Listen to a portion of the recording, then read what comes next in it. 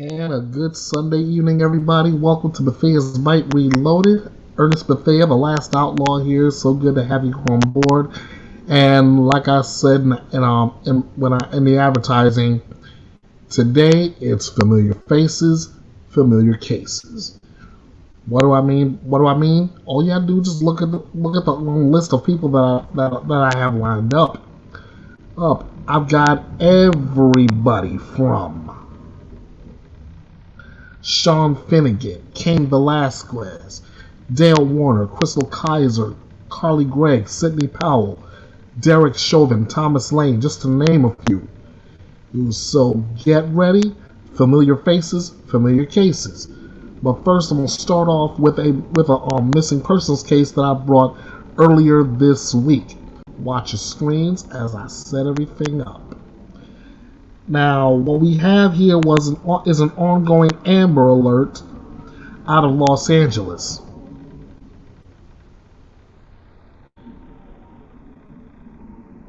Okay, we have two kids possibly abducted by their non-custodial parents. The young man you see on your screen right now is 4-year-old Wyman Bryant. He's been missing since August 14th, 2024 out of Los Angeles.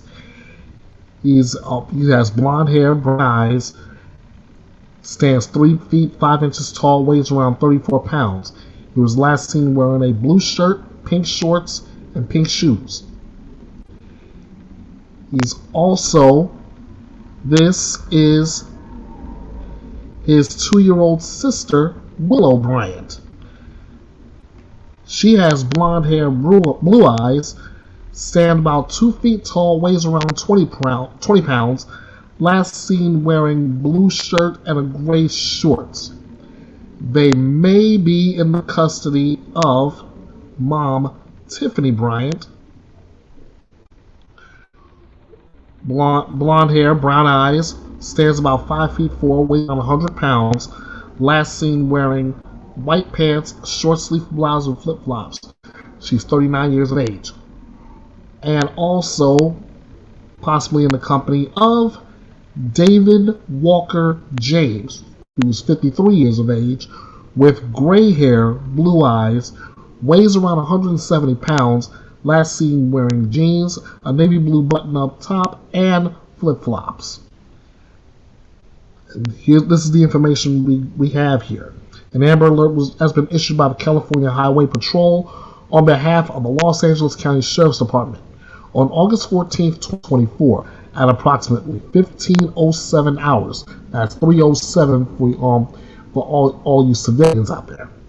Wyman Bryant and Willow Bryant were taken by David Walker James and Tiffany Bryant in the city of Los Angeles County.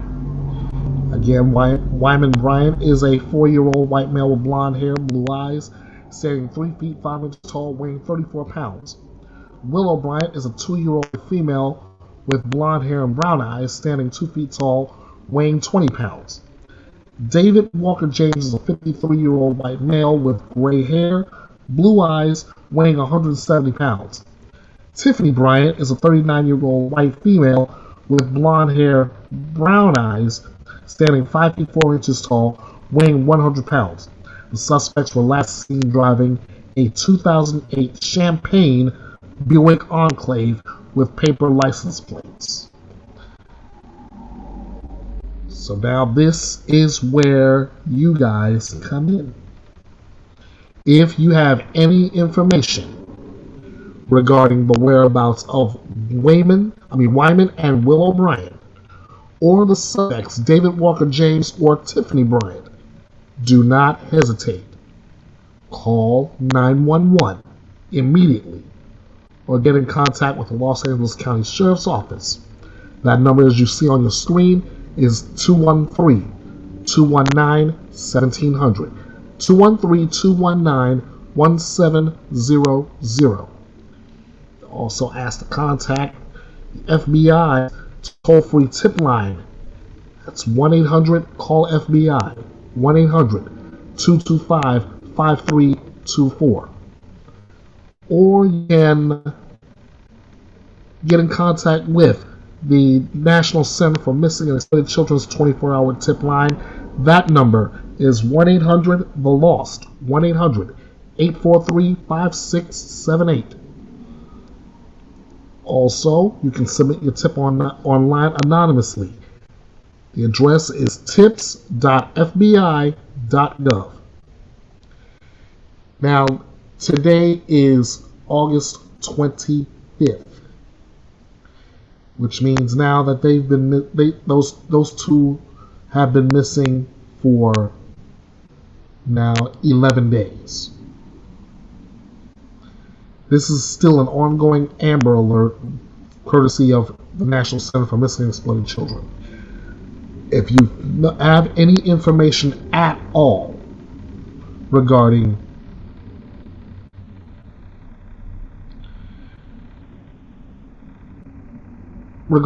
either Wyman, Willow, or the suspects David or Tiffany, get in contact with law enforcement ASAP.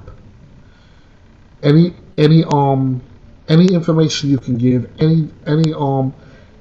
anything you can let these authorities know could be the difference maker in bringing Wyman and Willow back home safe. Share this information. Share the previous video if you have to make sure to get this information out there. Let's do what we can and bring those two back home. And remember, as I always say, if you see something, say something. That way, we can do something. All right. Now, let's get down to business. Let's get down to these familiar faces, familiar cases. Let me get started here with a verdict watch. And funny thing, the first name that I popped up was Sean Finnegan, right?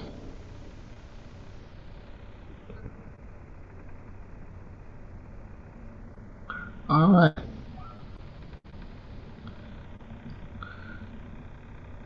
I know I also brought this to you as in a special report on last week when the verdict came down. But now, in case you missed it, you get to see and hear this all over. To recap.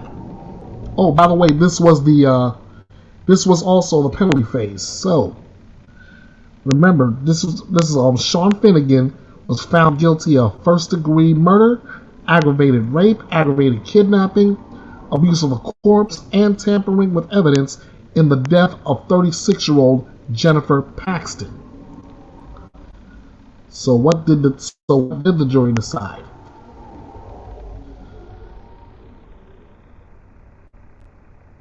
I'm gonna take you right inside the courtroom as you hear the verdict for yourself.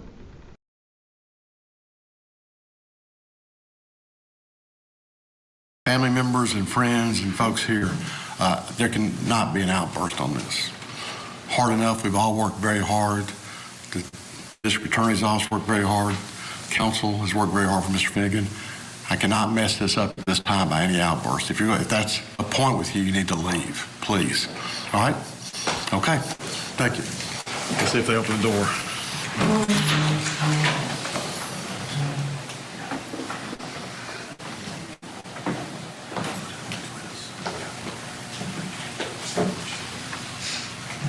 Bring them in.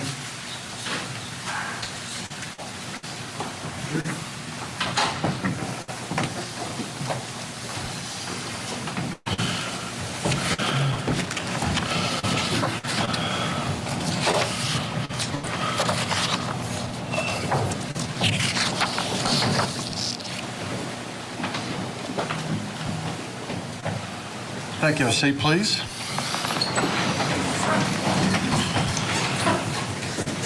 As I said, the jury's reached a verdict in this case. We, the jury, unanimously find the following listed statutory aggravating circumstances beyond a reasonable doubt. And they listed them specifically. 1, the murder was especially heinous, atrocious, or cruel and they involve torture or serious physical abuse beyond that necessary to produce death. Number three, the murder was knowingly committed, solicited, directed, or aided by the defendant, while the defendant had a substantial role in committing any rape and or kidnapping. And 4, the defendant knowingly mutilated the body of the victim after death. We, the jury, unanimously find the state's proven beyond a reasonable doubt that the statutory aggravated circumstances or circumstances so listed above outweigh any mitigating circumstances. Therefore, we, the jury, unanimously find the punishment for the defendant, Sean Shannon Finnegan, shall be death. So, ladies and gentlemen, I need to make sure every one of my jurors that that's your verdict. So I'll do like I did last time. Juror number 1, is that your verdict, sir? Yes. Juror number 2? Yes. Juror number 3? Yes. Juror number 4? Yes. Juror number 5? Yes. Juror number 6? Yes. Juror number 7? Yes. Juror number 8? Juror number 9? Yes. Juror number 10? Yes. Juror number 11? Yes. And juror number 12. Yes. In just a moment, I'm going to excuse y'all. If y'all can hang around a few moments, I'd like to come talk to you. We won't talk anything specific about the case, but I would like to share with you for just a moment. If you'd be more comfortable in the other big room, that'd be great. Whatever, y'all get to decide wherever you'd like to go. But if you can hang on for just a few minutes, I've got some additional work I need to do, and then we'll go from there. Okay? All right, everybody rise, please. Thank you. Y'all excused.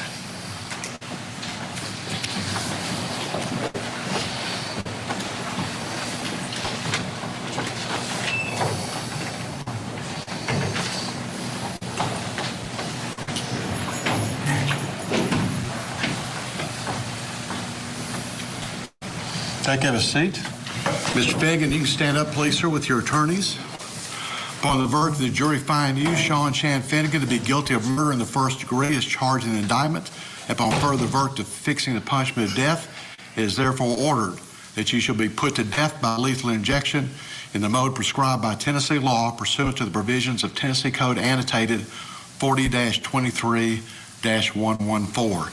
You'll be transferred to the custody of the warden of the state penitentiary at Nashville, Tennessee, pending appellate review. Thank you. Have a seat, sir. And then also I'm going to sign the order that as the 13th juror, I accept and approve the sentencing and the verdict rendered by the jury. Anything else from the state that I need to take care of? No, Your Honor. Anything else from the defense? No, sir. All right, we'll stand in recess. All rise, please.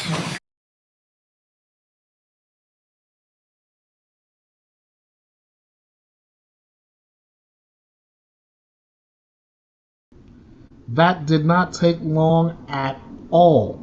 First, the jury, 4 hours, 23 minutes, 44 seconds to reach that verdict.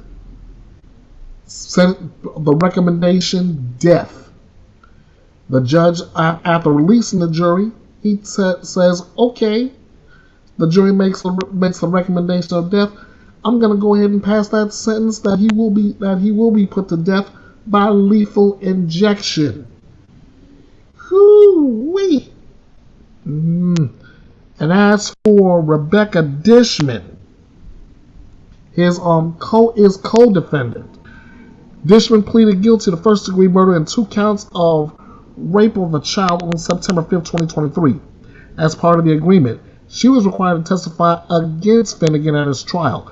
In exchange for her truthful testimony, Dishman will receive a life sentence in prison plus an additional 50 years to be served fully, to be served at 100%. Ladies and gentlemen, boys and girls, children of all ages, all I can say to that is 2 words. Justice served. Let's move onward. Ahead of his trial, the former UFC heavyweight champion of the world, Cain Velasquez, pleads no contest ahead of his trial.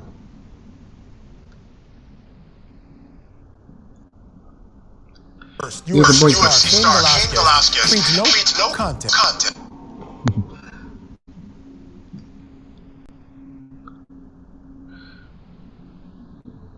And that was Michael Ayala ready to give you just a little bit of what I'm bringing to you. former UFC champion Cain Velasquez has pleaded no contest to attempted murder after he shot at a man in 2022 accused of molesting Velasquez's relative, according to a Northern California district attorney. The office of Santa Clara County District Attorney Jeff Rosen said in a statement that Velasquez entered his plea in a San Jose courtroom last Friday, to felony assault and other gun charges as part of a negotiated agreement with the prosecutor's office. The 42-year-old Velasquez is scheduled to go on trial next month.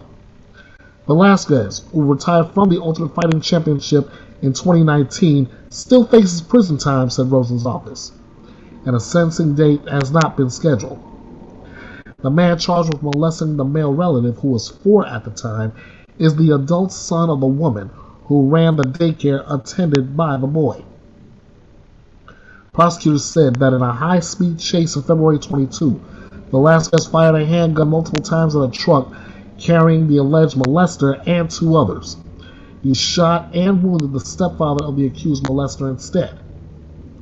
The shooting took place near an elementary school, endangering young children and their parents who could have been injured or killed as he shot at his intended victim. Rosen said, "We have excellent law enforcement in this county. Let them do their jobs." Velasquez and his attorney Renee Hessling declined comment after Friday's court hearing, according to Bay Area News Group. Velasquez is out on bail. Now, I know right is right and wrong is wrong, but as far as, and I'm not saying this because I was a fan of Velasquez. I'm saying this because of right versus wrong here. And I may be wrong in saying this, but I agree with what Cain Velasquez did. I do. I mean, true. He had some people. He endangered lives. I get it, but the life that's supposed to have been in danger is the alleged molester, and it should be.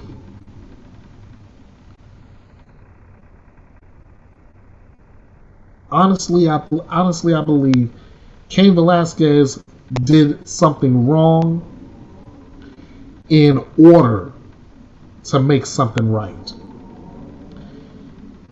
Yeah, I get it. 2 wrongs don't make a right. I get it. But when you're a 4-year-old kid, seemingly powerless, and somebody else steps in for you, ready to go to bat for you,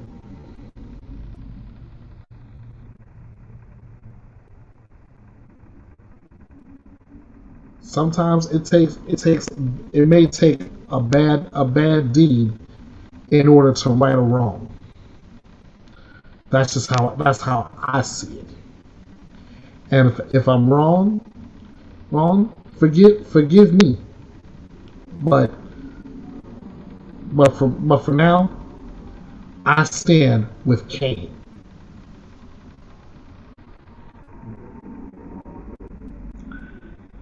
Next up, police says human remains were found in the case against the husband of a woman still declared missing.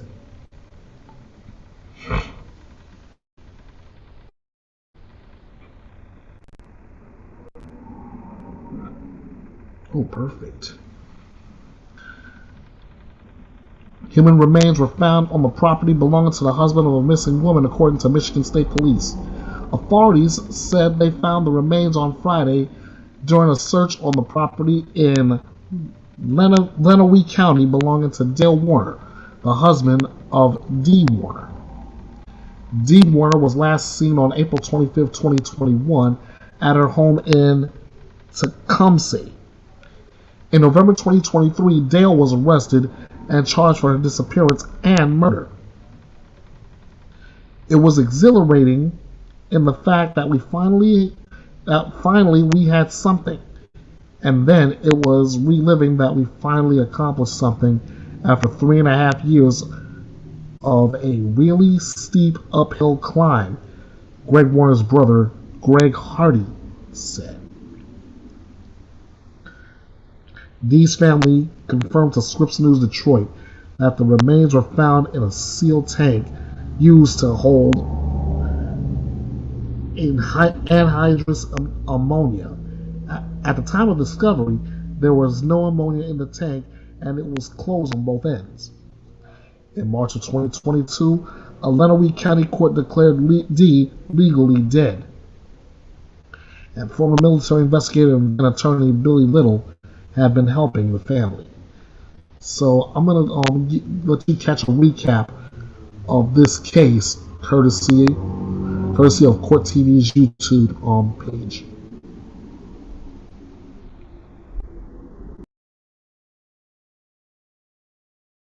Let's turn now to Michigan, where there is a break in a case that could impact an upcoming trial. Police say they have uncovered human remains in the disappearance of Deanne Warner, who vanished 3 years ago. The remains were found on a property belonging to Dee's husband, Dale Warner, who was charged in her murder. Scripps News Detroit has a look at the new developments in this case against Warner. Dee Warner vanished without a trace 3 years ago. The mother of 5 was last in her home in Tecumseh. Now her family thinks her body has finally been found. She had an outpouring of a lot of love for a lot of people. Greg Hardy is Dee Warner's brother. He has been a part of numerous searches, hoping to find his sister. We've had 3.5 years of searching, right? And there's been every single thing, even though we've had anticipation at a number of times, they've all been a no-go. Back in 2022, a Lenawee County court ruled Dee legally dead. A year later, Dee's husband, Dale Warner, was charged with her murder. Her family believes she was a victim of domestic abuse. On Friday, Michigan State Police searched one of Dale Warner's properties and found human remains. It was exhilarating in the fact that finally we had something. It was in disbelief because we couldn't grasp it.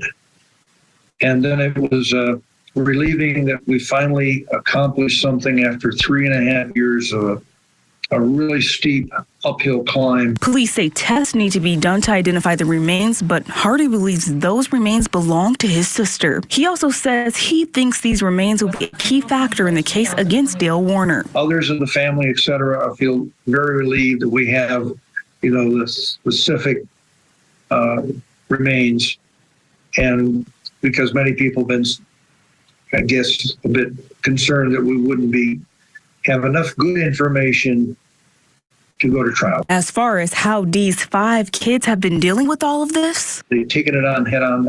I'm very proud of them. They have grown, matured in this tragic event. My sister would be extremely proud of them. Dale Warner has denied any involvement in his wife's disappearance. He is currently being held at the Lenawee County Jail. The next time he'll be in court is September 4th for a pretrial hearing, and Greg Hardy says he will not miss any hearing for Dale Warner.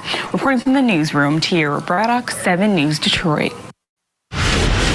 Still with us, National Trial Attorney Michael Jafer. Michael, talking about this case now, okay, they still need to positively identify the remains here. And obviously you can prosecute a case without a body, but obviously that changes things when you do have a body. Yeah, if these remains are identified towards her, I don't think he has a defense at that point. Any semblance of a defense just deteriorates. He's being held over there in Flint. That's where Lenawee County is, and so he this case right here has captivated the public, right? And so people are looking at this case and they're because of the 5 kids, right? And because of the fact there's billboards everywhere of this disappearance, right? This woman was a public, she was involved in her community. People respected her. For these remains to be found on his property is completely changes the case. He's fighting it. He's been consistent. I didn't do this. I had nothing to do with this, but there's already enough circumstantial evidence to show that he did it before they even found these remains. Again, I'm going to reserve judgment until these remains are identified. But if the remains are identified and they're as hers, they're found on his property, what other defense does he have? This is a woman, from my analysis of this case, she didn't have enemies. She was not a gambler. She was not a drug dealer. She did not, she was not a politician. She had no reason to disappear, right? She was just a mom. So I'm going to reserve judgment until we see the identity of these remains. But if they're hers, I don't even think a plea will even be offered for this guy. He's being charged with murder one. I don't see how a plea would be even offered. Yeah, if it's confirmed, this is a huge break for the prosecution, for investigators in this case, and of course, some semblance of movement and justice for the loved ones of Dee Warner.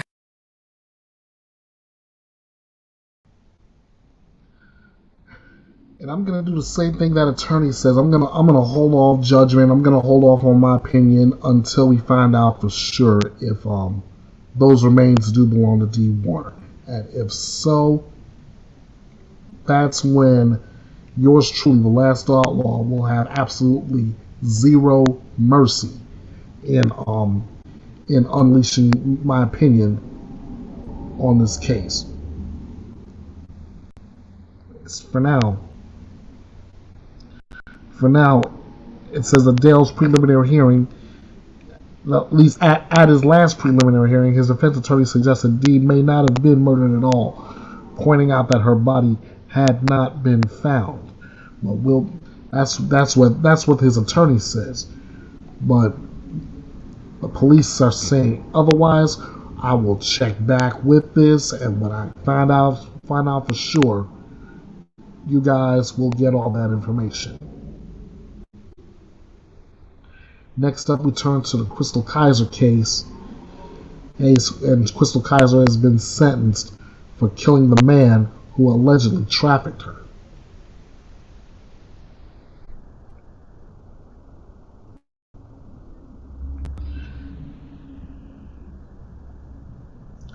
Now, this on this past Monday,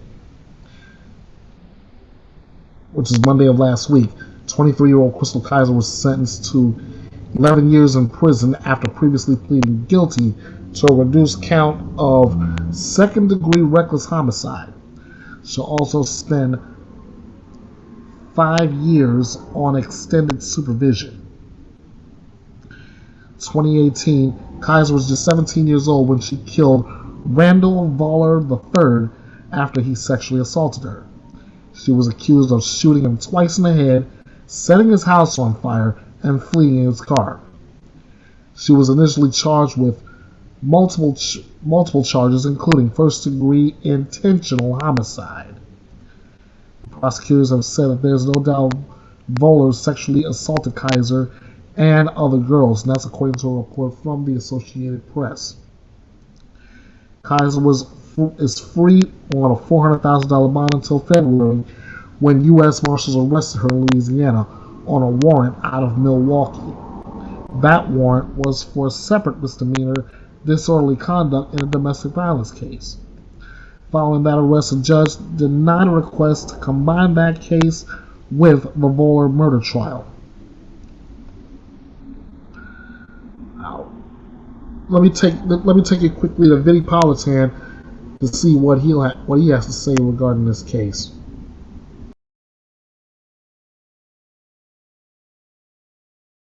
Welcome back. Time to reveal something else you need to know tonight. Let's take a look at the big board. And sentenced to 11 years, that is Chrystul Kizer. That name should sound very familiar to you. It's a case we've been covering for years here on Court TV. There she is inside court today. No video cameras, no microphones permitted. They locked us out. So otherwise you would have seen this today on Court TV. Sentenced to 11 years. She killed her sex trafficker, a man who trafficked her since the time she was a young teenager, 15, 16, 14 years old. She killed him when she was 17. She was charged with murder because of a Facebook post where she posed with a gun and the BMW that she took from the sex trafficker that she killed and then burned down his house. Well, she was allowed to argue in her case that she was the victim of sex trafficking, and it was an issue the jury would have considered if this case went to trial. The prosecutor came down, gave her a deal for a lesser included. She took it, 11 years. She'll be out likely before she's 30 years old. So the case of Chrystul Kizer finally comes to an end.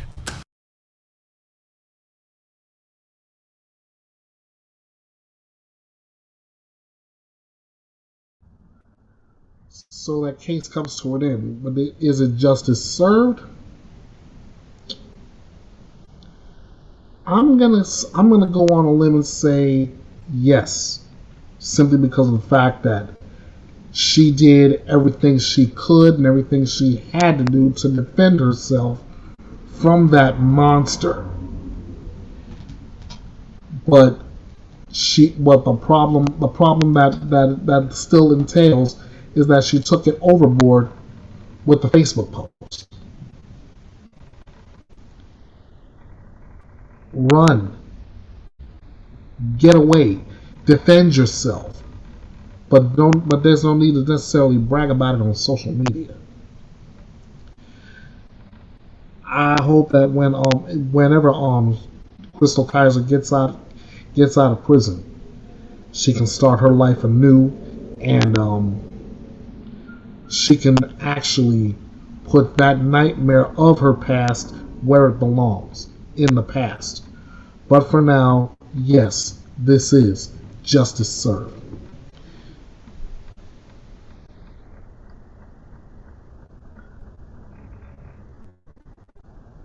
In the next case, the judge is accusing a teen murder defendant's defense of bushwhacking. To which I'm saying, huh?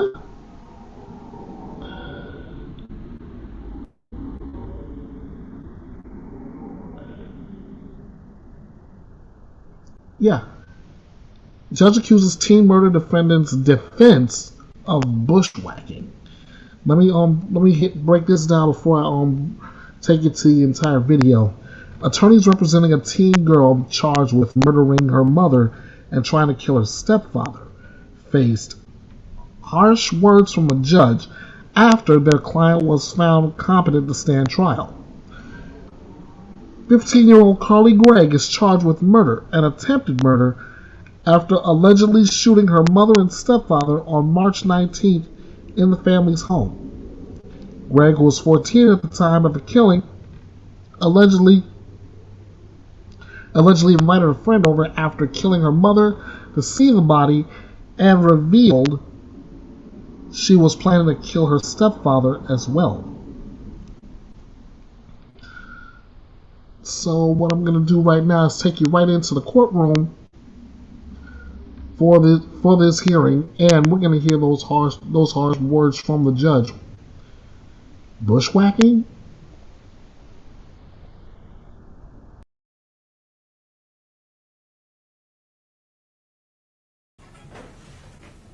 All right.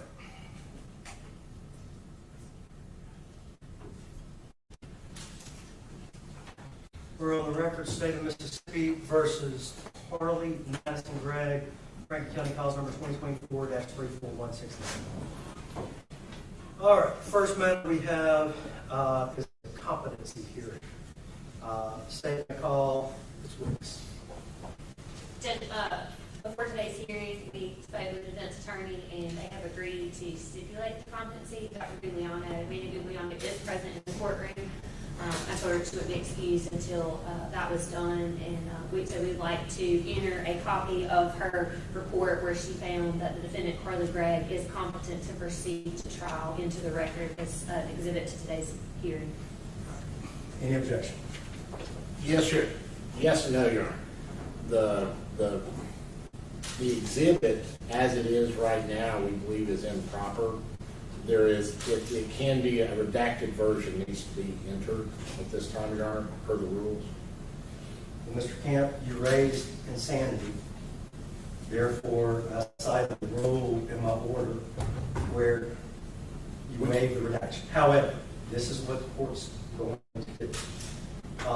There is pretrial publicity on this case, so I don't believe that I'm going to accept it as S1 over the defendant's objection. However, I'm going to see it. I don't. There is a right to publicity, but the court's going to weigh that pretrial publicity against the defendant's right to a fair trial, and I'm going to seal only this report at this time. The objection as to redactions, I did double check the transcript. I asked very clearly, or do you intend to seek an insanity defense? She said yes. So that's the reason why I allowed the state to have an unredacted copy first. Second of all, they had retained Dr. Guglielmo, so I felt like they were entitled to it. Now, we get into a situation at trial.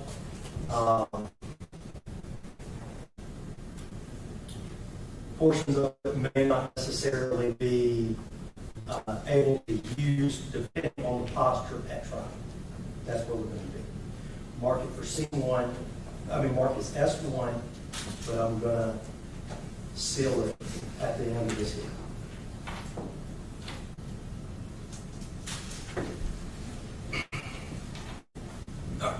Anything further from the state?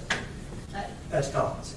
Your Honor, the initial report, our motion in order asked that Dr. Guglielmo prepare both an evaluation as to competency and to insanity McNaughton. The state has filed an amended motion asking that we be able to retain Dr. Jason Pickett and that Dr. Guglielmo essentially be relieved of her duties to perform that McNaughton analysis. Okay. But nothing further as far as competency, correct? No, sir. And the defense does stipulate the competency, correct? That's correct, Your Honor. Right.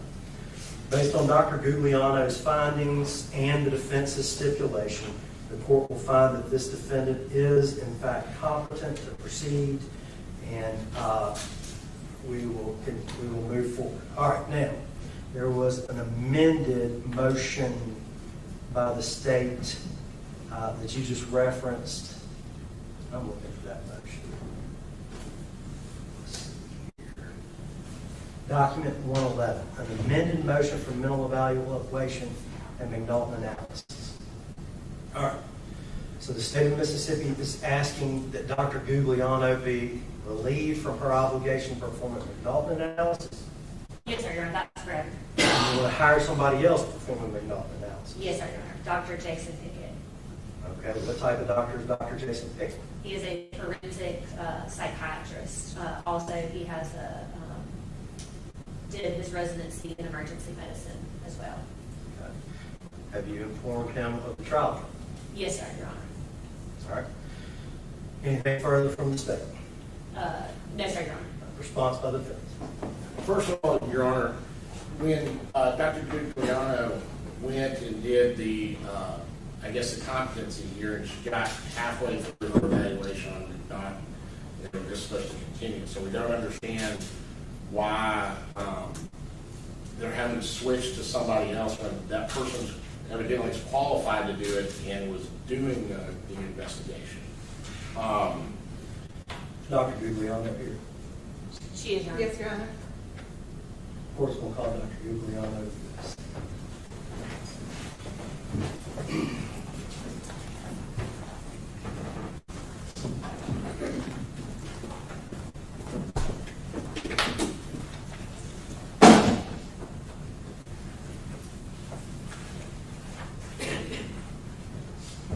Do you swear or affirm to tell the truth, the whole truth, and nothing but the truth, so help you God? I do. You understand that you're now under oath and answers of the public. Yes, I do. This one, the court's going to ask a few questions, then I'll turn it over to the state, then I'll let the defense ask any questions. Any objection to that by the state? None from the state, Your Honor. By the defense? No, Your Honor. Dr. Guglielmo, why did you not perform a McNaughton analysis on the defendant? I started interviewing Ms. Gregg regarding McNaughton analysis, but we have been meeting for about 5 hours at that point, and there was a person sitting in the room next to us who we could hear, so I'm assuming that they could also potentially overhear us speaking. And so we stopped at that point, and I was going to reschedule. In working on my competency report and reviewing records that I had received, I believe on 2 days prior to my interview of Ms. Gregg, it seems that medications are going to be relevant to her mental state at the time of the alleged offenses. As a psychologist, I do not have expertise in medications or the potential side effects or impact that medications could have on someone's mental functioning. Therefore, I let Ms. Newman know that I thought it would be better to have a forensic psychiatrist perform the evaluation because they would be able to fully answer the question. Turn the witness over to the stand. Dr. Giuliano, you were ordered to evaluate the patient. What records did you receive from the defense attorneys prior to interviewing Carly Gregg? The defense attorneys provided me with Magnolia counseling records from individual therapy that she was receiving. And there was no prescriptions anywhere in those records, is that correct? Not in those records, no. Did they provide any additional records showing the prescription medication that the defendant was on? No, they did not. And so we provided those when we received them on August the 8th. Was that the first time that you had records in front of you talking about the use of any antidepressants or medication? Actually, let me rephrase that. The counseling records did refer to Ms. Gregg being prescribed medication from Precise Neuroscience Center, I believe, or clinic. But I had not received those records yet, and so I wasn't for sure how accurate the records were that the counselor noted. I'm assuming that she was told about the prescriptions from Ms. Gregg, but I cannot say that for sure. And as of this date, you still don't have any pharmacy records, is that right? I do not. And based off of what you told the judge, now that you know there were antidepressants that were prescribed, is it your testimony that you do not think that you would be able to complete the insanity portion of the evaluation? It's not just that she had an antidepressant medication prescribed. It's based on the brief amount that we talked about what was going on with Ms. Gregg around the time of the alleged offenses, like in the month leading up to them. Her medications were switched, and so there may be a question of withdrawal from medications and how those may have interacted. So it's the fact that side effects or withdrawal symptoms from the medication could be relevant to mental state. That is my opinion, why I'm not the best expert to do that type of evaluation. And as you sit here today, you can't say, Dr. Giuliano, whether or not there were any withdrawals or that could actually be an issue. No, I cannot. That's outside of my scope of expertise. No further questions, Dr. Other things? No questions. Is there somebody at Mississippi State Hospital that could have, whose area of expertise does that lie within? It would be a forensic psychiatrist, in my opinion, because they have both the medical training and the forensic training to complete the evaluation. I understand you no longer work at the state hospital. I do still work at the state hospital, but I also do private work. Is there somebody at the state hospital that does, that would be qualified to do that? Or would it? Dr. McMichael, who's the service chief, is a forensic psychiatrist. However, he has some medical issues going on right now, and he would not be available at this time. Anything further in life? But Dr. Jason Pickett does, in fact, does he also provide evaluations for the northern part of the state, sometimes through the state hospital? Yes, he does. He's a Department of Mental Health certified forensic evaluator. No. Anything further from the defense? Mayor. You stand. All right. State have anything else in the way of requesting Dr. Pitt? Your Honor, other than this sort of hints on our other motion to compel, but we were told that we would receive a copy of a report from Dr. Mark Webb from the defense attorney back some time ago, including again last month, and we don't have that. And so we feel that we need Dr. Jason Pickett to go ahead and evaluate this analysis regarding any potential medication or insanity events, even without receiving a copy of Dr. Webb's report. Is that correct? Dr. Webb still has not turned over a report? That's correct, Your Honor. I thought I was told July 22nd his report would be complete, and then I did an order for a week after that.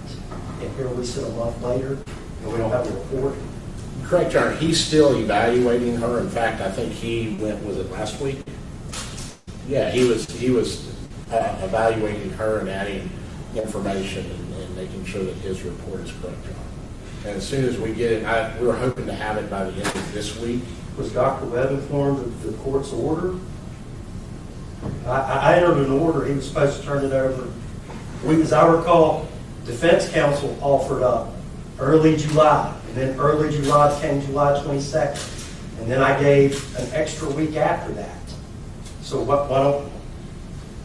Your Honor, he's not finished with his evaluation. As soon as he gets done with his evaluation, when do you anticipate the evaluation will be finished?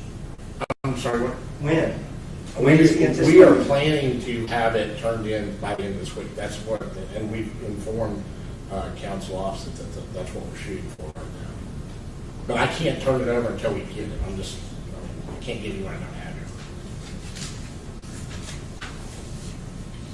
I'm not putting Dr. Webb driving this bus. This court entered. There was an order from the county court. There was an order from this court. There was a second order from this court. And that was based on dates that defense turned over. He was hired in April. All right, the motion in front of the court at this time to whether or not Dr. Jason Pickett can evaluate the defendant. The court's going to grant that order. However, there are parts of that order, for example, it says the defense is to turn over discovery. The state has its discovery, the defense has to turn over their discovery. Do you have your proposed order? No, sir, Your Honor, and I'll tell you why. The order, the motion that we use tracks the language when we have somebody from the state hospital evaluating the defendant. There was some discussion about whether or not we could get Dr. Giuliano's report and whether that would be redacted and who that would be sent to. So I wanted clarification from the court about whether Dr. Pickett would provide his report directly to the clerk pursuant to Rule 12, or whether that report would be provided to my office to be turned over to the defendant. And so I have not prepared an order yet.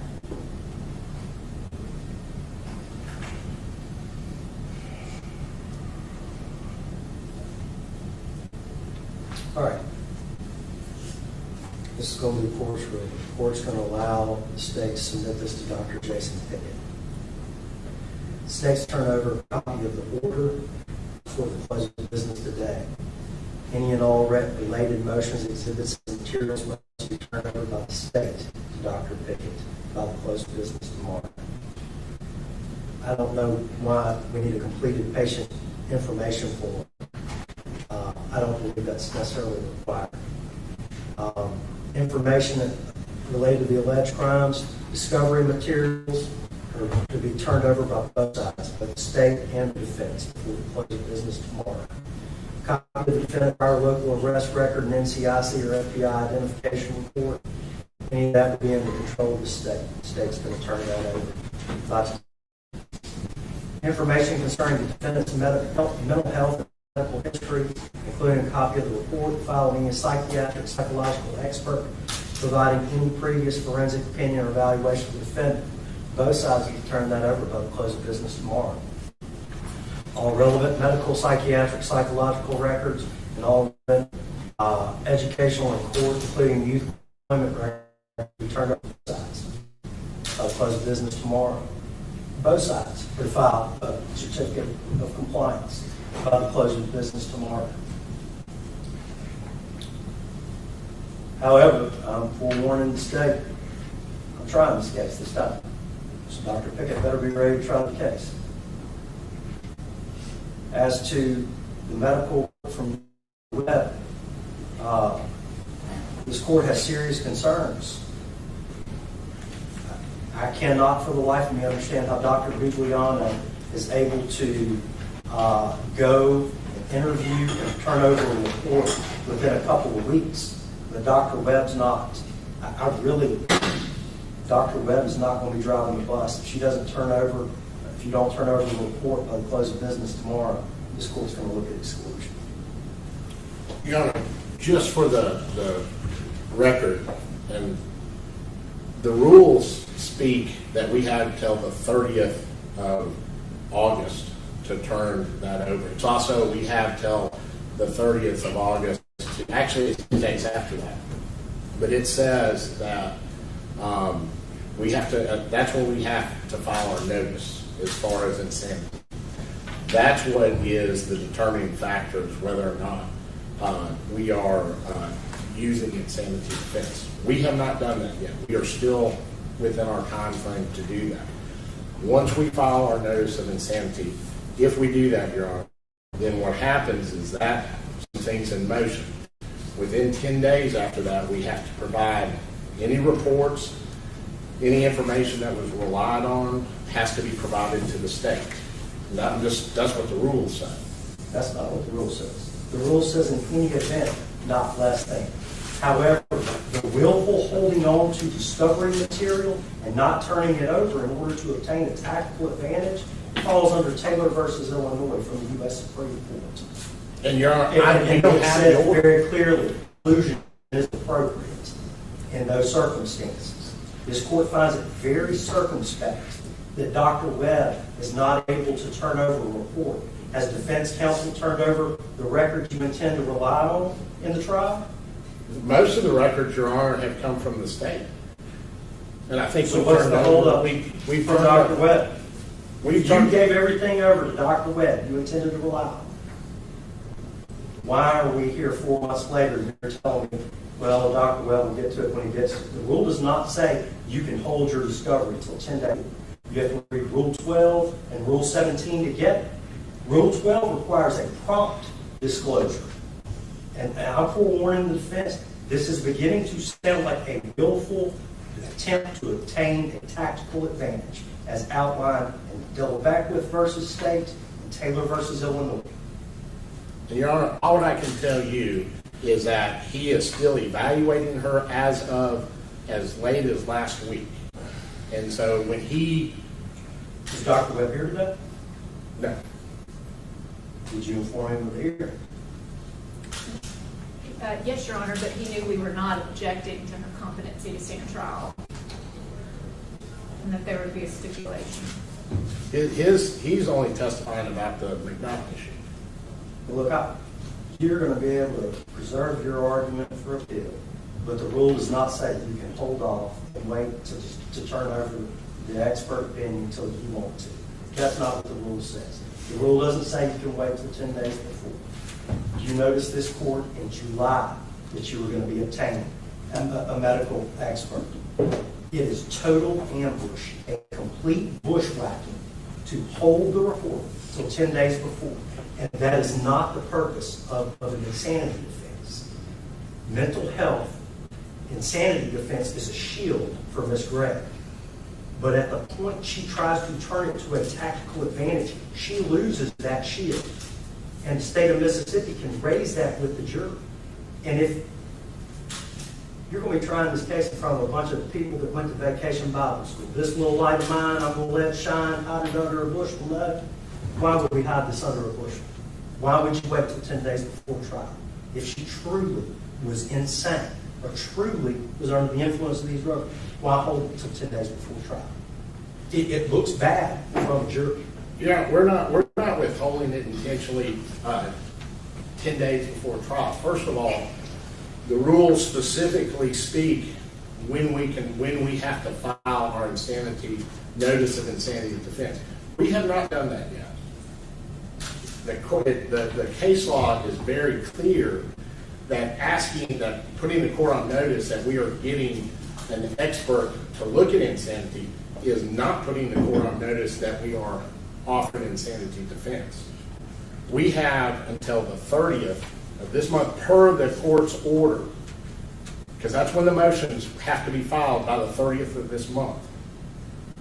On that day, we have to have done notice. We're getting it done early, and we're working on it. We don't have the report. Dr. Webb is being very thorough in what he's doing because this is a very important case. There's very complicated issues. And so as soon as we get it, we are going to provide it to the state. We are not hiding anything. What had to turn over to the state?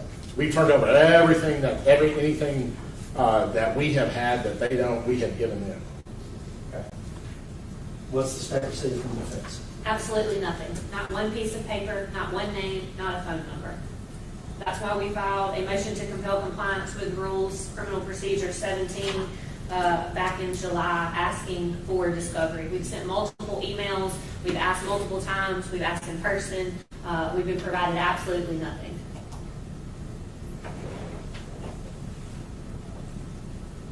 Response? Your Honor, we provided counseling records that we received that the state did not have. We provided those. I'm sorry, Your Honor. What date did you provide those? Your Honor, I can't recall off the top of my head. What proof do you have that you provided them? Well, I mean, I have emails. Do you have those?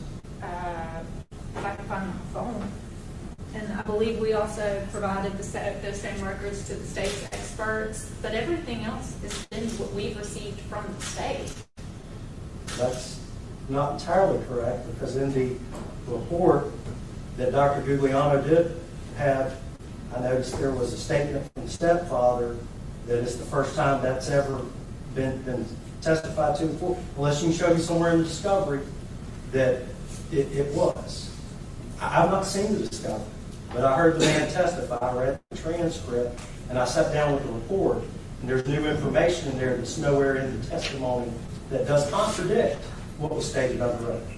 So how long did you know about this statement about her mental status in the days before? Your Honor, I believe we've talked about that since April on the record in county court. This is where we are, both sides. The proponent of the evidence bears the burden of showing where you turned it over. Both of them. If you haven't turned it over by the close of business tomorrow, it's not coming. Order to compel is granted. Both sides. Your discovery will be turned over by the close of business tomorrow, or it's not coming in. Period. If it's not in your custody, that's fine. That's one situation. The court will look at when it came into your custody, but the person offering that proof is going to bear the burden of proving when it came into your custody. Do I make myself clear for the state? Yes, Your Honor. For the defense. Yes, Your Honor. Close of business tomorrow. Your Honor, I'd like to make an exhibit to this testimony as well, where the state has requested repeatedly for discovery, as well as the emails between myself and Ms. Todd, where she absolutely did not provide those records to me, where I asked repeatedly that they be provided to me, and she said she turned them over to Dr. Guglielmo. So it's disingenuous at this time to state that she actually sent those to me. Objections for the record. Objections for the record about the defense. Your Honor, I haven't had time to look through these. Show them to her. I emailed them to her earlier today. She responded to my email about a plea offer, so I feel certain that she received the email. I received an email today that I responded to Catherine asking her if the state intended to offer. But the state is offering emails. Show them to defense counsel. I just gave her a copy, Your Honor. Okay. Objection as to the introduction, as to the court looking at the proposal. No objection as to the court Will looking be at marked as to.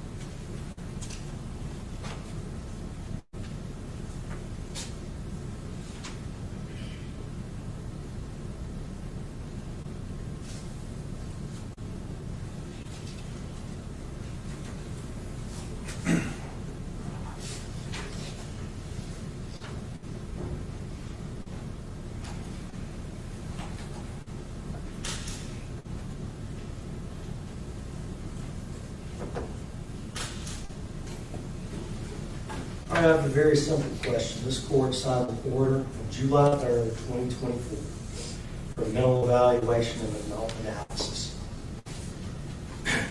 The emails that I'm seeing are July 30th and July 31st, where the state is asking for medical records. What date did the defense turn the records over to Dr. Guglielmo? Your Honor, if you'll look back, you'll see on Monday, July 22nd, I emailed the records to Dr. Giuliano with Catherine Newman CC'd on that email. Dr. Guglielmo, did you receive medical records on July 22nd? I believe so. I don't have the date with me, but that sounds about right. I can show you the email, Your Honor. You want to make them exhibit? This was Catherine's exhibit. She gave it to me.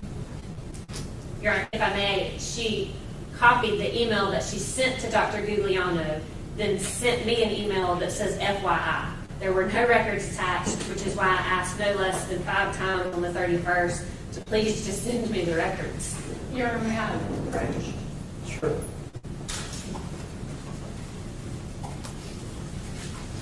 You'll see. This is actually what I sent the records, and then I forwarded the email. This isn't an evidence. That's right. I'll this is what Catherine gave you. Well, if you want to make a separate exhibit, show it to her. If you want me to look at it, show it to her. And you can mark yours as defenses.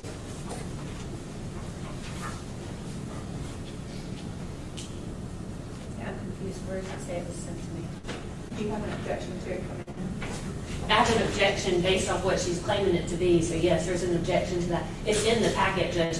Nowhere is my email listed in the top of that email where she sent the records. Objection overruled, mark it D1.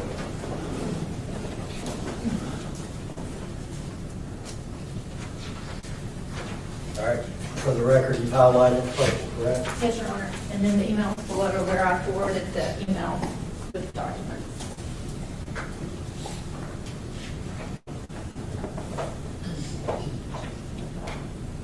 Ms. Todd, that's not what this shows. I mean, it's going to speak for itself.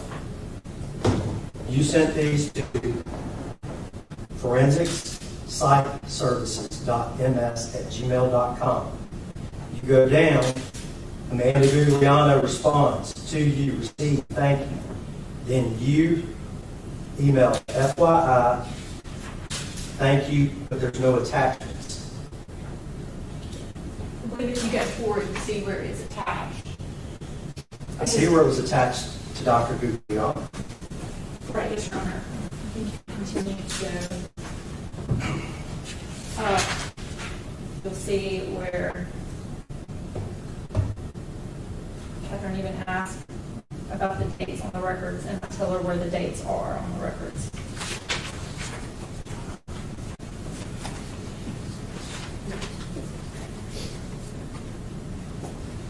All right, I do see.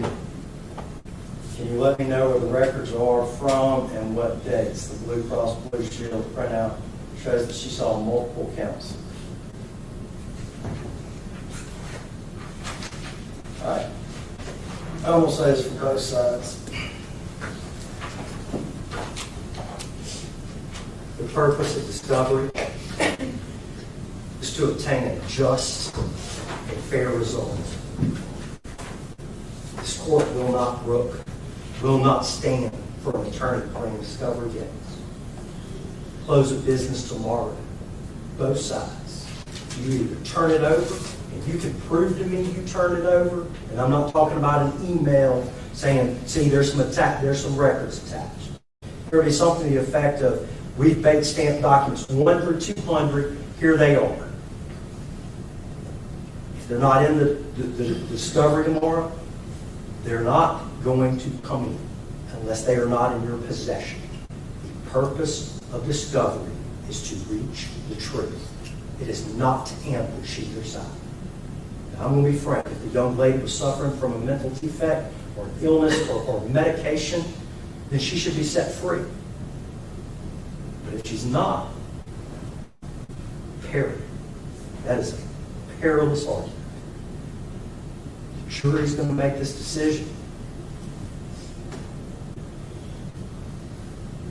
withholding discovery does not help anybody. It does not instill trust from the public that a truthful justice is reached. And this court's going to make sure both sides get a fair trial. Only way I know to be fair at this point, y'all turn over your discovery. Close the business tomorrow to both sides, or it's not coming here. It's just that simple. All right. Are there any more motions by the state? No, sir, Your Honor. I believe that handled both our motion to compel the compliance with your rule about the mental evaluation order as well as the general motion to compel. Motions by the defense that I've handled that are pending or noticed for today. No, nothing's noticed for today, Your Honor. Has the state of Mississippi made a plea recommendation in this case? No, sir, Your Honor. Do you intend on making a plea recommendation? Possibly, Your Honor. Well, it'd be a good day to do it. Yes, sir, Your Honor. We received the report on Friday afternoon. There were brief discussions between our office and Mr. Camp, and that's as far as that has gone. You got to this Thursday to reach a plea agreement if you want to reach one. If the defendant wants a term of years, then we have to this Thursday to reach that. Otherwise, it's an open plea to some offense. Negotiations are going to wrap up this week. I caution both sides to be very careful not engaging in plea negotiations. Now, I read the mental evaluation from Dr. Gugliano, and I understand the defendant may not be interested in plea negotiations. This only goes a couple of ways. If a jury finds that she's guilty and fixes the punishment, life is life. If they can't fix the punishment, I have to decide. It's a minimum of 20 to 40 years. If the jury finds her not guilty by reason of insanity, she goes to Whitfield for some indeterminate period of time. Could be a week, could be 10 years. Don't know. But come this Thursday, Ms. Gregg needs to understand it's out of her control. The state needs to understand you're not coming to me after the deadline and saying, well, we'd like to plead her 25, 30 years. I'm not doing that. This Thursday, 5 o'clock, she's either going to enter a pretrial conference checklist or a guilty plea petition. I don't care which it is. Is that clear? Yes, sir. Is that clear to the defense? It is, Your Honor. All right. Do we have anything further? Last time by the state. Nothing from the state, Your Honor. By the defense. Nothing. All right. We'll be in recess.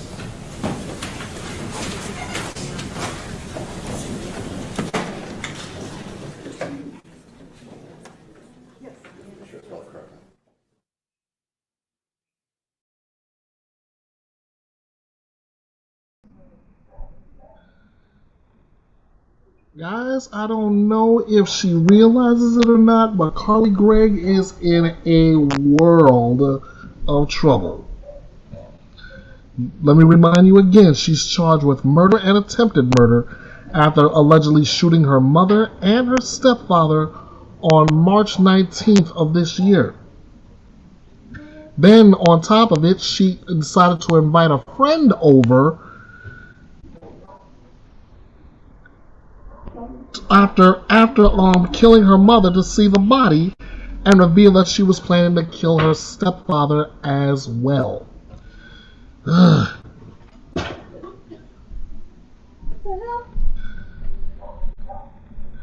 judge has noted that the ruling only addressed documents within the attorney's possession, which would allow Dr. Webb's report to be included. Attorneys for both sides said they have been discussing a potential plea agreement. Arthur set a deadline of August 22nd at 5 p.m. for any agreement to be accepted by the court. Today is the 25th, Monday. They have to go back in the court to see what's going to be said, what's going to be decided, and how this thing is going to go for Carly Gregg. She's in it deep, my friends, deep. Next up, another crazy case, Sidney Powell. Like I titled this thing, Familiar Faces, Familiar Cases. This is Sidney Powell's. And Sidney is convicted of killing her mother, is claiming prosecutorial misconduct.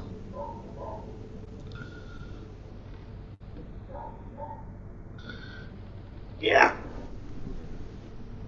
Attorneys for a young woman convicted of brutally murdering her mother appeared before an appeals court on Tuesday to ask for a new trial. Sidney Powell was convicted last year of murder, felonious assault, and tampering with evidence after she hit her mother Brenda Powell with a frying pan and stabbed her with a knife approximately 30 times. Sidney, who was 19 at the time of the murder, had been arguing with her mother after it was revealed that Sidney had been kicked out of school.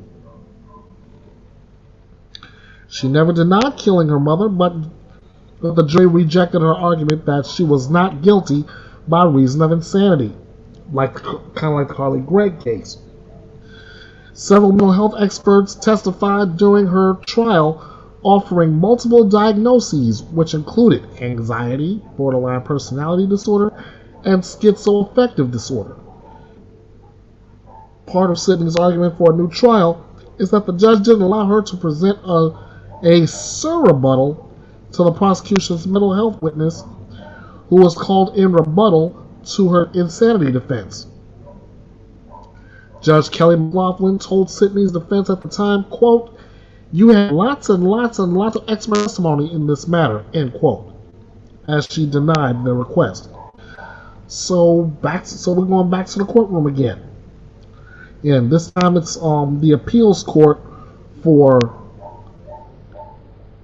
the state of Ohio versus Sidney Powell.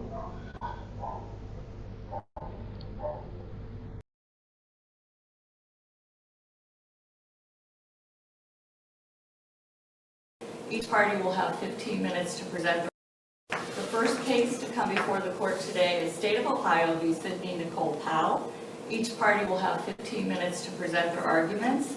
The appellant may reserve up to 5 minutes for rebuttal. If you do plan to reserve time, please let me know. I'll be keeping track of the time, and I will try to let you know when you move into your rebuttal time. The arguments are being recorded, so please stay behind the podium, introduce yourself, keep your voices up, and you should not use the names of children or minors or victims should that be relevant to your argument. You can refer to those individuals by initials or generic terms. We've read the briefs and we're ready to proceed when you are, and I would just ask counsel for the appellant, would you like to reserve time? Yes, Your Honor. Dan Eisenbrei, on behalf of the appellant, I'd like to reserve 3 minutes for rebuttal, please. Okay, very well. The time should also appear on this side monitor. The clock on the wall is a little bit fast, so don't pay attention to that. Pay attention to the clock on the monitor. Thank you. You may proceed when you are ready. Thank you, Your Honor.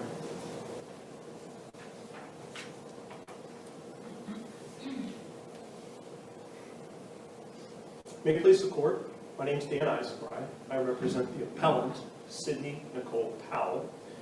There are 4 issues before the court this morning, any one of which amounted in prejudicial error and would warrant a new trial in this matter. But in the interest of time this morning, I'd like to focus my argument on assignment of error number 1, which relates to the denial of surrebuttal. In a battle of experts, which this case was, there is no room for unfair surprise at trial. This court has established that a defendant has an unconditional right to surrebuttal as to new matters introduced in the state's rebuttal case. Despite this, 1 week before trial began in this case, defense counsel filed a motion asking the court for the opportunity to present surrebuttal testimony in the event that the state called its only identified witness, Dr. Obradovich. Without any explanation, a week before trial, the court denied the motion.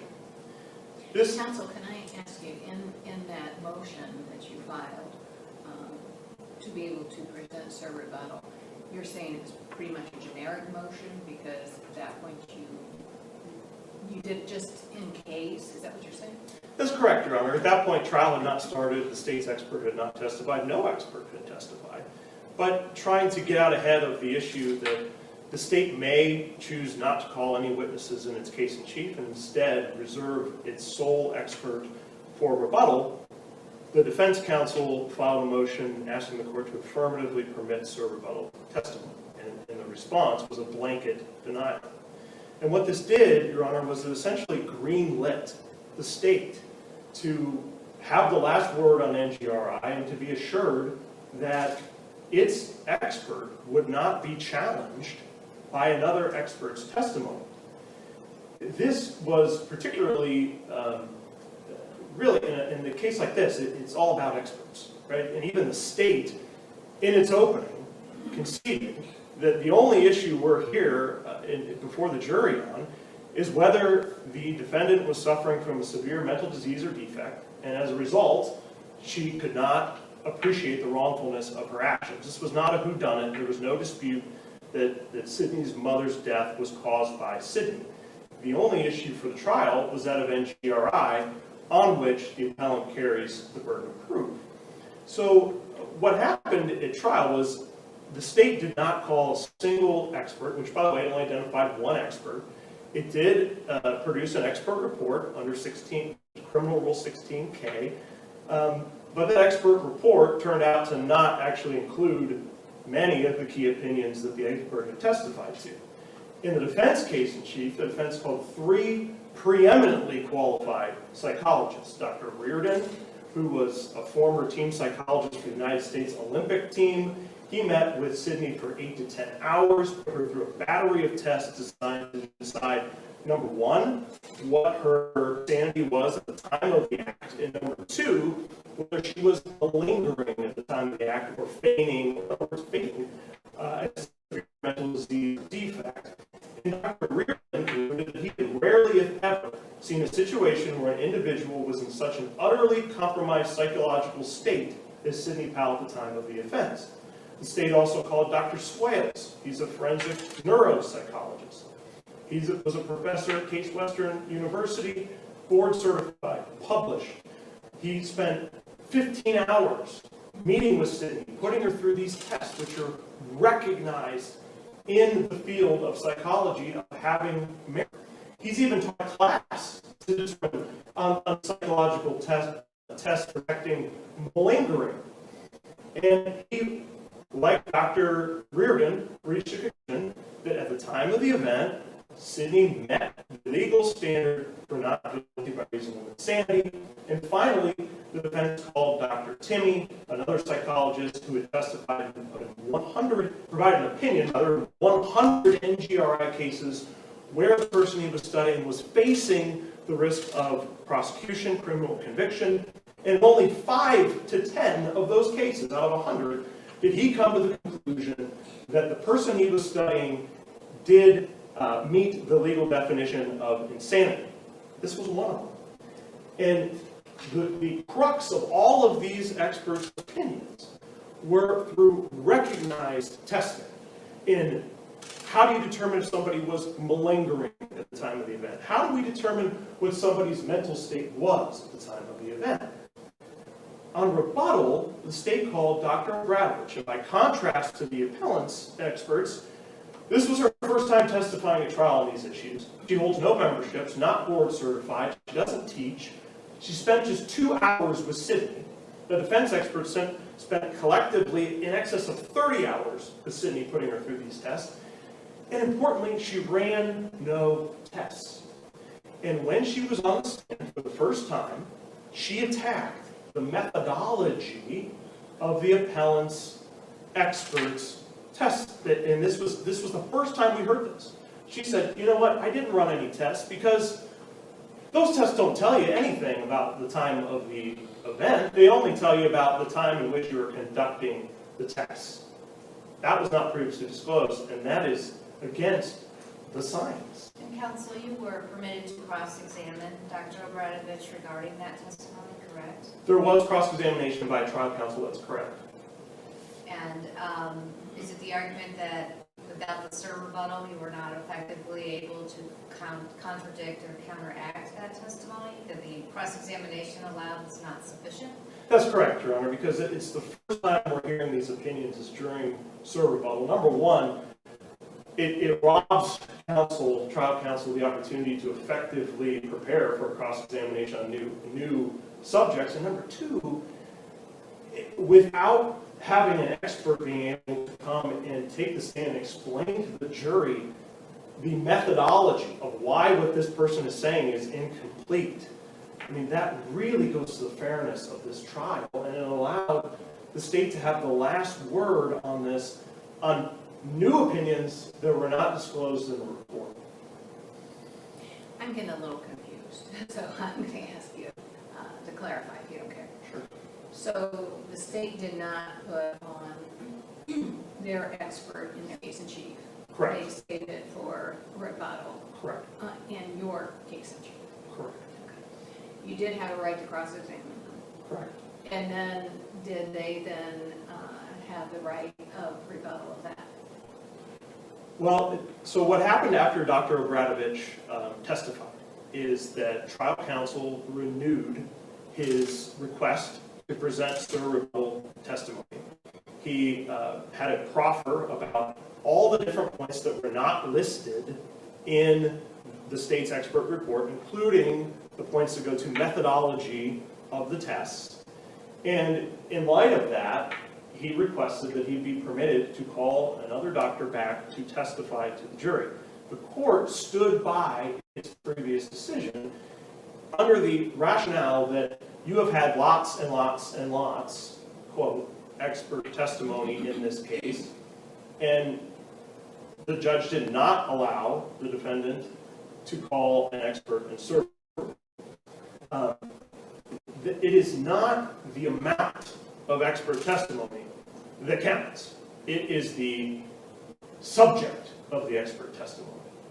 So by denying the opportunity, what that left us with is opinions that we have heard for the very first time on the stand, and they're going unchallenged by any other expert. And that's the last word on NGRI. And on NGRI, what we had is the fact that Sidney was diagnosed within days of the incident of schizophrenia and of schizoaffective disorder, within days. And she had been treated with a person who was not a paid expert in this case. She had been treating with a MD, with a psychiatrist for 3.5 years.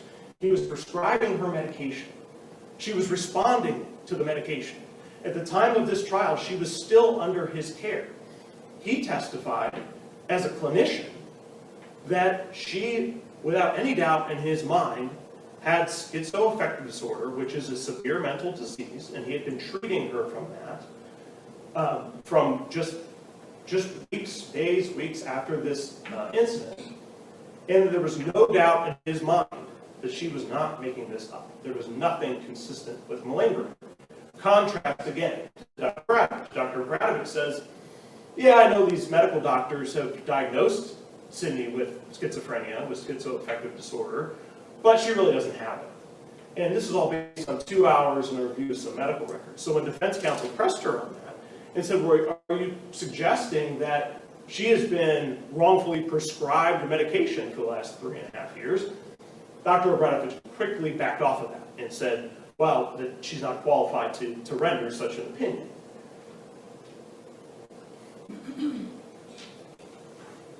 The state wants to argue that a lot of Dr. Obradovich's opinions that are at issue here today were really just in response to either cross-examination or to the other experts.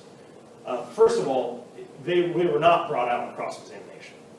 The record is clear that it was in the state's direct where you had the very first criticism of the fact that these tests that are widely recognized in the industry are somehow no good, and they don't tell you anything, because unless you do the test right at the time of the act or immediately after the act, then it has no bearing on mental state at the time of the act. And that is what these experts were robbed the opportunity to explain to the jury why that is.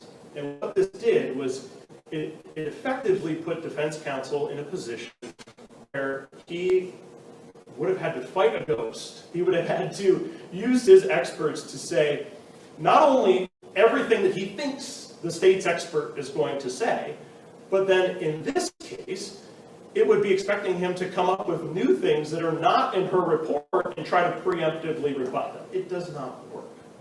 It just simply does not work in this instance. And in doing so, it really made a difference in this case. It was not harmless error. Again, you had Dr. Obradović was the only witness to testify that Sidney. Counsel, you're moving into rebuttal now. That Sidney did not meet the definition of NGRI, and I will reserve the rest of my time for rebuttal. Thank you.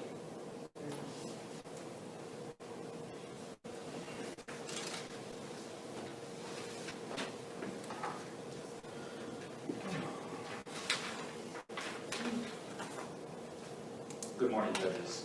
May it please the court, my name is Rick Raley. I'm appearing today on behalf of Summit County Prosecutor Elliot Kulkovich in the state of Ohio, the applicant in this matter. I think it's important that this court not disturb the jury's verdict on appeal, overrule the assignments of error, and affirm their convictions. I will simply limit my argument today. The appellant's counsel says it's about the first assignment of error. It seems like it also goes to the second assignment of error. So I will address primarily those two unless our questioning takes us elsewhere. And I do think that we need to add some context here. Although expert testimony was important in this case, I think there are some critical facts that have been left out of our presentations this morning regarding the defendant's conduct immediately after the murder occurred. Most notably that she staged the crime scene by breaking out a window, by opening the door, that she lied to her father and police officers about someone breaking into the house, that she even took on the victim's identity in a phone call with non-union officials. And that's a common sense premise that when someone takes such steps to cover up their own wrongful actions, they clearly appreciate the wrongfulness of their actions. And I cite in my brief to this court a wealth of case law holding that. It is just something that we innately understand, regardless of how many expert opinions may tell us that they have a different opinion on it. It is something that jurors are able to hear and consider. So with that, from there, I would just emphasize there are serious problems with the trial counsel's proffer statement about what he expected Servo would look like. It really amounted to an argument with his disagreements with Dr. Obradović's testimony. The proper forum to litigate that and argue about that is in closing arguments. You don't get an automatic right to stir rebuttal, to represent evidence that already been presented. And I put a chart in my brief, all the items that he outlined in his proffer, and the testimony from their experts that address those topics. And I would say that, these methodology complaints, those experts all testified why they used that methodology, why it was appropriate in their view, in their professional judgment, and why they thought that they were accurate results. Those were all before the jury to consider and for the arguments to go from. It's clear there is no right to stir rebuttal. I can't ask for it today. There's no right to represent cumulative evidence and just be last. That's not the way our laws work. Counsel, let me direct you back to one of the original questions I asked the appellant, and that was this first formal motion, the written motion, was he agreed that it was kind of like a generic motion. But it seems like the court just as well just kind of like banned all sort of rebuttal instead of saying, as maybe most courts would, that will be a topic we'll take up during trial. Perhaps that would have been a better practice for sure. And it is something that certainly could have been reconsidered once trial occurred. And I believe there was a better proffer statement about, I want to call this witness who's going to testify exactly in response to this and what that witness is going to say. Perhaps the trial judge would have made a different judgment. However, the trial judge sat through weeks of trial, all kinds of expert testimony, hundreds of pages of reports that were admitted as exhibits. And the judge decided that based on everything she had heard in that case, that it was not something that was required to give some rebuttal when they already had everything they needed anyways. So I would have preferred, yes, that the judge not have done that. I would have preferred that there would have been a less generic motion as well from the defendant if there was going to be true pretrial litigation on this issue. But that was not where we are. What we did is we had a full trial. There were arguments. There was a proper statement, and the judge still said, no, we're not going to do it now. Well, an argument could be made that that was just a blanket policy of that court. There's that judge just doesn't allow it in general, which would be a problem, right? That would be a problem. If there is a standing order to that effect, that would be a huge problem. However, nothing in the record indicates that it is a policy of this judge. And it turns out that she did reason. She thought there's lots of expert testimony on this, so I'm not going to allow it. She doesn't say ever. She says in this case, I'm not going to allow it. And what does that mean that there's lots of expert testimony? I mean, does that really matter?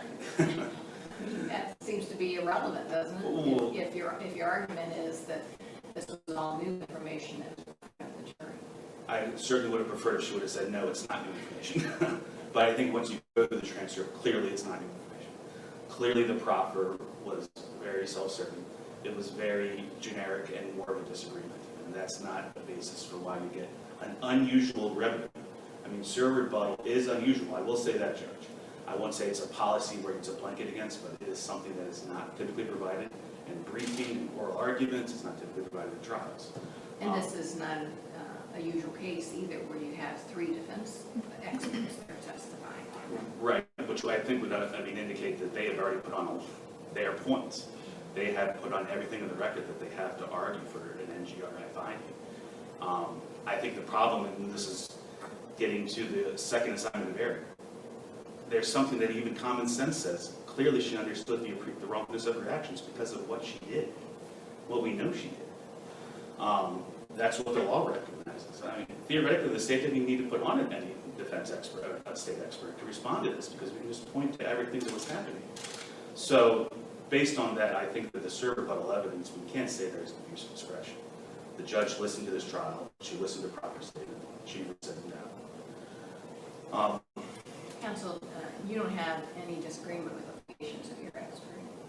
No, I don't. That's not been an issue that's been raised. She was qualified as an expert. She did give her testimony. She explained why she found it was lingering, why she found it was not a basis for an NGRI finding. But she said she didn't conduct any test on the lingering.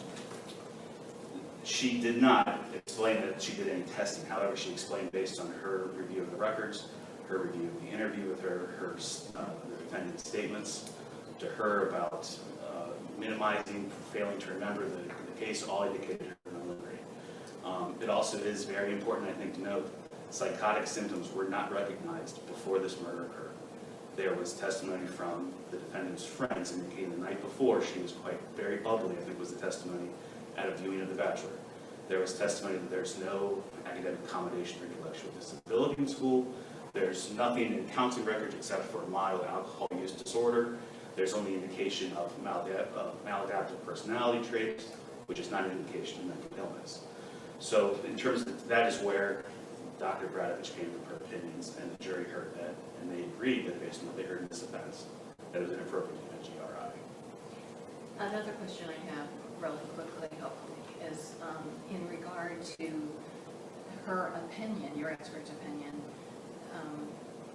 that you couldn't, that these tests were irrelevant and their testimony was irrelevant because you couldn't determine at the time that Sydney committed the crime whether or not she had the schizophrenia, whether or not she was insane. Doesn't that kind of just throw out the whole not guilty by reason of insanity then? I don't know. Well, you're always looking after the fact. Every psychologist, every psychiatrist is making this determination. Obviously, you can't pinpoint. You weren't there to observe the behavior. You weren't there to do the evaluation as they're committing the crime.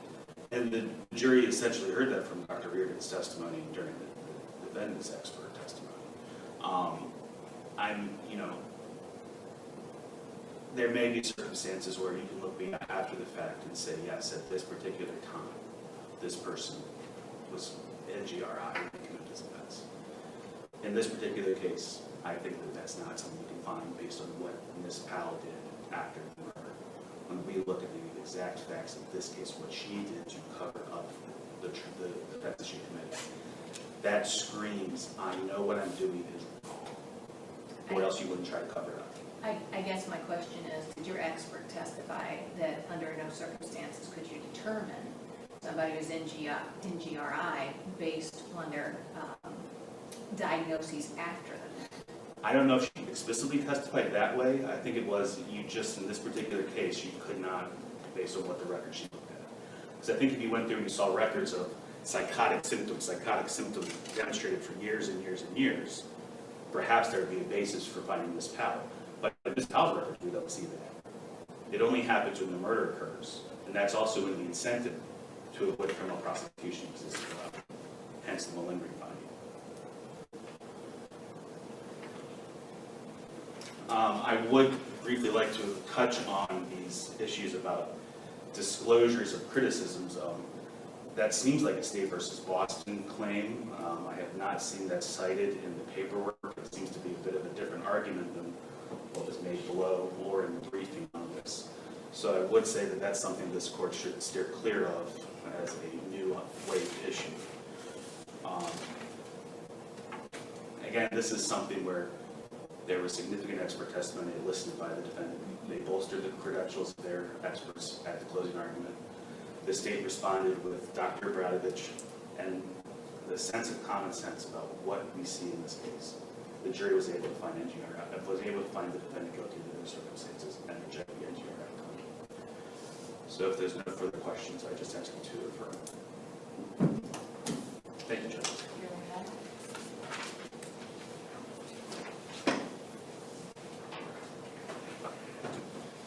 Counsel, you'll have 2 minutes and 48 seconds on rebuttal. Thank you, Your Honor. To respond to some of the points I've heard from the State, first, just briefly, it was discussed about the city's actions after the event here, and I would just say again, these are pointing to actions taken after the fact. If you look at the State's experts' testimony, all three of them, the testimony wasn't that in their view, if you look at what she did, I mean, of all the ways to quote-unquote cover up a murder, I mean, this was so bumbling, it actually was consistent with somebody who was in a psychotic break. She was alone with her mother's body for 26 minutes after this, did no efforts to clean up blood, move the body. Her car was in the driveway, did not make any effort to flee. Instead, she takes a frying pan and goes around back and breaks a window. I think that is consistent with somebody who is having a... And counsel, did your experts or did defense experts testify to that? Yes, they did. Yeah, especially Dr. Tinney. We look at Dr. Tinney's testimony. And let me follow up with that. That goes directly, doesn't it, to at the time of the offense, whether she understood the wrongfulness of her conduct, because why would anybody ever try to cover up anything if they don't realize that their conduct was wrongful? Sure, Your Honor, and at first glance, that's what it appears, but if we take a deeper look, as again explained by Dr. Timmy, Dr. Reardon, Dr. Swales, it's not all or nothing when you're having a psychotic state. So there is no evidence of what she was doing or any type of extemporaneous evidence in terms of that 3.5 minutes. We know from phone records the attack lasted about 3.5 minutes. That is the 3.5 minutes that counts. The defense experts, there is evidence in the record to suggest that in their review, it's a waxing, waning, it's not all or nothing, and that was addressed in the reports. And the rebuttal, getting back to the issue before the court today, the rebuttal to that, again, we're talking about trying to undercut the expert testimony with opinions that were not previously disclosed, except for on the stand. And counsel, I know you're running out of time, but I do want to just ask you, I want you to zero in on specifically what in your argument, what wasn't disclosed, where is that disagreement? Opposing counsel had mentioned that he put together a chart, so could you just zero in? Sure. I think what this comes down to is the attack on the methodology. You're not going to find that in Dr. Radovich's report, States Exhibit 19. You're not going to find any references to the attack on the underlying methodology. And without the defense experts knowing that another psychologist is going to come in and pull the rug out from established science and say, actually, all these tests that you spent 30 hours performing on Sydney are meaningless, there was no way for them to get out ahead of that and explain that in detail. Okay, counsel, I'm going to have to ask you to wrap up. Thank you, Your Honor. And in closing, what we had was an unacceptable surprise in a battle of experts hearing opinions for the very first time in the state's rebuttal case. This was ultimately served to undercut the defendant's fair trial rights. Justice demands a new trial, and we ask the court to vacate and order a new trial.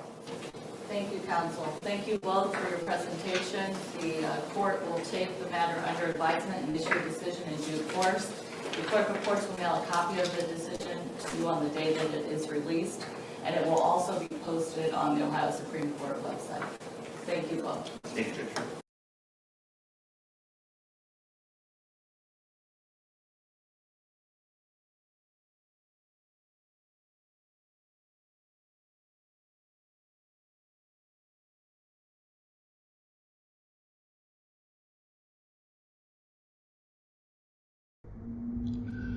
All right, you saw the hearing in its entirety. The court said the matter will be taken under consideration, but didn't offer any time frame to expect a ruling.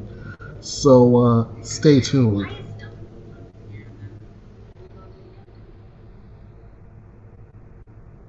Okay, there we go. Now we're gonna move onward to our next case. This one's new. Edric Lamont Faust is charged in a cold case murder of University of Georgia law student Tara Louise Baker. And now he's pleading not guilty in that case. In May, 48-year-old Edric Lamont Faust was arrested in connection with Tara Louise Baker's death. An indictment obtained by Court TV charges Faust with 1 count of malice murder, 4 counts of felony murder, 1 count of burglary, 2 counts of aggravated sodomy, 1 count of rape, 1 count of aggravated assault, arson in the first degree, and possession of a knife during the commission of a felony. The 23-year-old Baker was a first-year law student when she was killed in 2001, according to the Georgia Bureau of Investigation. Firefighters responded to a fire set at her apartment on January 19th and ultimately determined the blaze was intentionally set. Baker was last seen on the evening of January 18th at a UGA library, according to WAGA TV. Just before 10 o'clock that night, she told a friend that she planned to leave the library soon and head home. The indictment alleges that Faust stabbed Baker, strangled her with a cord, and raped her before setting her apartment on fire. Investigators said Baker and Faust did not know each other. That's according to WSB TV.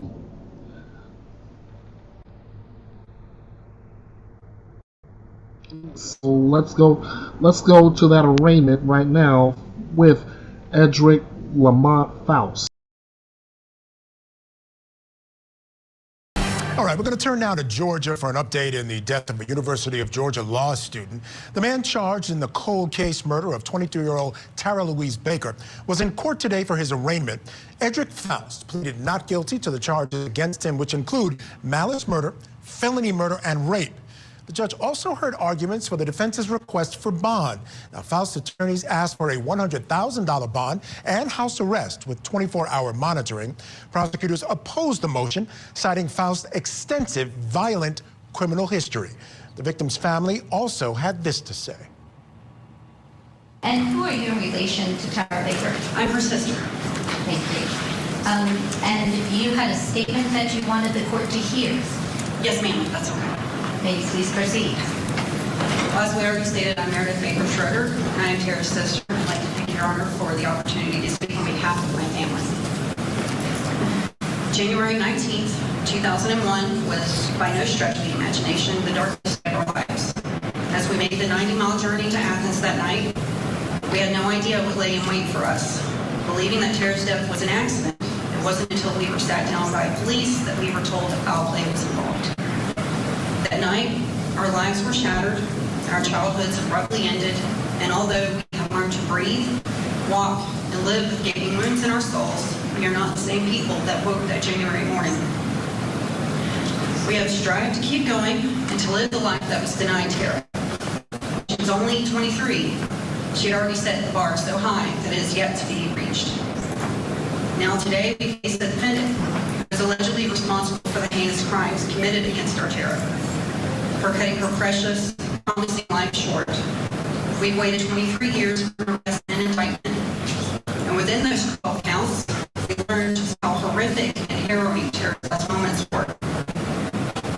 Since the arrest, I've done my due diligence, and I've learned how this defendant has lived these past 23 years without any regard for the law that Tara was hoping to one day represent.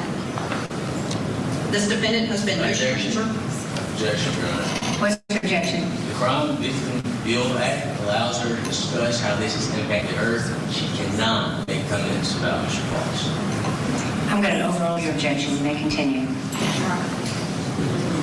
This defendant has been no stranger to this very courthouse or the surrounding counties for that matter. For 30 years, he has wreaked havoc on this community. He put a knife in a man's neck just a few months following Tara's death. He gave a false name to police. He was arrested for criminal trespass.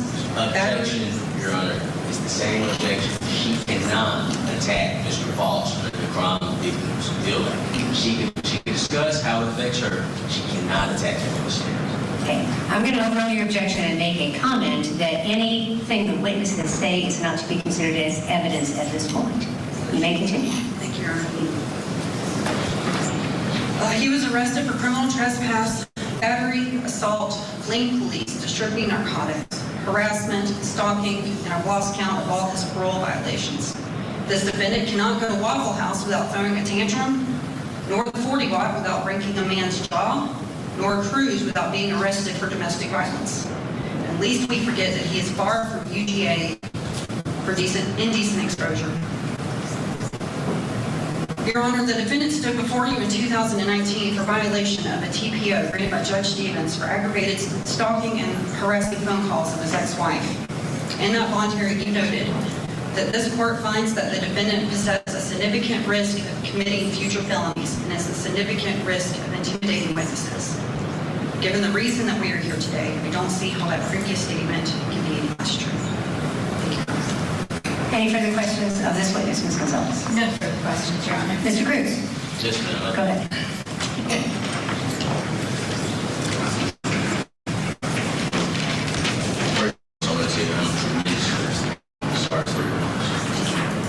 I just have a couple of questions for you, if that's okay. The statement that you provided us before regarding the impact that this has had, yes, sir. That would apply to anybody that would be said. Is that correct? That is correct.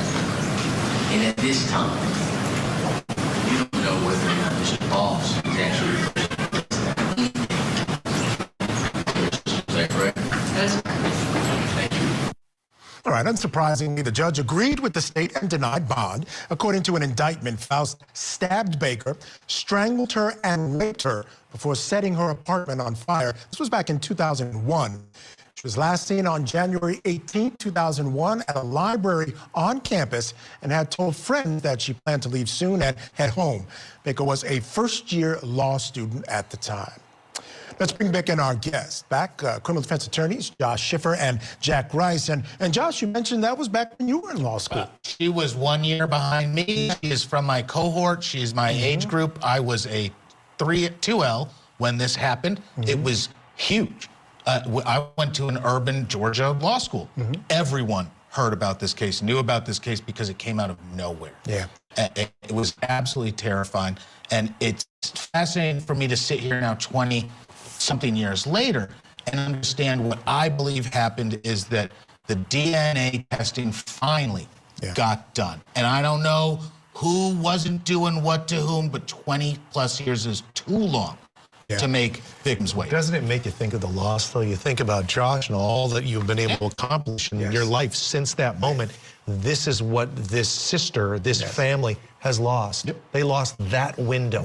And it's enormous. And then you get this defense attorney objecting during it. You're like, you know what? Yeah, talk to me about that, because we all cringed when he did that. Now listen, I understand where he was coming from. She was reading off his rap sheet, and that's problematic. But in this particular instance, just because, as you said, you can do something doesn't mean you should. Yeah, there's two reasons that you keep somebody in custody or you set a higher bail number. They're a danger to society or whether they're going to reappear. And in this particular case, they've been waiting 23 years. Now, let's be very clear. When you have a grieving family member who has a history of a lifetime of waiting for this moment, I don't care what they say. You simply sit back and you say, I understand how horrifying this is for you. And you say it and you mean it. And what you do is you say, let's talk about the elements. Let's talk about what we're here to do. Let's not get lost in the big picture. Now, if I had a client who had a clean record for 23 years and say, this isn't who he is, you're simply wrong, and I've got 23 years to prove it. The problem is she went boom, boom, boom, boom, boom, and you're like, okay, I think we're done here, are we? Yes. I'll just sit down and be quiet now. Thank you, Your Honor. Yeah, I mean, based on what we know now was his criminal record, and between then and now, the way it's sort of written up is that the cold case unit looked into this, and evidence collected at the time contributed to the arrest. They didn't specifically say DNA, but it's got to be DNA. It is being in and out of the system. They had to have collected it. And that's really what I'm thinking is what happened is that during his various trips in and out of the system, a sample got taken. There's Georgia law that allows that to happen. There was definitely evidence collected at the time. This was a huge case. This is similar to the Lake and Riley case now.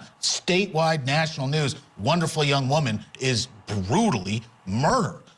So I think eventually 2 and 2 got put together. I'll be interested to see in 6 months or a year what the government audit says about who worked fast. But doesn't and how long it took. That's the one, right? That's the problem. That's the problem. Imagine if they had taken his DNA, 7 years ago, 10, 15 years ago, but it just sat in a warehouse. And like, you know what? If you had done this 15 years ago, maybe you could have avoided all of those criminal convictions and all of that other sort of heinous. And prosecutors have beaten this drum a million times. We need help with this, the GBI, and they've got the money. Why is this still being an issue? It shouldn't be an issue. What's going on at the crime labs? It's not just Georgia either. Yeah, and again, I don't want to cast aspersions. There's still a lot more details to come out about what actually happened in this case, but it's an issue, regardless if it's one in this case or not. It's something that's definitely an issue. Gentlemen.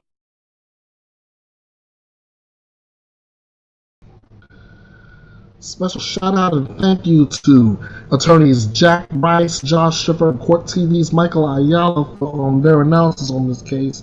Now, I know if you caught this, it said that the attorneys are asking for a $100,000 bond for Faust. Let me bring you back to this again. He's been charged with 1 count of malice murder, 4 counts of felony murder, 1 count of burglary, 2 counts of aggravated sodomy, 1 count of rape, a count of aggravated assault, arson in the first degree, and possession of a knife during the commission of a felony. And they want, and his defense attorneys are asking for a $100,000 bond. Are you ribbing me right now?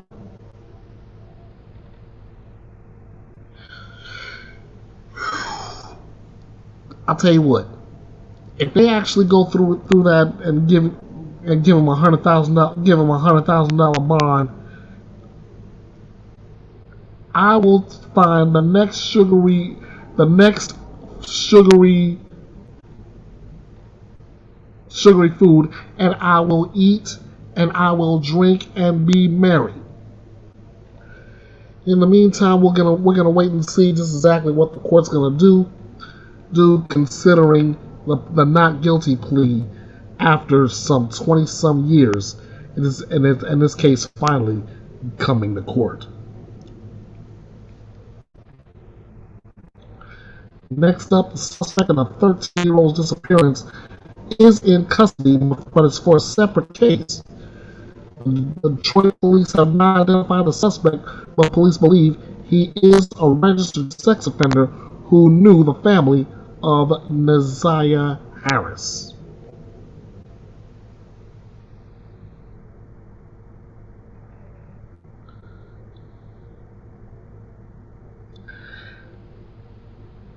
Loved ones of the team believe it's the same man who was in a romantic relationship with another one of Neziah's relatives and is a registered sex offender with a conviction involving a sex crime against a minor. The man, who was in his 40s, was convicted of third-degree criminal sexual conduct in 2005, and he spent about 10 years in prison. He basically came from prison and went back to his same old activities, said Janelle Smith Holland, Neziah's great aunt. She said she is one of the relatives who tried to report inappropriate behavior involving the same man a couple of years ago in Macomb County. This person named specifically in all 3 CPS cases, and nothing was done. Neziah's cousin, Kawana Morton, says she also tried. It's very frustrating. We have been adamant about not letting the family know, but Child Protective Services know way before Neziah came up missing. So we're gonna go into the courtroom, and we're gonna watch this case. We're gonna watch this arraignment now.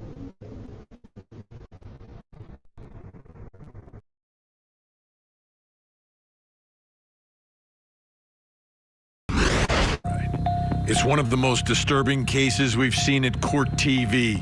This man, Sean Finnegan, along with his much younger fiancée, Rebecca Dishman, abducted a young woman named Jennifer Paxton.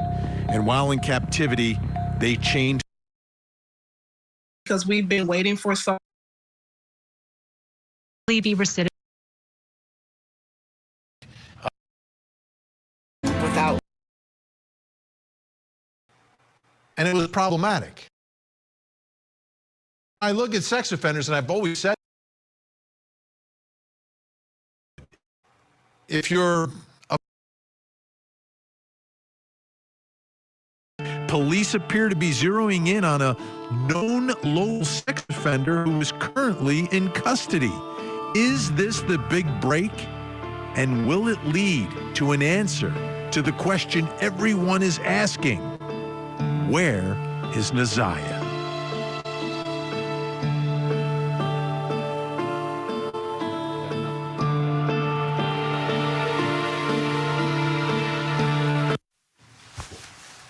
I'm Benny Politan. Thank you so much for joining us here on Closing Arguments. You know, the world's changed a lot in the last 30 years or so, where there's a lot more knowledge about who's in our neighborhood. There's sex offender registries and et cetera. So when there's a sex offender in your neighborhood, if you're a parent, you're concerned. You want to know who's in your neighborhood. You want to keep an eye on them. And if you know there's someone there who has committed these types of offenses against children, you absolutely want to keep an eye on them. And you worry. You worry a lot. But what can you do? What can you do? I mean, you can tell the police, but the police can't do anything until the offender does something against the law. And that's, you know, I look at sex offenders, and I've always said this, that they don't get better, they get worse. Like their conduct doesn't improve with time, it gets worse through time. It becomes more and more extreme, more and more dangerous. And that's the frustration I think a lot of us feel. Because for a lot of these offenses, especially the first few, they do time and they get out. They get out, but what are you going to do? What can you do? Now, there was concern in a community in East Detroit about a particular man, and everyone was kind of keeping an eye on him and was talking about him. And there were worries. They knew his history, and they knew who he was and what he was doing. And it was problematic. Really problematic and worrisome, obviously, for any parent, any grandparent, and for children if they happen to know. Now, in that neighborhood, a 13-year-old girl went missing in January. Neziah Harris is her name. Just coming home from school, stepping off a school bus, and then seemingly vanishing. We know children don't just vanish. Something happens to them. And she was the type of kid who wouldn't just wander away. If she's going to go somewhere, she's responsible, she would tell someone. But there was no communication, so everyone suspected something was really, really wrong. And that's turned out to be very, very true, because here we are, and she still has not found. But there are new developments in her case that we want to talk about tonight. Kimberly Craig from Scripps News Detroit had this, and I think you look at this case, that the family has a realistic approach after all this time. So it's really a search for a sense of justice and answers and what happened, but they may be closer. Let's take a listen. The man who could soon be charged in the disappearance of 13-year-old Neziah Harris is in his 40s, and he's already been charged with the sexual assault of a 7-year-old girl. Now to find out that with history that he's been doing this all of these years to God knows how many other children. It's been far too long, and, you know, we're ready for some convictions. There's some of Neziah Harris's loved ones who for months have been holding out hope that she'd be found alive. That hope for a safe return has changed into something they also fear. Neziah wasn't the type of young lady to just stay gone without making any contact with anyone. So that did it for me. They said it was a recovery from day one. The man believed to be at the center of the 13-year-old's disappearance is on the sex offender registry after being convicted of a sex crime against a child in 2005. And in March, after Neziah went missing, another teenage girl came forward to say the same man began to sexually assault her in 2015 when she was just 7 years old. He basically came home from prison, and it seems like went right back to his same old activities. Sadly, Neziah's father, who'd been battling health issues, recently died without ever finding out what investigators believe happened to his little girl. Details the rest of her family now waiting to hear, particularly Jernell and Kawana, who say for years they've been trying to raise the alarm on the man who is now at the center of the case. We have been adamant about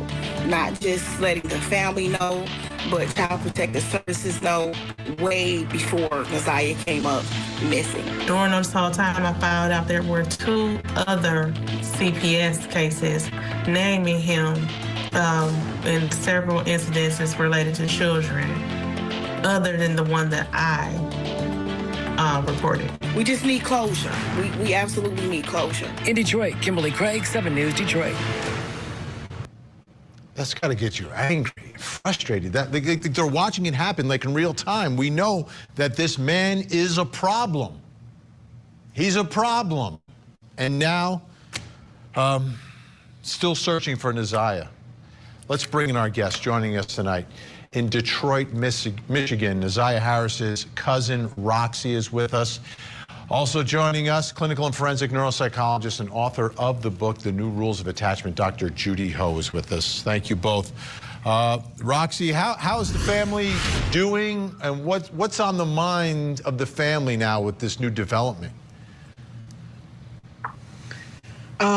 You know, it's something that we were hoping that it wasn't the case. However, we're all dealing with it the best way that we can right now. Was there any, and we don't have to name any names here, right? Because no one's been charged yet officially. But the person everyone's talking about, zeroing in on, that seems to be the focus of all of this. Was there any connection to the family? Any connection to Neziah? As far as what? Did she know him? Did anyone in the family know this guy? Was he like in the neighborhood? What was there any sort of relation, connection with the family or with Neziah? Yes, he was around Naziah frequently, from what I know, with her aunt.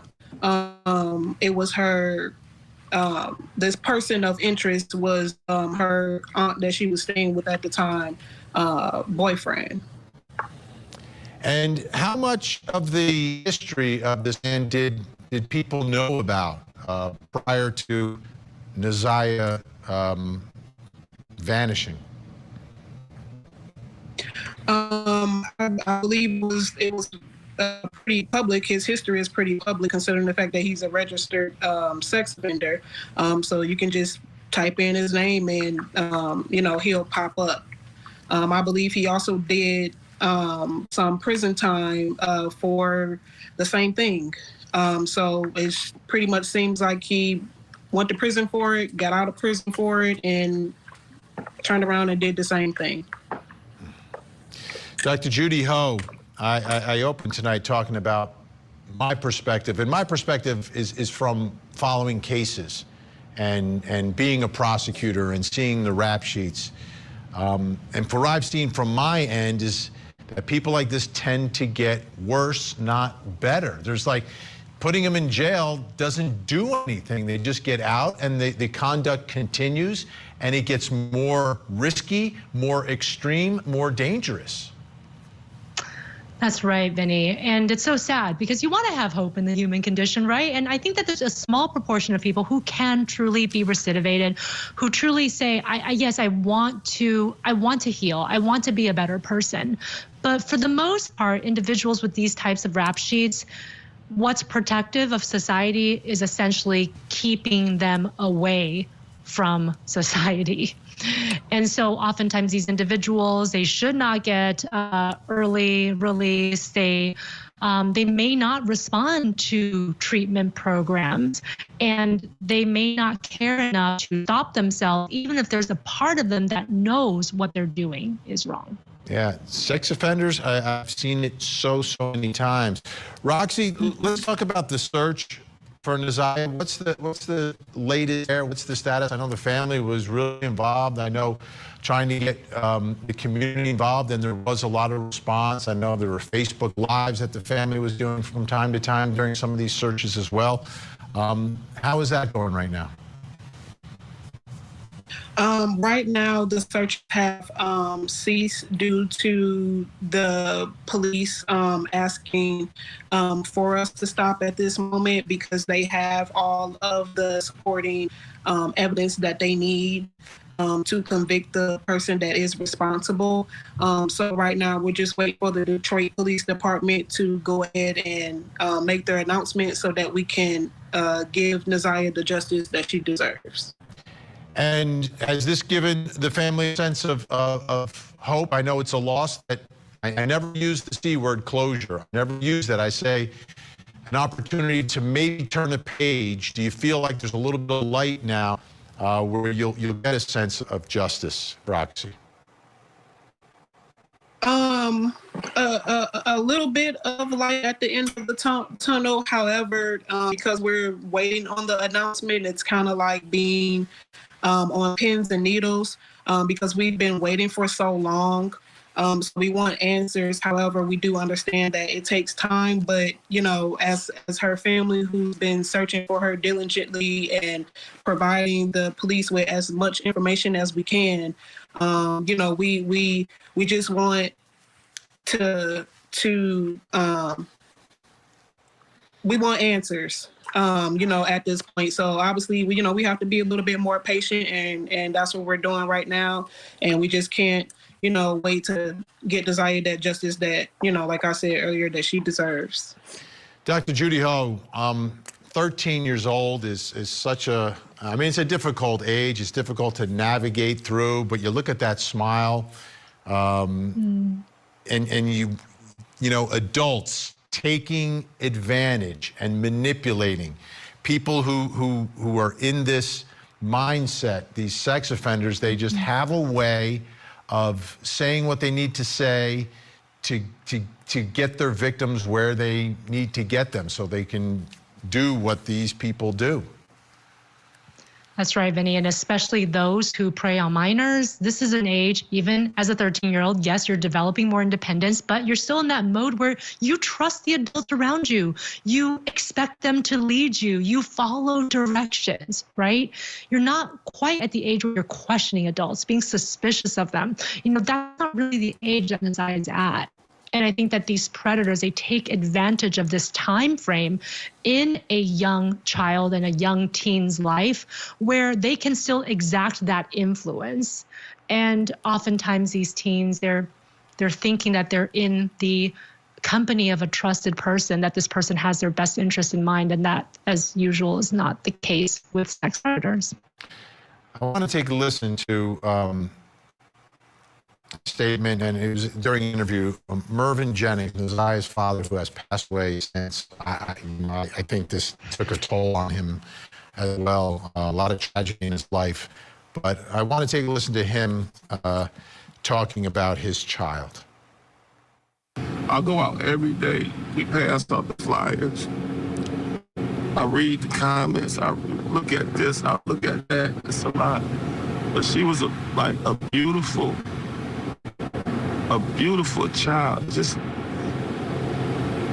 a beautiful child. Roxy, that is so incredibly heartbreaking, and so much tragedy in the family. Yeah, it's I will tell you that it's almost like it gets heavier by the week. It gets heavier by the week with trying to follow, tips and leads, and, you coming up empty-handed. So it's a little bit of a sense of relief to hear that the police have what they need. But we're still, on edge. We're still on pins and needles so that we can give Neziah the proper homecoming, and we can grieve and move forward. Dr. Judy Hall, I wanted to follow up on that for the family. What's your best advice for getting through these moments? And if we get to the point where there's an arrest and there are charges, the next phase of all this begins as well. Yes. And Vinny, I think that the most important thing is that the family stay together. They continue to reach out to one another for support, that they don't isolate, because sometimes it gets so heavy that you don't want to talk about it and you don't want to connect, but you don't have to always be talking about it when you get together. It's really just for that feeling of you're not alone. We're all in this, and we're honoring this person that we love, and we're hoping for the best and doing everything that we can. And when they do hopefully get to a point of getting answers and getting a conviction, I think it's most important of all that they spend that time not so much in anger and frustration. Of course, that's going to be the emotions that are there, but more that there's finally some peace in getting whatever answers you're going to get, and really being able to balance all of these negatives with some positive emotions as well about the situation, as much as it is possible, because it can be so grueling, and vicarious trauma is a real thing. Hearing horrible things happen to a family member, it really weighs heavily on the mind and the heart. So I just wish this family and you, Roxy, and everybody that loves Neziah the very best during this process. And Roxy, thank you. Roxy, before we go, can you? I don't know if you have a memory or something you could say about Neziah that might make you smile a little bit as you remember her. I remember her just being a loving, caring little girl. From the last time that I seen her, she was.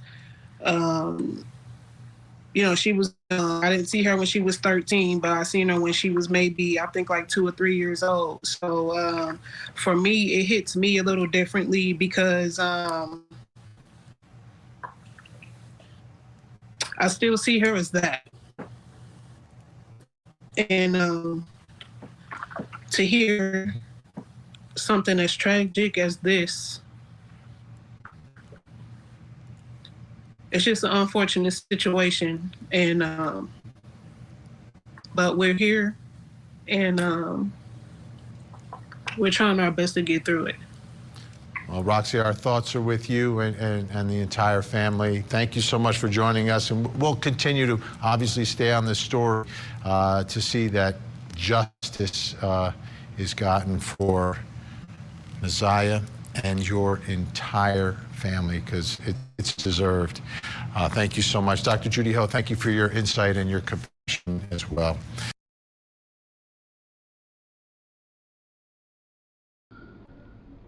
I too want to thank Dr. Judy Ho, Messiah's cousin, Roxy, and of course, as I call him, my main man, 50 grand, the man with the plan, Court TV's Vinny Politan of Closing Arguments. And as you saw at the very end at the very end, right where I stopped at, you see the information below. If anyone with information, you're asked to call the Detroit Police Department. That number is 313-596-2260. 313-596-2260. Let's do everything we can to bring Messiah home, and if whoever this suspect is, let's be sure he's brought to justice.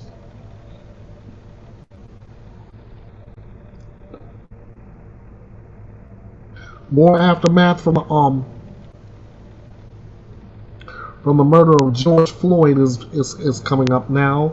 Thomas Lane has been released from federal prison, and Derek Chauvin has been moved after being stabbed. And in fact, this was breaking news. So let's go right back to my good friends at Court TV.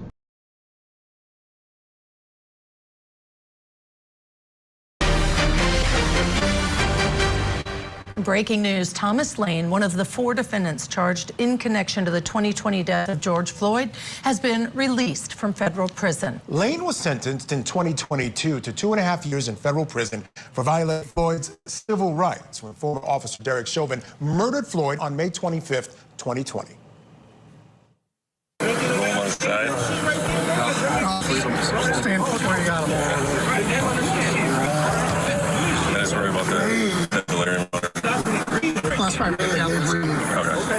Before we go back.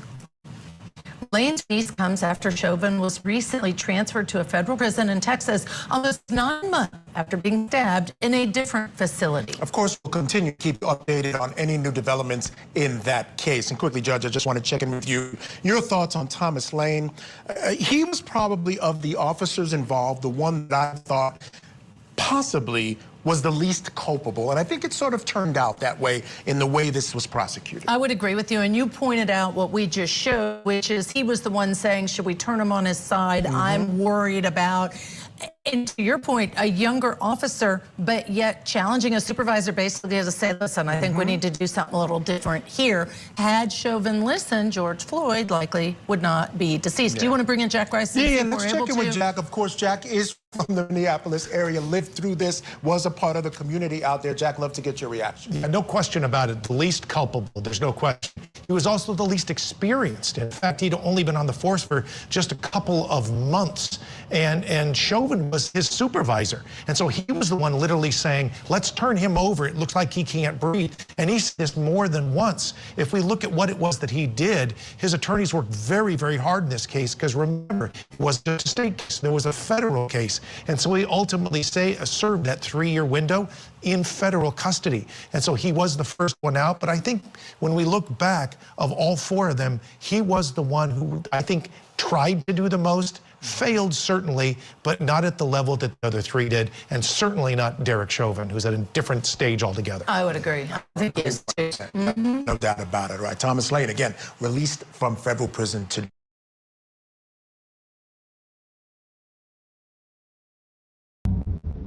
Yeah, Thomas Lane released from federal prison.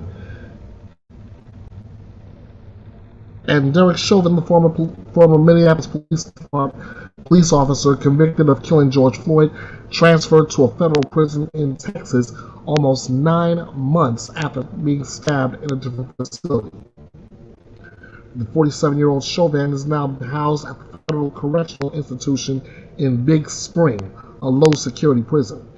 He was previously held in Arizona at FCI Tucson in August of 2022 to simultaneously serve a 21-year federal sentence for violating George Floyd's civil rights and a 22.5-year state sentence for second-degree murder. Thomas Lane, however, the one who held down Floyd's legs as the man struggled to breathe, was released from federal prison in Colorado last Tuesday. The Bureau of Prisons said 41-year-old Lane was serving a 3-year sentence for aiding and abetting manslaughter. When Lane pled guilty, he admitted that he had intentionally helped restrain Floyd in a way he knew created an unreasonable risk and caused his death. He admitted that he heard Floyd say he couldn't breathe and knew Floyd fell silent, had no pulse, and appeared to have lost consciousness. 46-year-old George Floyd died in May 2020 after Chauvin, who was white, pinned him to the ground with a knee on Floyd's neck as the black man repeatedly said he couldn't breathe. Lane, who was white, held down Floyd's legs. J. Alexander Kuhn, who was black, knelt on Floyd's back, and Tao was Hmong American, kept bystanders from intervening during the 9.5-minute restraint. I'm going to leave my commentary out simply because if I do, I may go right into what could be considered political territory, and I'm trying not to go that route. All I know is, despite the fact that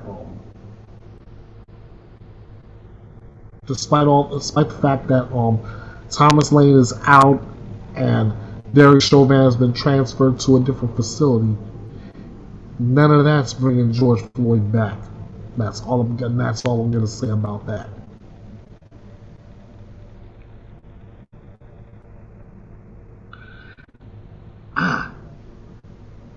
Next up, we have an ASU business professor accused of fatally shooting his wife. David Hsu is a business professor at Arizona State University, accused of fatally shooting his wife on not this past Saturday, but last Saturday.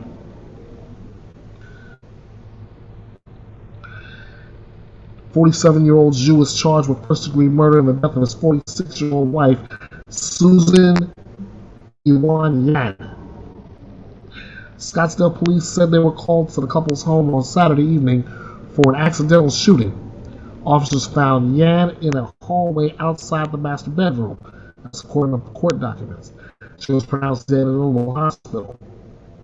While being taken into custody, Hsu allegedly said, "I was trying to shoot the wall behind her." The couple's 19-year-old daughter and 14-year-old son were home at the time of the shooting. They told investigators their parents had a history of domestic violence. On the day of their mother's death, they heard 2 gunshots, and neither child expressed any surprise that David had shot and killed their mother. Hsu is listed on Arizona State University's website as a professor at the W.P. Carey School of Business.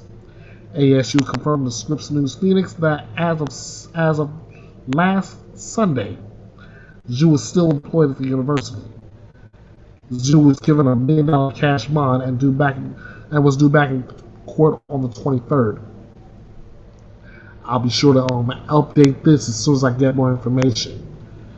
But right now, David Hsu his situation isn't looking too hot, considering he's being accused of fatally shooting his wife.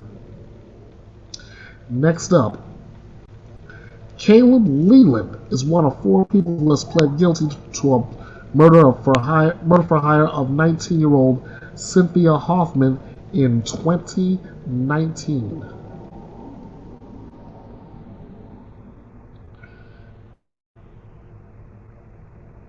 Leland says he's ashamed at his sentencing. We're going to go to that.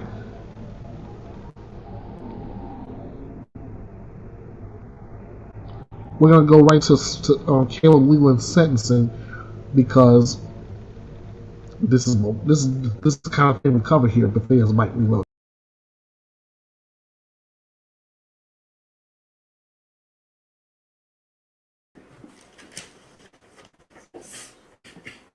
And Your Honor, just so you're aware, I think Ms. Sanders from PSR is on the phone. I think she was actually on the phone yesterday, although I had not written that. I don't know if the court was. All right, Ms. Sanders, are you there? Yes, I am, Your Honor. All right. All right, Ms. Sanders, thank you for your time and for being here. All right, Mr. McKay, are you prepared to go forward? We are. All right, who would you like to call up first? Robert Hoffman.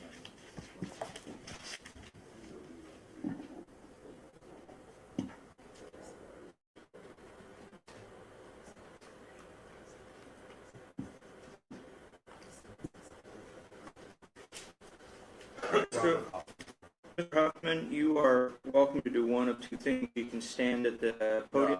You can come up to the... I'll be better off over there. I don't want to be over there. That's all right. You're welcome to do that.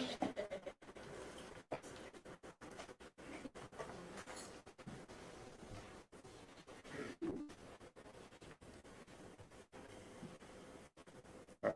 Mr. Hoffman, you may be seated. You may start when you're ready. All right. If you would state your first and last name for the record. My name's Robert Hoffman. Twin brother Tim Hoffman. You know, we spent some time together, Your Honor, all of us, and it's quite the journey of ups and downs. You know, I know that I'm going to put my trust and my faith, my confidence in you and your decision, whatever you make here today. I'd just like to reiterate on that. You know, I've been on both sides myself. I know right from wrong. I know that he made a bad decision. I was accountable and for my actions. I'm a success story today. Took my niece's life's been taken. Her father followed 5 years later on the same date, laid his bike down, and now he's with her, but he died of a broken heart. We're here to see this through. This is a tragedy. No matter what part you play in a crime, you're just as responsible as the one that committed it the most. And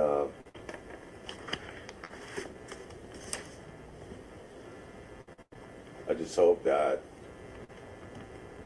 you give the max today. And if you find somewhere that you make a different decision, I respect that. And that I hope this man gets help and finds, just asks for forgiveness and has remorse, you know. So far I've seen no remorse from the other people. And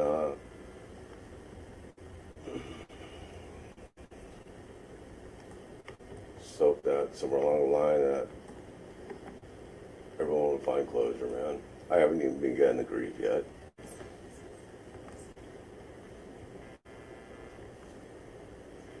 And losing my brothers made it worse. You know, but we're here for CC, and we want justice for CC. And that's what it's about.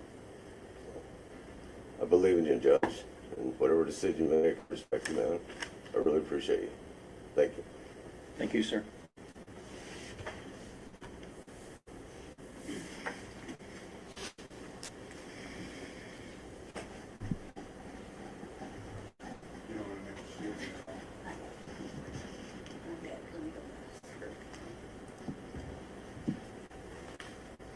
Mr. McKay? Donald Hoffman, Your Honor. All right. Mr. Hoffman, come on up.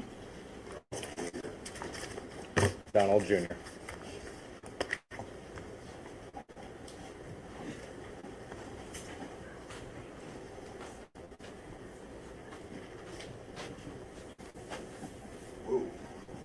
So,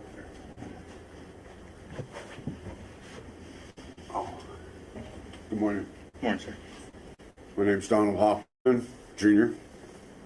I'm here on behalf of my brother Tim and my niece Cynthia. As you all know, she was tragically taken from us, murdered. It was the details that I've learned in the last week is just horrific. I just can't even fathom what she went through. It just breaks my heart every time I think about it. This kid over here, he was 19 years old. He was one of the oldest out of the bunch, and you could have stopped it. I just don't understand why you didn't. Like my brother Robert said, you know, the last two people that we've dealt with on this case, they have showed no remorse at all about what has happened. You know, not even a sincere apology, nothing. So yeah, we're here for the max. We want the max. We're going to put our faith in you, Judge. We know you have us in your heart, and you're going to do the right things. You know, me and my brother have been on both sides of the law, and you know, we've learned. You know, but that was on us. We had to learn it. We had to be responsible and accountable for what we did, just like you do. You know, there's no going back, and you just can make it right from here. I don't know what kind of man you are, but what I've read, what I've seen, I just don't know how anybody can be a part of what happened to my niece for any reason, monetary or whatever. So yeah, I hope he does get the max. I know he'll get some kind of parole within some time in his life, and maybe he'll learn enough to do something with it when he gets out. But I haven't seen no remorse from anybody, and that's not fair to Cece, and that's not fair to Tim, and that's why we're here, is for Tim. Tim, the last time that we talked to you, Judge, Tim was here. You know, he was a big advocate for seeing justice for his daughter, you know. So he's looking down on us. That's what he wants. He told me, max everybody, no matter what. And it has to send a message to tell people that, you know, if you participate in a murder, you're going to be sentenced like you pulled the trigger. And that's going to send a strong message, I think. Anyway, that's pretty much what I have to say. I'm just here for Tim and for my niece. And this is a difficult time. We're just going to keep our faith in you and in God.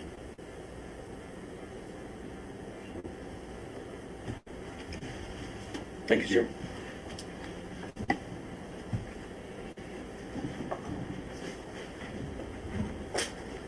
I don't know if you remember me from my last case, but you straightened me out.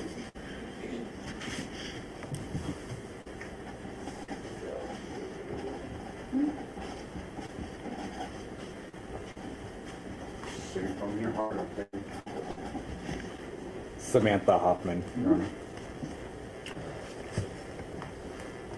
Up here? Yeah, as your brother pointed out, it slopes up, so or your uncle. Sorry about that. All right. Ma'am, same thing. If you would just state your name for the record, and then you may make your statement, okay? Hi. Samantha Hoffman is my name. I am one of Tim's daughters, and I'm here on behalf of both my dad and my sister. What happened was unfortunate, but we're going day by day, trying to get through it.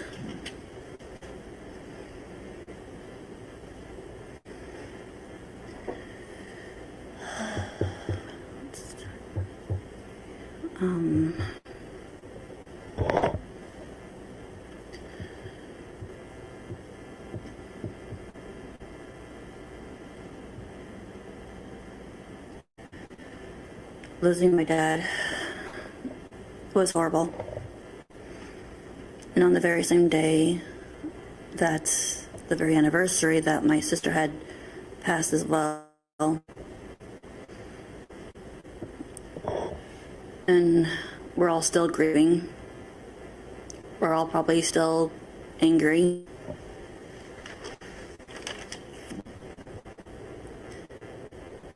But we're all getting through it together.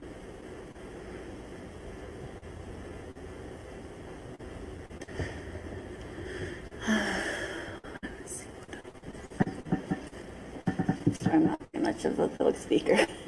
That's perfectly fine. You take your time and just let me know what you'd like me to know, okay? I guess for now I'd like to see if anybody has questions.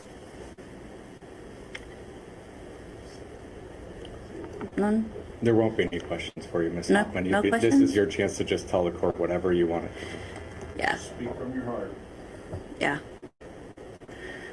We heard yesterday that he had some hopes and dreams for his future, but did it ever occur to him and everybody else that perhaps my sister had some hopes and dreams of her own? Sadly,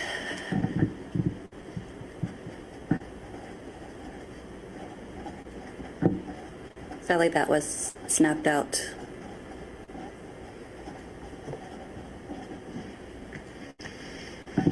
And honestly, I'm not just angry, I am sad too. Because I did not just lost a sister, I lost a friend. Not many know this, but did you know that an older sibling is the first friend a younger sibling would ever make in their life? Because I believe it's true. Because I wasn't just her sister, I was her friend. And last I saw Cynthia, last I spoke to her, she literally told me that I was the sister that she would go to for her secrets, to tell her secrets, and pretty much for anything. Choked me up quite a bit. I'm like, ugh, I'm touched. And when I heard of that she had gone missing, at first I thought, oh snap, do I need to leave work now? Like, wait, she's 19, she's an adult, I'm sure she can take care of herself. 2 days later, her body had been found. I'm like, I should have left work. Can't really focus on what ifs now, right? But what we should focus on would be what's going to happen next.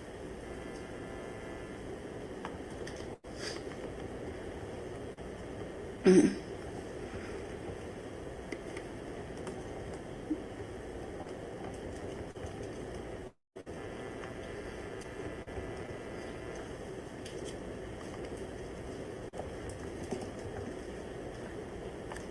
I guess that's it for now. All right. I appreciate your time. Thank you very much.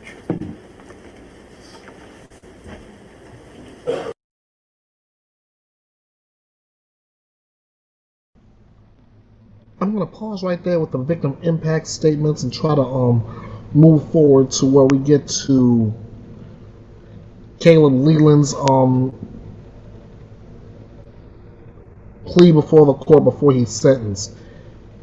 And so bear with me.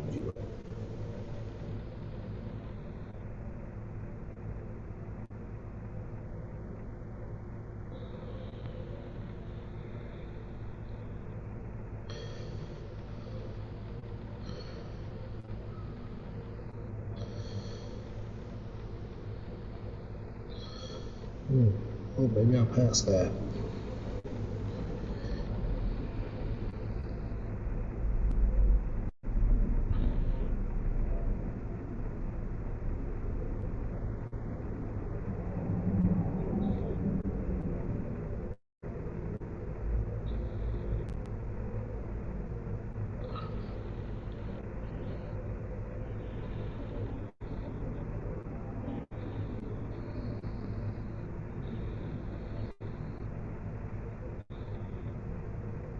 Okay, given the point where I have it stopped at, I believe we're about to go right into Caleb Leland's sentencing. So guys, here we go.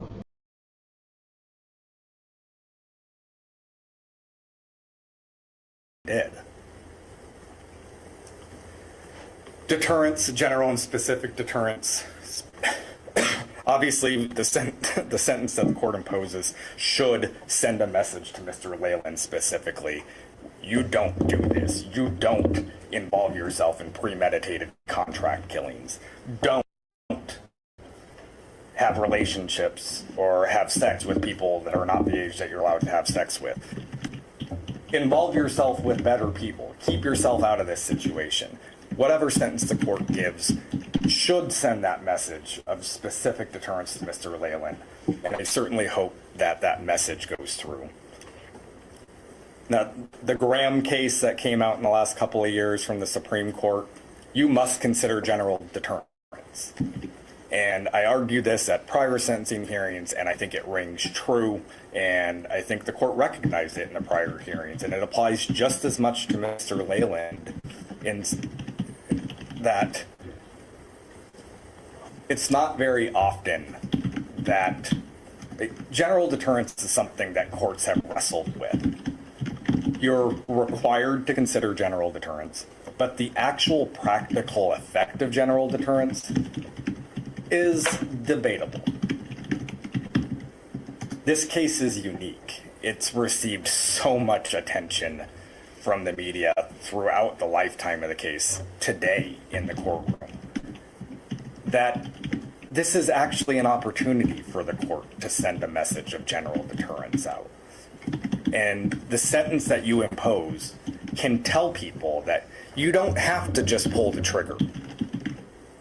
When you are providing tools to commit murder, when you are agreeing to be paid to commit that murder, you are going to be punished and you're going to receive a sentence that represents your role, and that sentence isn't going to be the minimum. So I think that that factor weighs heavily in favor of the state's requested sentence. Community condemnation, there is no question that Mr. Leyland's role and that this offense in general is so far beyond the norms and the expectations of society that community condemnation is incredibly high for this case. And I think that the court sentence will and should recognize the extreme community condemnation that applies in this case. And I think that the court should probably give that factor as much, if not more, weight than any of the other factors under 1255-005. Finally, the restoration of the victim in the community. They'll never be restored. We are 5 years and 2.5 months post Cynthia Hoffman's murder. And we are 2.5 months post the continuing tragedy that has occurred from this.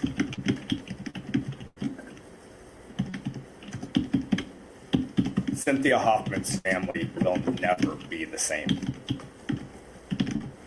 They will never be the same because of her murder, and that murder caused the loss of other family members. Now, I know we've talked about Tim Hoffman and him passing away, but it's also important to recognize that Cynthia's mother was injured in that accident as well. And as far as I know, she's unable to be here. Not willing to be here. She can't. Because of that accident. Because she got on that motorcycle to celebrate her daughter's life on the anniversary of her murder. She couldn't be here if she wanted to be.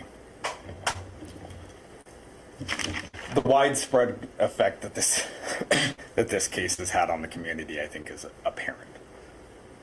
So, Your Honor, the state is asking the court to impose 75 years with 25 years suspended to be followed by a period of 10 years of supervised probation. I will touch briefly on the probation condition. There was, by and large, the probation conditions have not been objected to. Now, there is one probation condition, and if the court doesn't want me to address this in my sentencing argument, then I won't. If you intended to have a separate discussion regarding that probation condition, then I'll just... We can probably address it as we go through probation conditions. Okay, so I will reserve that for then. I'll give you a chance to speak to it. Thank you. So I would ask that the court find the aggravators by analogy that the state's requested, rejected the mitigators by analogy that the defense has requested, and sentence Mr. Leyland to 75 years with 25 years to be followed by 10 years of probation, and to the probation conditions suggested by in the PSR. The one modification is the state has added that reasonable suspicion requirement to special condition number 5 in its suggestion.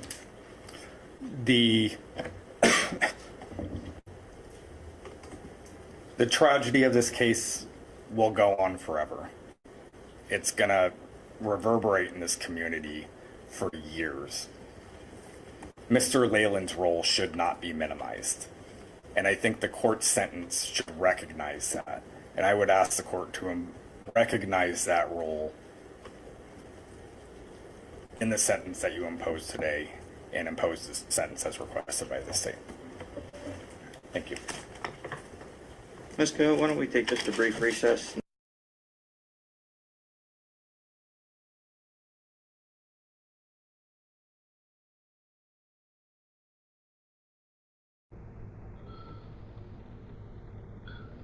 So the court took that recess, yet when they came back, Judge Andrew Peterson sentenced Leyland to 40 years in prison, 10 of which is suspended, to be followed by 10 years of probation. That's after he pled guilty to one count of second-degree murder for killing Cynthia Hoffman in June 2019.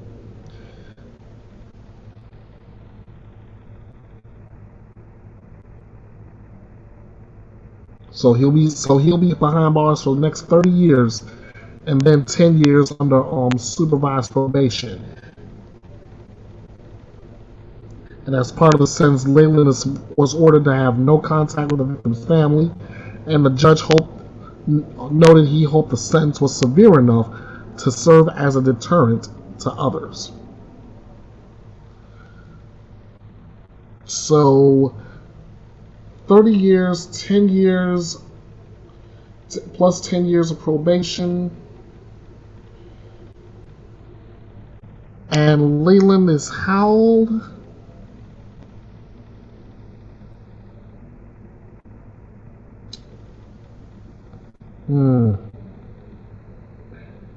Doesn't say, but 30 years behind bars, plus another 10 years on supervised probation. I can say iffy if that's justice served or not. We'll see how much of a deterrent that is.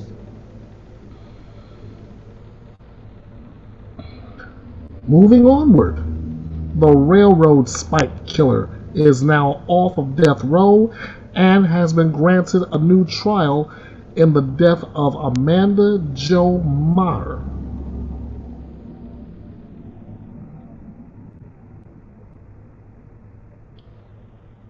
See, this is what I'm talking about when I say I cover cases nobody else is doing.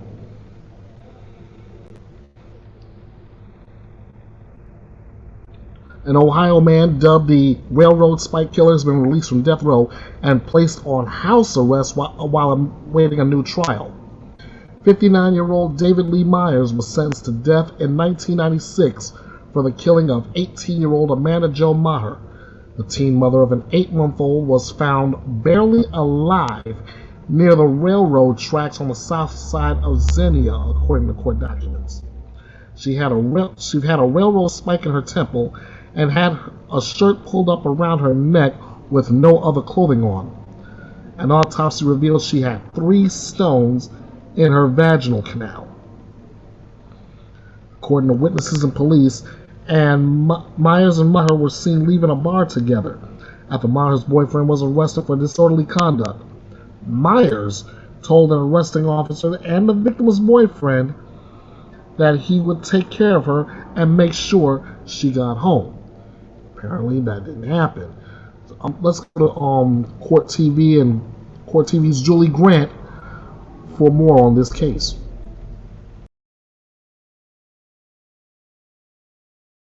The Ohio man dubbed the notorious railroad spike killer has been released from death row, and get this, he's now on house arrest while he awaits his new trial. 59-year-old David Lee Myers was sentenced to death in the 1996 killing of 18-year-old Amanda Jo Maher. The teen mom was found partially naked near railroad tracks with a railroad spike in her temple and 3 stones in her vaginal canal.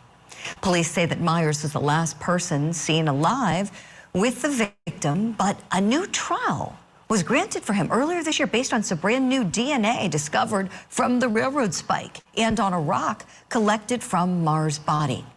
The victim's daughter spoke to station WHIO, who was the victim's daughter was just an infant when her mom was murdered. I try to say I prepare myself. I wasn't prepared for that. It seems unreal. We don't know him except for being behind bars for 36 years. Now this morning we're asking the question, how does a man go from nearly 3 decades on death row to now being on house arrest? Let's bring in our power panel now. Still with me, attorney C.K. Hoffler and Chief Chris Anderson, and want to welcome in trial attorney and law professor Dante Mills. Dante, would you start us off with the discussion, please? So there was new DNA testing that seems to perhaps vindicate this guy, and his lawyers must have done some good arguing because now he's home as he awaits trial number 2. Would you kind of walk us through whether this is okay? Absolutely. Good morning, guys. When you talk about having someone, their conviction overturned, it takes a lot. I've recently had it done, and it was a lot of work to show that not only was there something that happened during the trial or some evidence that comes out that would have impacted the outcome, but you also have to show that moving forward, it will be different. And in this particular case, what they showed is that the DNA from the murder weapon, essentially, that railroad spike that was found in the victim's temple, and the stones that were recovered from the scene that were also used in the assault and the murder, did not have DNA from the defendant. That is significant because what you're saying is what was used to kill this person, the defendant did not touch that at all. Somebody else did. It's DNA from another male. And if that's the case, I'm arguing to the judge that the likelihood that my client will be convicted in another trial is slim. So he should be afforded the right to fight this case from home, and that's what the judge decided should happen. It should be noted that in this particular case, he was charged after the murder in 1988, but the charges were also dropped. And then they brought the charges again 2 years after dropping them. So you have to wonder whether there was already some issues with the charges themselves and the proof that they had, but they just simply used DNA evidence, which was looked at completely differently around that time. And now that you have exculpatory evidence saying that there was someone else's DNA on the murder weapon, I think the right thing to do for this judge is to allow this defendant to fight this case if they bring this trial again from home. A great explainer. Dante, thank you for all of that and the information about the charges initially being dropped. That could signal something potentially. CK, would you help us take it a step further? So these attorneys representing him have to be encouraged by this news. And now, 30 years later, what advantages do you see in this second trial for this guy? Well, absolutely, Julie. I think they really did an incredible job. I agree with you. I'd love to see their arguments because they were very compelling. And what I've read about their arguments, they were very compelling. And certainly if there is exculpatory evidence, I agree. Even though this to me is very difficult to fathom, but I think he will get another shot at this. So I think going forward, the advantages are that technology and what we have to be able to examine DNA evidence. When we look at a case now, 36 years later, there's an ability to be much more progressive in the processing of evidence, even if it's old evidence. And so the fact that there's new DNA evidence, other exculpatory evidence, certainly does help this defendant. As heinous the crime and the evidence, I think there was pretty compelling evidence in the first, to have him convicted in the first trial. But however, he was on death row. So when you have, if there's a modicum of evidence that's exculpatory when you're on death row, I certainly think that he is deserving of a new trial. House arrest, I can tell you I'm not sure about that. But again, I'm not the judge. But I think he will have a great deal of advantage because of technology, because of how evidence is processed today versus 36 years ago. Excellent point. CK, thank you for all of that. And here, certainly it's encouraging that this DNA isn't a match for him, but does it mean we throw the baby out with the bathwater? Chief Anderson, I want to go to you, please, for a law enforcement perspective on this. If he's not the guy, then of course we know what that means. We know that police and prosecutors got it wrong. Would you talk to us a little bit about what investigators are doing now, cracking open those old files from 30 years ago? Mm-hmm. Absolutely. So, but before I get started, I just want to offer my deepest sympathies to the daughter, Sarah Sparkman. She was only 8 months old when this murder happened, when her mother was murdered, brutally murdered. And according to some of my readings, that she was still pregnant. So she not only lost her mother, but she also lost an unborn sibling. So I want to send my deepest sympathies out to her and her families, because when you have a case like this where you've been fighting for almost 40 years to keep someone in prison, and then they get out, it just opens up so many different wounds in the victim. Now, as it pertains to the investigators have to go back to square one, because that is the only way that you can fully investigate a case like this, or re-investigate a case like this, to see what else was missed, if there was anything else. I think CK and our other Powell guests did a great job of explaining things from the law side. But as an investigator, you have to go back to the beginning to see if there was any other evidence. Because back in 1996, or back in the early 80s, DNA was in its infancy. And if that evidence was utilized to convict someone and it was incorrect, then of course, it is hard for me to say this, but of course this person deserves a new trial. Him being out of prison, that's debatable, but the judge's orders are the judge's orders. So from an investigative standpoint, you have to go back to the beginning, see if those old investigators are still alive, to talk to them and go back and talk to any witnesses or any people of interest that were involved in this case, and to see if anything was missed. That's the only way that this case should even move forward. Chief Anderson, a great explainer, and thank you for the sentiments that you shared. I know we all certainly feel that way. This is heartbreaking. That poor child, now an adult, wrestling with this. Was he the guy? Wasn't he the guy? As you said so beautifully, our hearts go out to her, because her mother deserves justice, whatever that looks like.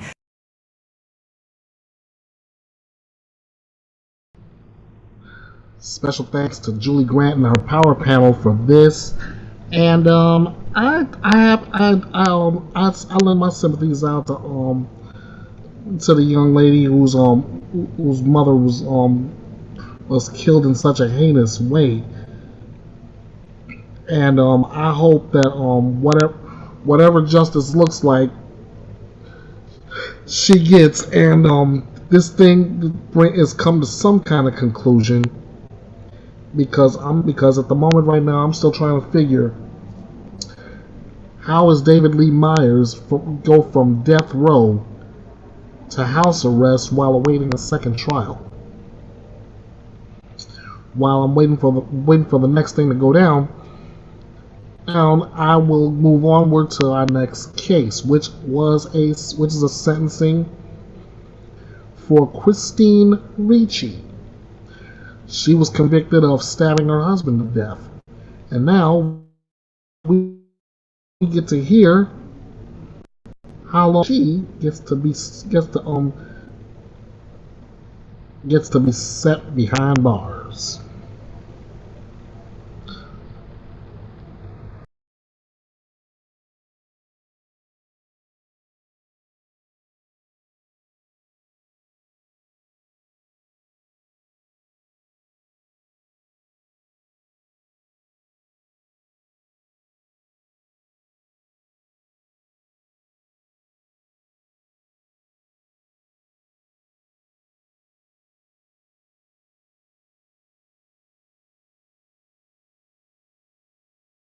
Appropriate sentence.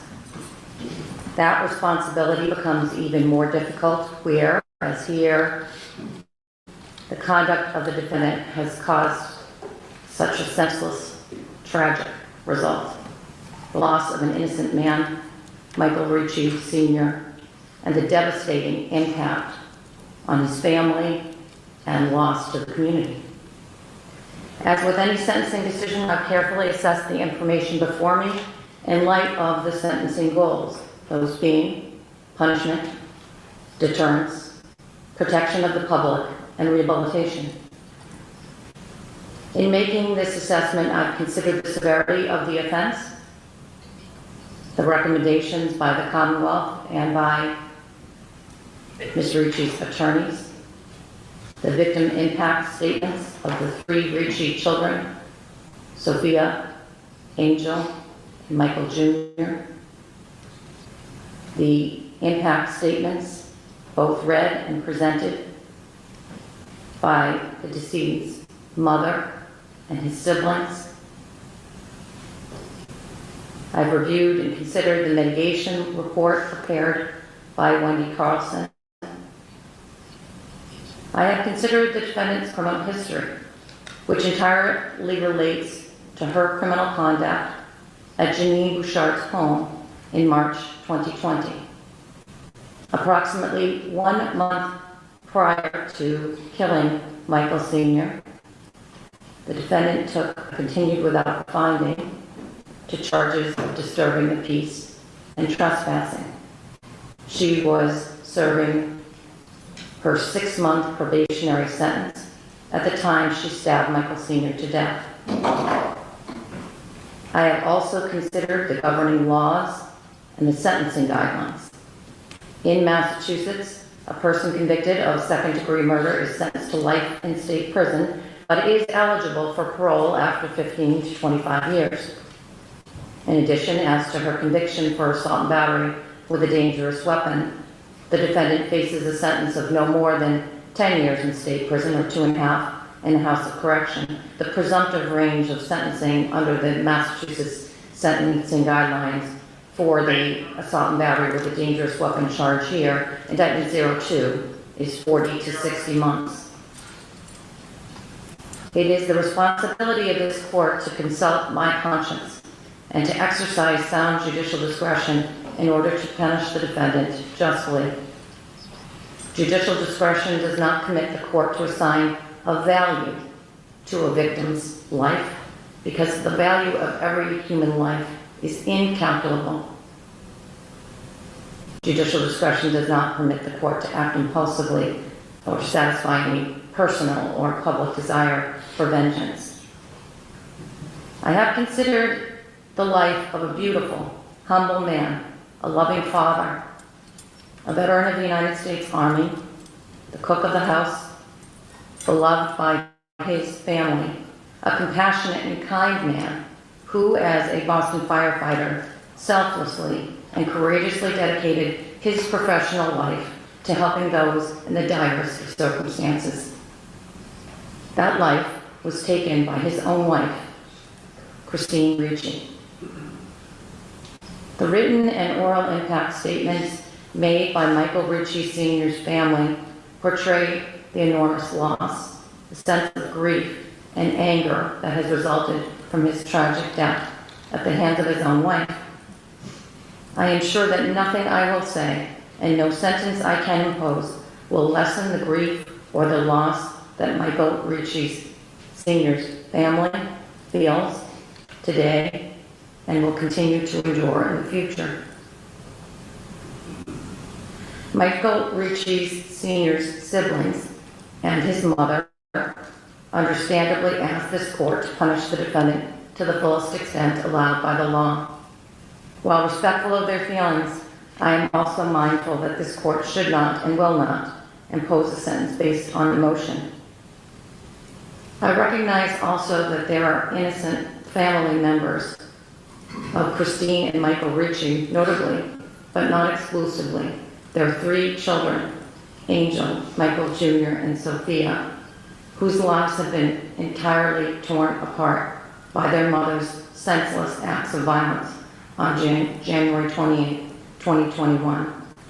I want to say to the Ricci children, release any guilt that you carry with you as you move forward. You are not responsible for what your mother did. In determining how to exercise my discretion, as I said, I'm guided by those goals in sentencing: punishment, deterrence, protection of the public, and rehabilitation. The law mandates that I sentence the defendant to a term not more than is necessary to effectuate the goals of sentencing. I've considered the nature and circumstances of the offense, the conduct and character of the defendant, that the defendant was serving a probationary sentence at the time she killed her husband, as well as the nature and degree of physical harm caused to Michael Ricci Sr. as so-called all aggravating circumstances.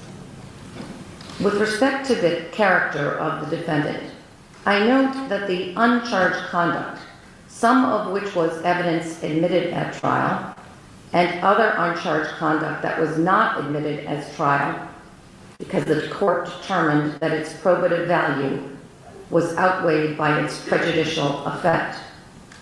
I specifically am not punishing Ms. Ricci for that uncharged conduct. Rather, I consider reports of her prior assaults on Michael Ricci Sr. are sufficiently reliable and bear on the defendant's character and her amenability to rehabilitation.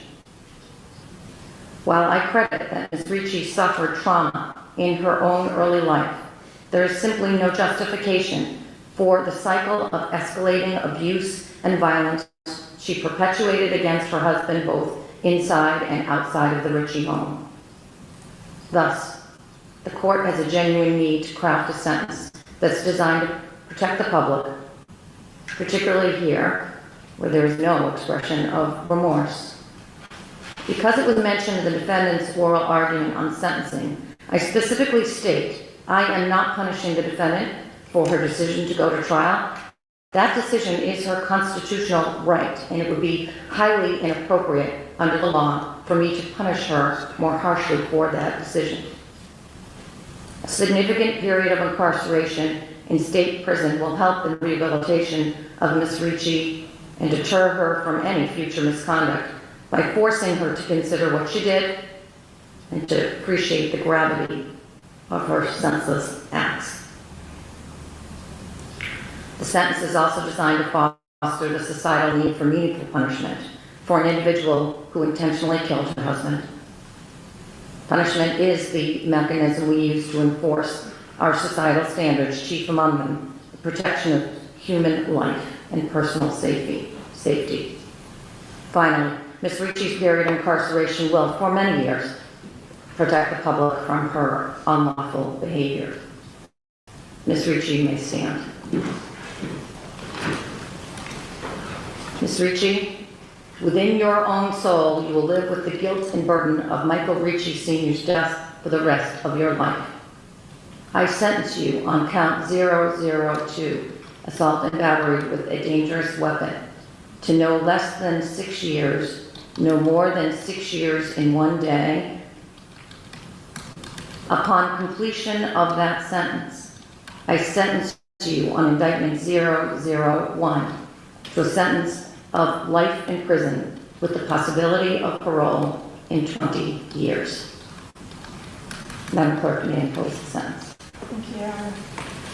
Ms. Ricci, on docket number 2183CR00153 on offense number 002, the court sentences you to be incarcerated at the Massachusetts Correctional Institution at Sousa Baranowski for the term of not less than 6 years, but not more than 6 years in 1 day. On offense number 002, the court sentences you to be incarcerated at the Massachusetts Correctional Institution at Sousa Baranowski for the term of life with the possibility of parole after 20 years. This sentence is to run from and after the sentence imposed on offense number 002. Ms. Ricci, you'll be credited with time spent while incarcerated while awaiting disposition in this matter. That number will be 1,301 days. I must advise you of your right to appeal under Superior Court Rule 65. If you wish to do so, you must do so in writing within 30 days.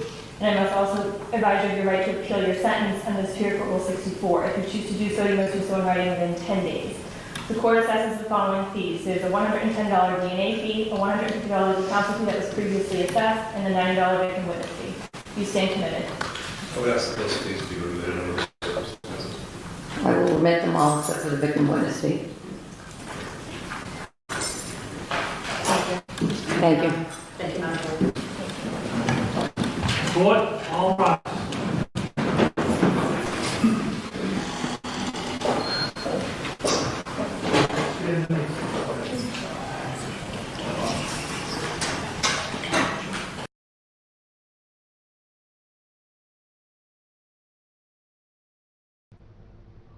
There you have that one, ladies and gentlemen. Chrystul Ricci, sentenced to no less than 6 years for the assault and battery charge with a dangerous weapon, and life imprisonment with the possibility of parole in 20 years for second-degree murder. Now, with these sentences, I asked the same question: was justice served in the case? And given the gravity of it all, I'm saying absolutely. Absolutely. Chrystul Ricci did the crime. Now she has to pay for it. The family of Michael Ricci gets the justice they've been seeking for their father, their friend, and life in prison with the possibility of parole in 20 years. Yeah. Justice served.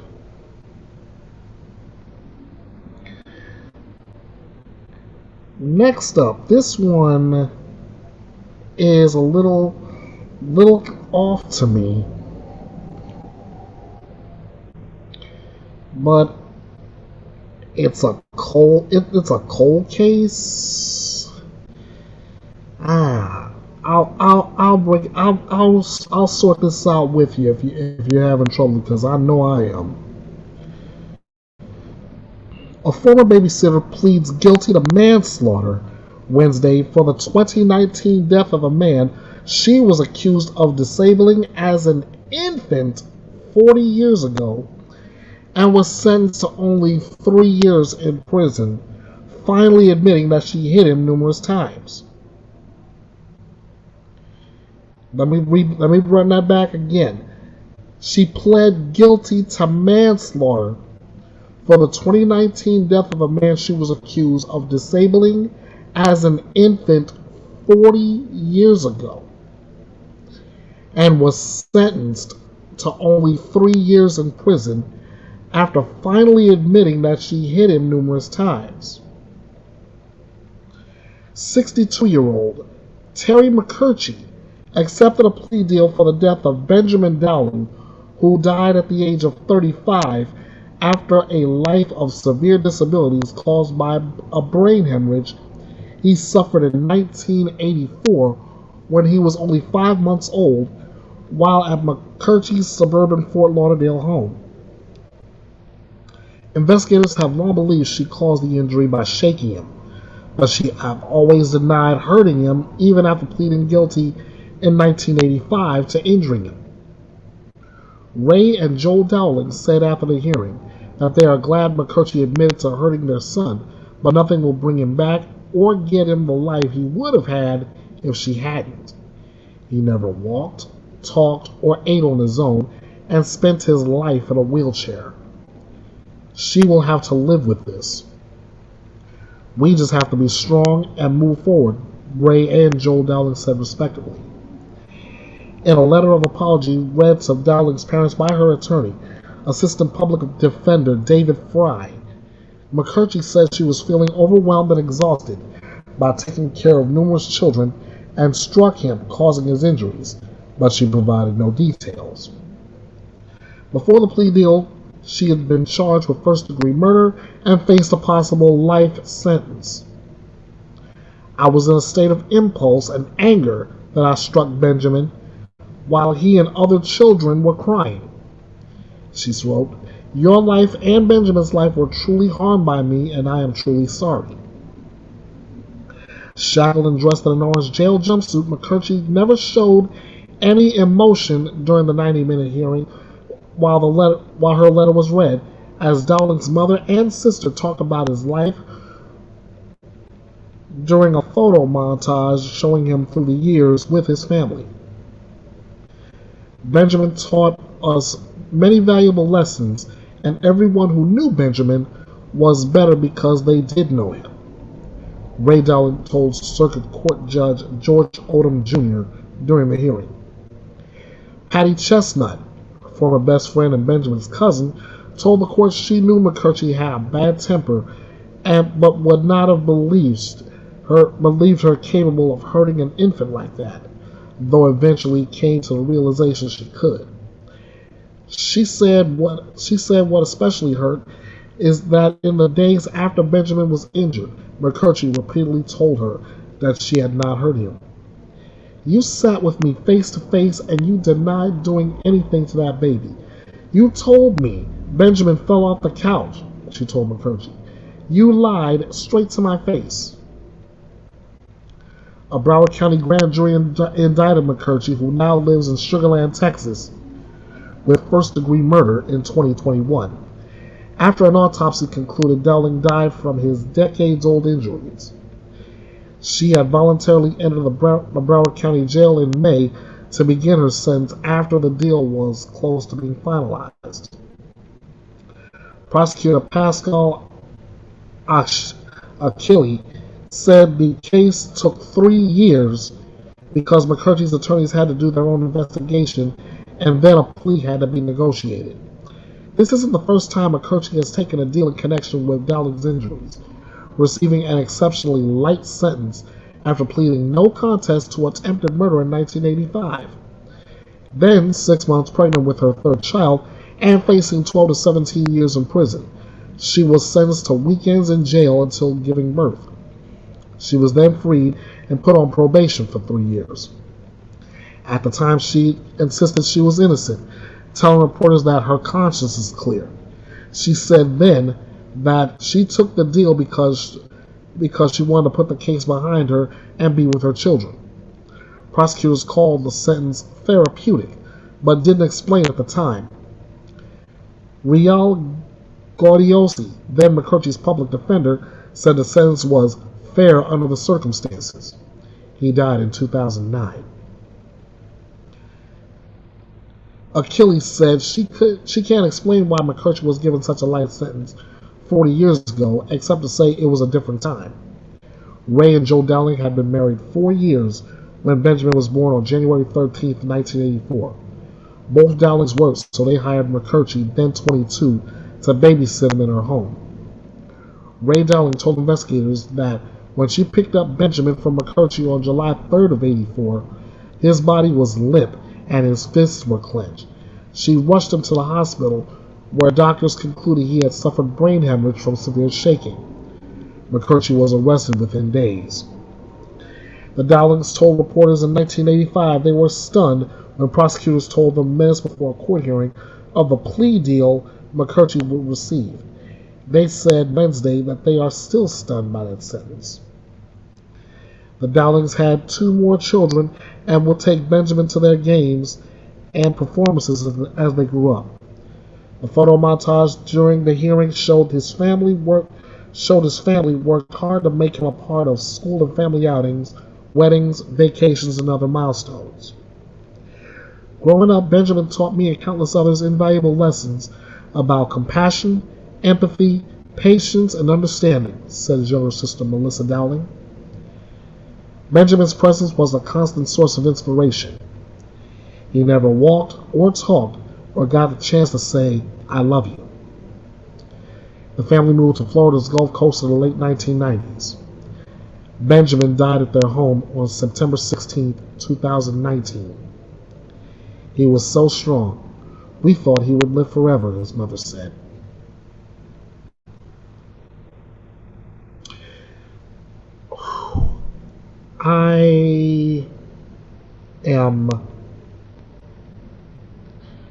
I'm in a state of shock because of the fact that from everything I've just read, again, Terry McCurchie receives another light sentence.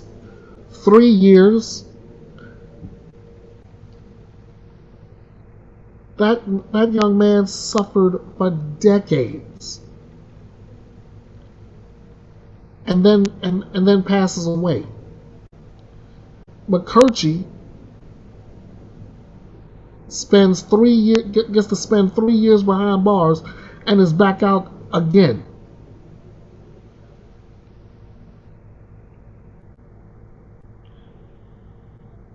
The question is asked is, has justice been served? I'll tell you flat out, the answer is a resounding no from the last Outlaw. No.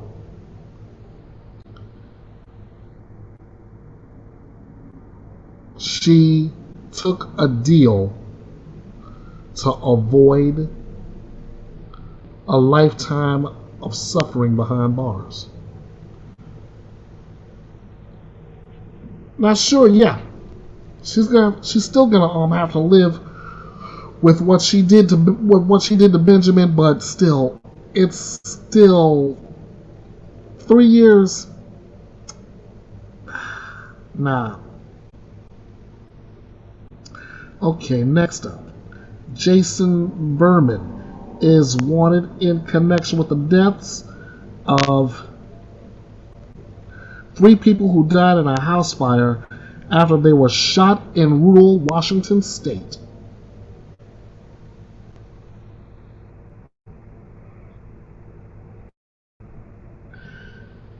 Police are searching for a man in connection with the deaths of 3 people earlier this month who were killed in a house fire after they were shot in Washington state. An arrest warrant for the investigation of 3 counts of second-degree murder was issued for 49-year-old Jason M. Berman, who lived in the home and was married to one of the victims, according to the Mount Vernon Police Department. Police said last week they were looking for Berman's 1994 blue Chevrolet pickup truck. The victims in the August 9th fire in the small town of Concrete have been identified as 52-year-old Erin Berman, her 19-year-old son Taylor Dawson, and 18-year-old Jillian Van Boven, who was dating Dawson. The Skagit County Coroner's Office found that all 3 victims had been shot and that gunshots contributed to their deaths. Authorities were called to the fire in the morning of August 9th. The blaze destroyed the 2-story home, and it took days to recover the bodies. Investigators from multiple agencies, including the Federal Bureau of Alcohol, Tobacco, and Firearms, spent 6 days investigating the scene. Investigators believe Jason Berman was at home before the fire started, police said.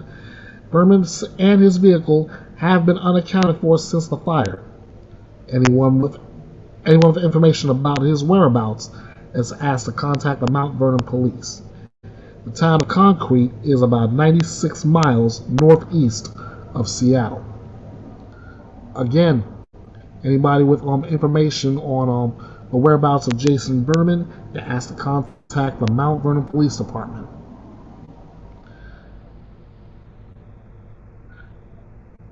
And now, a Sarah Boone update. A report from the jail alleges that Sarah Boone was found with staples along the seam of her pants when she appeared in court. That's a no-no, Sarah. That's a no-no.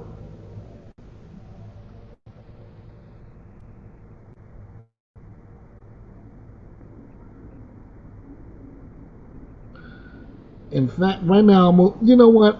Instead of me reading the article, I'm going to take you to Court TV's Julia Janae, where she'll have further coverage on this development.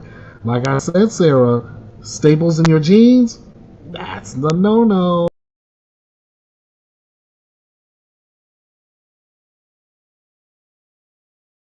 Sarah Boone, the defendant in the two-case murder trial in Florida, is accused of hiding staples in her clothes. Inmate behavior notes from the Orange County Jail in Florida reveal that when Boone appeared in court last week that she had altered the seam of her pants. And this happened after the last hearing where she said that she was a model prisoner, wanted to be uncuffed. The judge granted that motion, is going to allow her to be able to move about while she's representing herself and wear a stun cuff. But now, here's the exact language in that jail note. Inmate Boone appeared for her scheduled court appearance. It was discovered by CRSO Jones that Boone had altered her county-issued blues with staples alone, but this likely is a typo, that is along the seam of her pant legs. Inmate Boone was counseled for this negative behavior and informed that her blues were considered contraband and she was issued more blues. Boone is representing herself after 8 attorneys have withdrawn from her case. She's charged in the murder of her boyfriend, Jorge Torres, who died after he was zipped in a suitcase by Boone. Her trial is set to begin October 7th. So this morning we're asking, why the staples? Let's bring back in our power panel. We've got 3 former prosecutors turned criminal defense attorneys. Anthony Osso and David Bruno are still with us, and joining us now, Matthew Mangino here as well. It's great to have you all here. And let me start with you, Matthew. Can you give any explanation as to why she may have had staples sewn into the inseam of her pants? Maybe she was doing some tailoring of her prison garb. She didn't like the way it fit. I spent 6 years on the parole board in Pennsylvania. I observed and read about a lot of misconducts. This isn't necessarily at the top of the list of misconducts, but it certainly shows that she just has a problem with authority. She has a problem with working with people. She's been argumentative with staff. Again, another issue came up with staples on documents that she had or paper clips. We know that she's difficult to deal with, but this further sort of exemplifies, what kind of defiant person she is in terms of her conduct. Yeah, Anthony, I didn't know if there was perhaps some hidden meaning that I didn't know. I found out recently about paper being contraband in jails because people are cooking the drugs into paper and sending them to people behind bars and they can light it. Never knew that. Your thought on the staples, if it's a big deal or if it could be a cause for security concern? I'm with Matt on this one. I think on the scale of severity, this is less than egregious. And I think he made a good point about this is just a woman that's defiant and doesn't like order, and it kind of is in line with her inability to cooperate and work well with her attorneys. So I don't think that, while I do agree it's contraband, I don't think that there was any intent here to use it to harm somebody. And I don't know that you could do that much harm with a set of staples. Yeah, David, I'm wondering even how she had access to a stapler. We know that also on these log notes, she was coming into the area that the jail has for her so that she can look over her documents, look at a laptop, because she's representing herself. But there may be the question for the security guards as to why she was even able to access these staples. Yeah, for sure. I mean, let's not forget, she represents herself. We see her come into court week after week after week, asking for other benefits. I mean, recently she asked to be unhandcuffed in the courtroom. She also wants the ability to have paper, which she was given rightfully by the court so she could review her discovery. She wants the ability to access her computer 24/7, as opposed to the limited time that she has. So she's continuing to ask for things, and it's this type of behavior that the prosecutors could bring up against some of these things that she's requesting. And it's more than just staples. She actually altered her prison garb. I mean, she had to modify it in some way to hold these staples. So while I agree it's not the most egregious, one has to wonder why. And in her mind, her mind, which is obviously not operating the right way. Maybe she thought she could use it to take her handcuffs off, or maybe she thought she could use to injure herself or others. Who knows why, but when she's asking for all these benefits and other things from the court, it's given the court and the prosecutor every reason to oppose things. Interesting analysis. Let's talk about those handcuffs, because you're right. She was in that hearing asking to be uncuffed, and she said, "Judge, I'm in no way a security risk." Take a listen. Am I, in your opinion, a flight risk or detrimental to the courtroom and am a threat of any type of harm? Based on what I've researched, I don't know you personally, but based on my research, I don't think it would be appropriate for you not to be in restraint. And then what was the year, please, for the charge that was dropped with the domestic violence? It was 2018. 2018? Correct. And it is now 2024. Okay. And you're going solely off of what, the arrest affidavit? What is it that you're using to conclude to this occurrence that was dropped, that I would not be able to be unrestrained? Correct. Your arrest history, the information I read, all the research that I've done, that's where I'm basing my conclusion on. But what specifically from that 2018 charge? The fact that you were charged with battery by strangulation, which is a violent act, is one of the reasons why I've said that I do not believe it's appropriate for you not to be in restraints. But it was never proven, correct, because it was dropped? It was dropped. Doesn't mean it didn't happen. And that was a representative from the correctional facility, security, who these parties and the judge are deferring to in whether or not she should be cuffed, restrained while she's representing herself. Matthew Mangino, do you think that this staple incident is going to impact the judge granting her motion to allow her to essentially be unrestrained but have that stun cuff that shouldn't be seen by the jury? I wouldn't think, Julia, that the judge is going to change his mind based on these staples. Certainly, if there's continued defiant conduct or even worse conduct on her part while incarcerated, that might certainly have an impact on it. But she is representing herself. We know she had, 9 or 8 prior attorneys. It's difficult to write.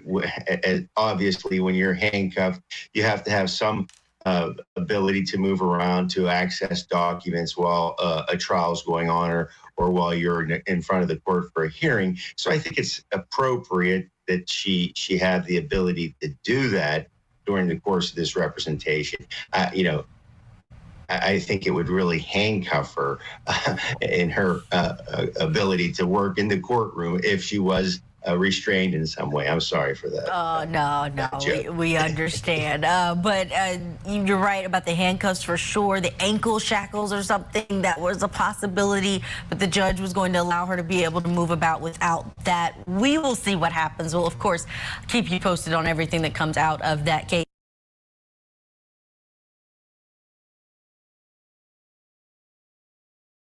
Yep, and I'll be sure to keep abreast on this as well. But as far as Sarah Boone wanting things her way all day, every day, look, and I'm directing this directly to Sarah Boone.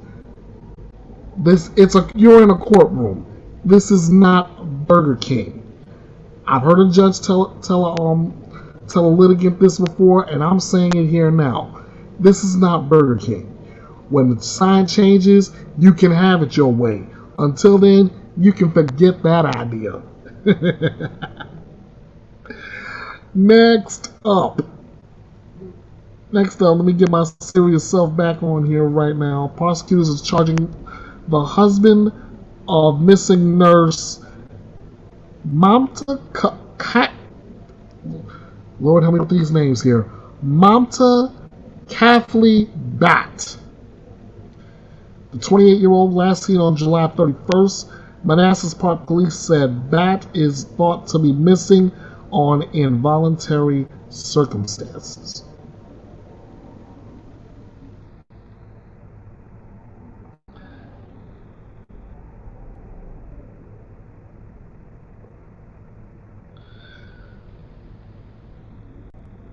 And I believe this sounds like one that's going to go right on to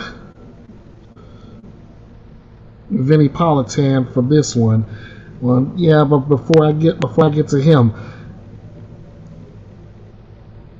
on Thursday, police announced that Bat's husband, Naresh Bat, was charged with felony concealment of a dead body. The charges came one day after authorities searched the couple's home. Naresh had not been charged in Mamta's death. Police have yet to say if they located her. Court documents obtained by WJLA claim on or about July 30th, 2024, the accused, Naresh Bat, murdered his wife, Mamta Bat, at their residence. The documents state investigators collected a substantial amount of digital and forensic evidence consistent with Mamta's death. A handwritten statement on the document says there was evidence in the residence indicating the body was inside the residence and dragged out of the residence. All right. For more, we're going to go to Court TV, your front row seat to justice.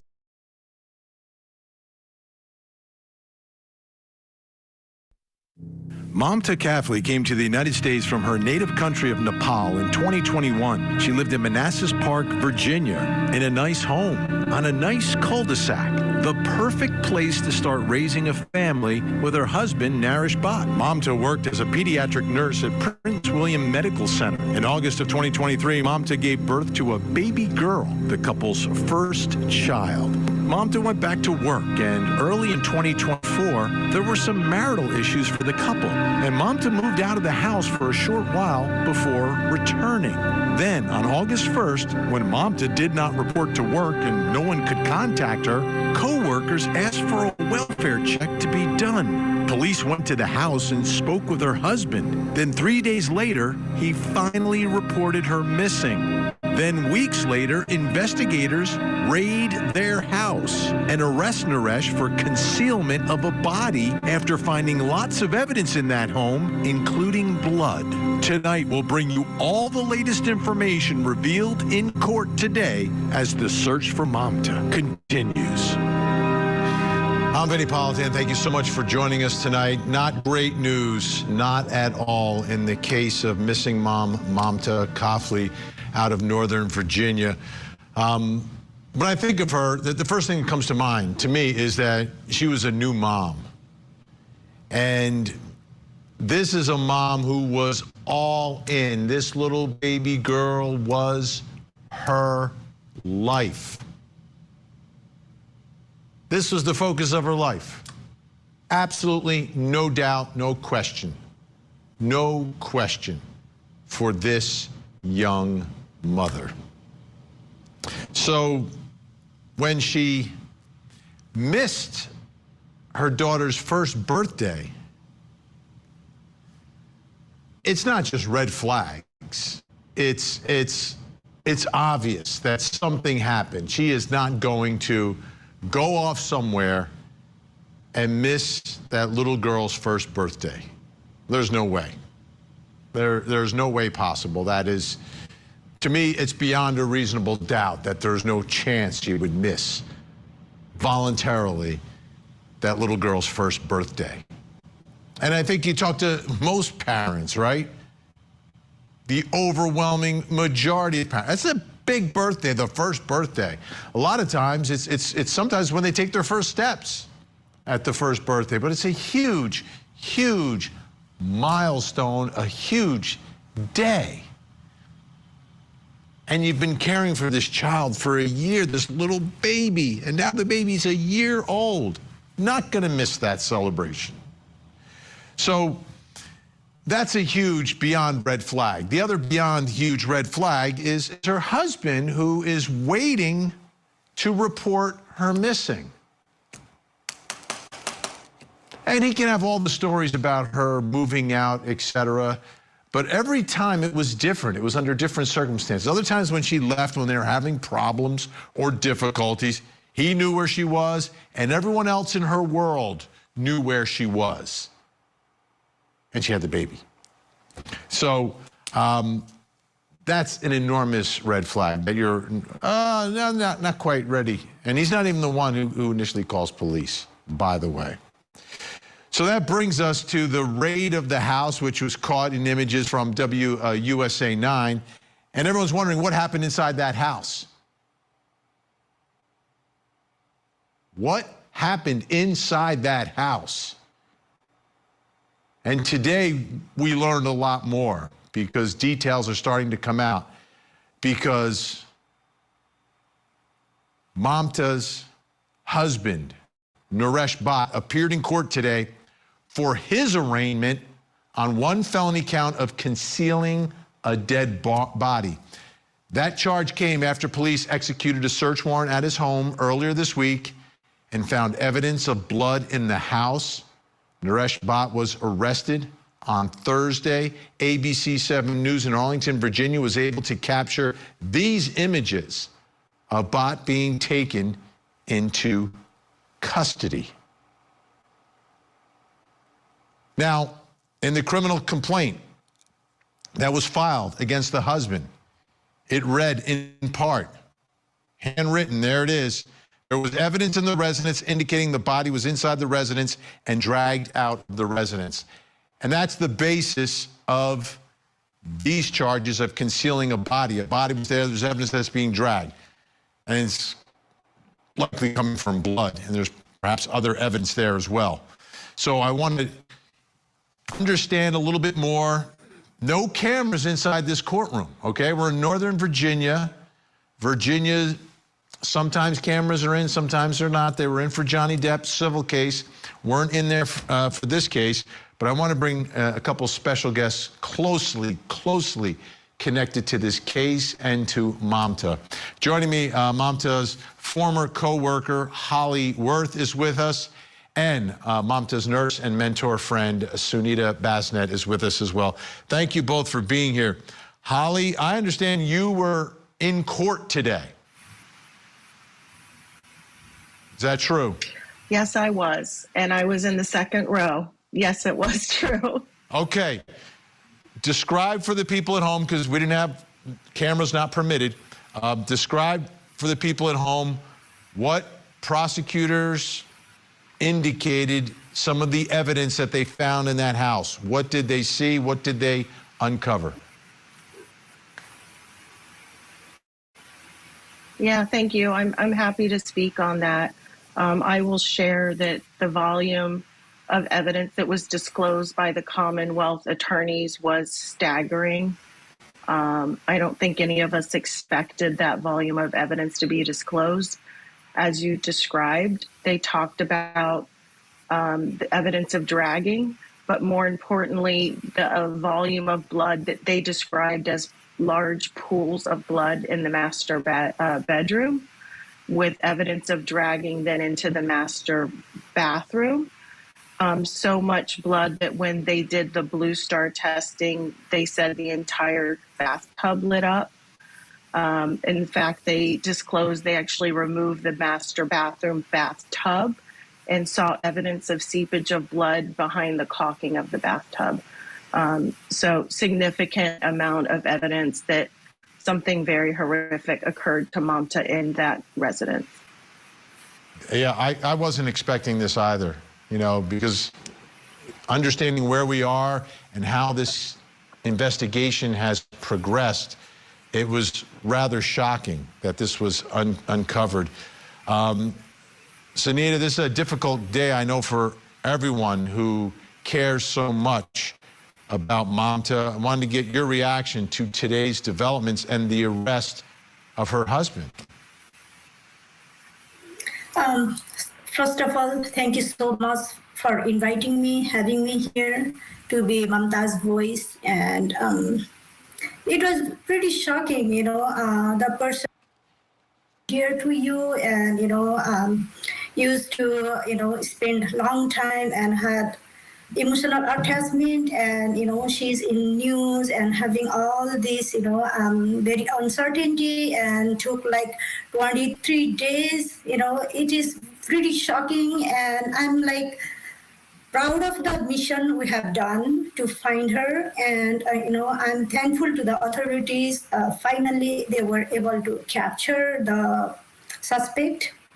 And also, I'm very sad and frustrated, not bringing her back, till now. We don't even know if she is, we cannot declare she is dead, she is alive or not. That is a big frustration, like within me, and I think like all the communities, all the people are asking, like what is exactly happening, how should we process, all this emotional roller coaster, and it looks pretty scary. It is very sad day, in my life. Absolutely, and I know everyone is thinking about that little 1-year-old tonight. Holly, what else? Describe, first of all, the scene inside the courtroom, what you observed in terms of the people there, the defendant now, Mamta's husband. What did you notice? Yeah, I think first I have to say a kudos to the community. There was a fairly large contingency of community members from the Nepali community and others who don't know Mamta but came to show solidarity. Like I said, I was in the second row sitting directly behind Mr. Bhatt. He was in his jail attire with leg shackles, which I will say was something that actually made me very happy to see. He did have the public defender with him, as well as a translator for the Nepali language. He didn't really say very much. But of note, when his defense attorney requested consideration for bail, that opened the door for the Commonwealth to share a lot of this evidence that had been yet to be released to the public. And as you touched on, very damning evidence about the lengths that Mr. Bhatt has gone to conceal the activities that definitely point to harming Mamta in a very significant way. The courtroom, we were all astonished. We were obviously had to be quiet and respectful to allow the legal proceeding to continue. I can tell you there was silent crying. And when we walked out of the courtroom as a group, we really were stunned in silence. Again, the gravity of what we heard today well exceeded anything that we probably had imagined in our mind. Over these last 20 so days that we've been looking for Mamta. And Holly, did they disclose any other evidence about potential weapons that were used, digital evidence, video evidence, or surveillance evidence in this case? Yeah, and I think as bad as what was discovered in the home, the timeline that the Commonwealth attorneys provided about the actions of Mr. Bhatt. One, it demonstrated that the timeline that we thought was way off. They indicated that the attack occurred on August 30th, which doesn't align with what Mr. Bhatt had disclosed to the Manassas Park Police. They went on the record saying that on June 30th, Mr. Bhatt was seen out in a surrounding county, Loudoun County, which is quite a distance from where we live in Prince William County. Mamta's phone, the last activity on that was confirmed to be June 30th. Therefore, that's, again, where they thought the incident had occurred. I think equally shocking was 2 occurrences on Walmart that he was seen on CCTV, once buying 3 knives, that they have only been able to recover 1 of those knives. And on a second occurrence, again at a Walmart not near Prince William County, purchasing cleaning materials. So again, painting a picture of a man who committed some horrific act and then spent the rest of the days trying to conceal the evidence, not to allow the police to get on his trail, and spinning a very large web of lies, not only to the police, but also to his friends who were coming over to support him in his time of need, not realizing that he was actually complicit in a very serious crime. Wow. And you said June, I think you missed, it's July, right? July were the dates? July 30th, July 27th? Oh, I apologize. No, it's You're okay. right. I just June want to make 30th. sure. Yes, I wanted sir. to clarify June for everyone 30th. watching. Yes, sir. Okay. Sunita, tell us a little bit about Mamta. Was there any indication that things were bad at home, that things were dangerous, that there was any violence or threat of violence at home? Thank you for asking that question. Yes, she was domestic, like a physical, she was a victim of physical abuse. So she was like, very introvert, but like, first she tried to hide that. But later on, like after 2 months, and she shared that, and one day she came to work and she was crying, and like I explored her because like she was like a little sister to me, and she admitted that she had physical abuse. And I personally gave her, information and offered her to, come to me or go to shelter or, like just move forward, like stay away from him. But like she decided she is gonna give him one chance, and she's gonna go to family counseling. And so then I think she registered to, yoga class or something. Then, I've been keep on checking, and I alerted to my co-workers, if she comes with, some symptoms or she verbalized, we need to call. But she never, I don't know what was the factor holding her to take support, but that was holding her. And we tried to, give all the resources, but she said she is in very love with this person and wanted to give him a chance. And she looked, I was like, keep on checking, like we were keep on checking. She looked very happy, and even, talking on the phone, she said her, relationship has been improved, and, like they were happy. But so this horrible incident happened, and she was the person, from the day first. I knew her very well. She was the person, she would never and ever runs away from her child or even from a family, and she would never, commit suicide or something. So we knew that, very much scary, that could be the reason, so we were like, we had to work very hard. Holly, it speaks volumes about Mamta, the way the community has really come together and put pressure on police, obviously, put pressure on her husband, and if the community doesn't do that, I don't know what happens here. I'm not sure what happens here, because it seems like he may have been ready to head back out of the country.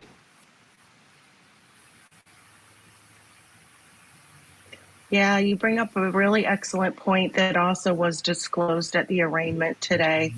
Again, the Commonwealth attorneys did share that there was evidence that Mr. Bott was planning to leave. They found suitcases with clothes packed in it. They commented in the master bedroom there were empty hangers that looked like there was packing in progress. Mr. Bott and his daughter's passports were in plain view when the search team entered into the home.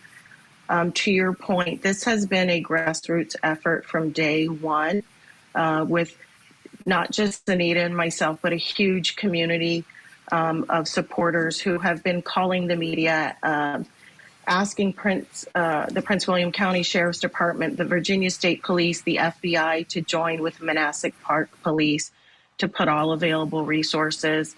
As you're showing on the screen here, these are rallies that we've had with hundreds of people coming out to solicit the community for tips, but also to put pressure on the police department, because any day that went by was a day, one, that the daughter of Mamta was at risk, and that evidence was likely being destroyed. So I do feel that we've used our voice to at least get to the point where we have one charge that has Mr. Bott in custody, with the hopes that elevated charges will certainly come in the near future. Yeah, I really think what's happening is they're holding him on this as they continue the investigation and obviously continue the search for Mamta, because she hasn't been found. Sunita, how about Mamta's family from Nepal? Have you had any contact with them? Do we know if they're in the loop on everything that's transpiring here? Because a lot has happened in the last 24 hours. Yes, absolutely. I am, directly in contact with them, to her brother and mother and her cousin who lives in New York, and right now she is in Nepal. And they are heartbroken. Like, they are very, very sad, and they had to struggle to even file a police report, because 30th July was the last time her mother, she used to talk to mother every day. And then, according to her brother and mother, she would not take call. Then they were keep on calling, she would not take call. Then they called Mr. Vatt, and he did not answer. And they had to struggle. And he did not. He was saying she was at work. Then they had to, escalate that to the cousin, and cousin, reached him out, and he wouldn't answer. After 3 or 4 days, he responded that, and she was missing. And even after saying she was missing, he wouldn't go file the case. And brother had to request him very hardly. Even he mentioned that he had to call him guard. You are the guard of us, and please go file the police case. Then let us know with case number. Then with pressure from her cousin from New York, and case was already filed from work. Then he went and filed, because he had very strong pressure from family. But they are very sad at this moment. They are confused what to do, or they are not here, and they don't know whether their daughter was alive or not. I think according to the conference from police, it says dead body, and declare, and they have not found her body yet. So they are in so much in pain. So they just want to come here and take care of our granddaughter. Absolutely, absolutely. It's so incredibly frustrating and heartbreaking for that family, and then to not be here in the United States to, do everything that they feel needs to be done. Holly, what do we know about Naresh Bhatt? Do we know what kind of work he was doing, where he got his money from, what his situation was? Is there any indication, or his history? It's such an interesting question. I will say again, sitting in the courtroom today, watching him request support of a public defender, basically declaring he didn't have assets to be able to provide himself with attorney, I think was also kind of a gut punch for us. He has a beautiful home, beautiful community, as you shared, nice car, Tesla. He is a government contractor. His last post was at the White House, also Army reservist. So he did have education. He does have training, and he did have an income source. as well as his wife working as a registered nurse, also, getting compensated for her skill set. So, I think it'll be interesting to figure out, and this is just my assumption, what would be the financial things that have occurred that would have had him now saying he doesn't have assets. I find that hard to believe.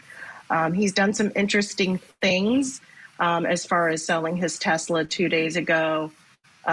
We've heard that the Commonwealth attorneys disclosed he was trying to actively sell his home. Whether that's liquidating assets or trying to get rid of evidence, I'm not really sure. Both. I think but it yeah, could be both. He was a hardworking man and had a career. He did. Hollyworth, Sunita Basnet, really appreciate your time tonight. Thank you so much for providing some insight about Mamta and obviously what happened in court today. When we come back. Thanks to Vinnie Politan and that panel. We're gonna find out what else is going on with this case, and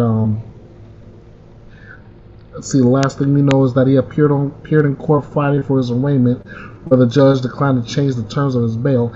He is due back in court tomorrow for a bond hearing. So stay tuned for updates on that. Next, I'll try to keep this one brief.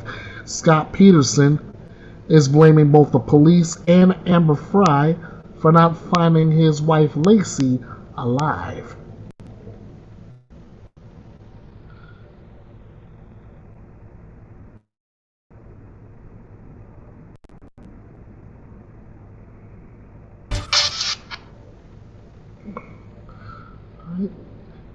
Instead of going into the entire long article, let's go to Court TV's Julia for this opening statement spot.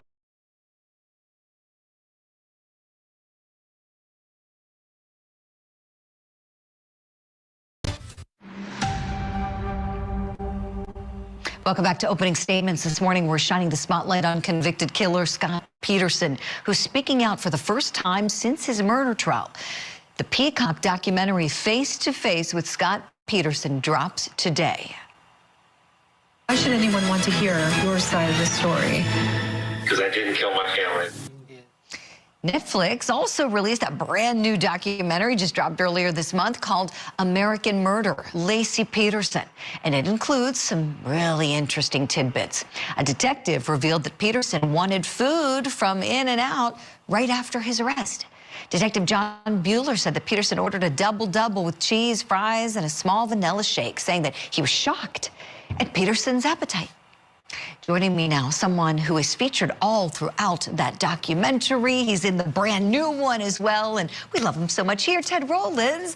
I always get such a kick out of when I see you in documentaries, and you've been in several, and in this one, you killed it, and I learned something new about you, that you were one of the reporters who interviewed him before he was charged. You were in his house, Ted. Yeah. What was that like? He's an odd dude. There's no doubt about it. He made us take our shoes off. He was very orchestrated. His answers were totally rehearsed. You know, it was one of those interviews, you're like, I called him every day, bugged the heck out of him. And then you get there and you're like, all right, he's not going to say anything. And he didn't. I mean, he was just, I did not have anything to do with my wife's disappearance. It was very scripted, and that was part of his whole demeanor. And that's why he's sitting, you know, in prison, because of his behavior, because of the way he conducted himself before, during, and after Lacey's disappearance. He was cheating on her. He was acting insane while she was missing. The world was looking for her, and he's still talking to his girlfriend, Amber Frey. And frankly, look at a guy like that, you know, thinking, all right, with all the people in the world whose wife is missing and then dead, the nutty guy, it's his wife. And the jurors put, you know, 2 and 2 together and convicted him. Mm-hmm. Right. You know, 2 of the jurors in that Netflix doc and in this new doc that Peacock drops today, Peterson talks. Yeah. And this is going to be a much different. The interesting about this case, the reason it's still out there 20 years later, I mean, there's tons of people that are infuriated that we talk about Scott Peterson. He's guilty. Why talk about it? And it's because they're looking at it through the lens of the obvious. Like, yeah, he did it. I mean, let's face it. Look at the way he was acting, and you just put all that together. Even the John Bueller story about he gets arrested and he literally, wants a double at In-N-Out Burger. It's everything he did made him look guilty. But then if you look at it from the other side, which the Peacock documentary is doing, and that's just the facts. The LA Innocence Project took this case on. Why? Because they read the transcript of the trial. And if you read, without Peterson's inflection and his behavior, all of the things that happen, you're kind of like, well, how did he do it? How did he do it? And prosecutors even said in their closing argument to the jury, we don't know how he did it. We don't know when he did it. We don't know how he did it.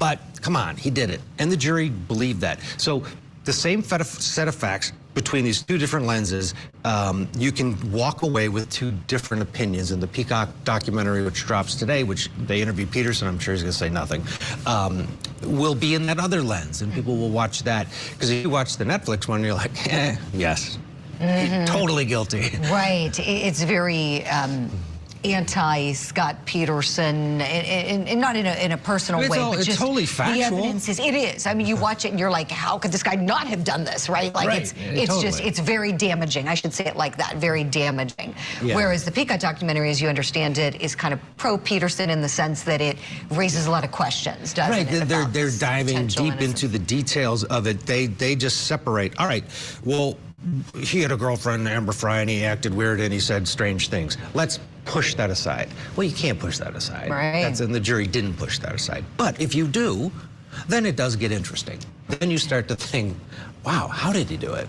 And that's what the Petersons have held on to, and that's what the LA Innocence Project is banking on. I have a clip from the new documentary, quick clip, and this is where his sister-in-law, as you know, who's been fully supporting him, is interviewed. Let's play it now. I believe my brother-in-law, Scott, has been wrongfully convicted of that murder.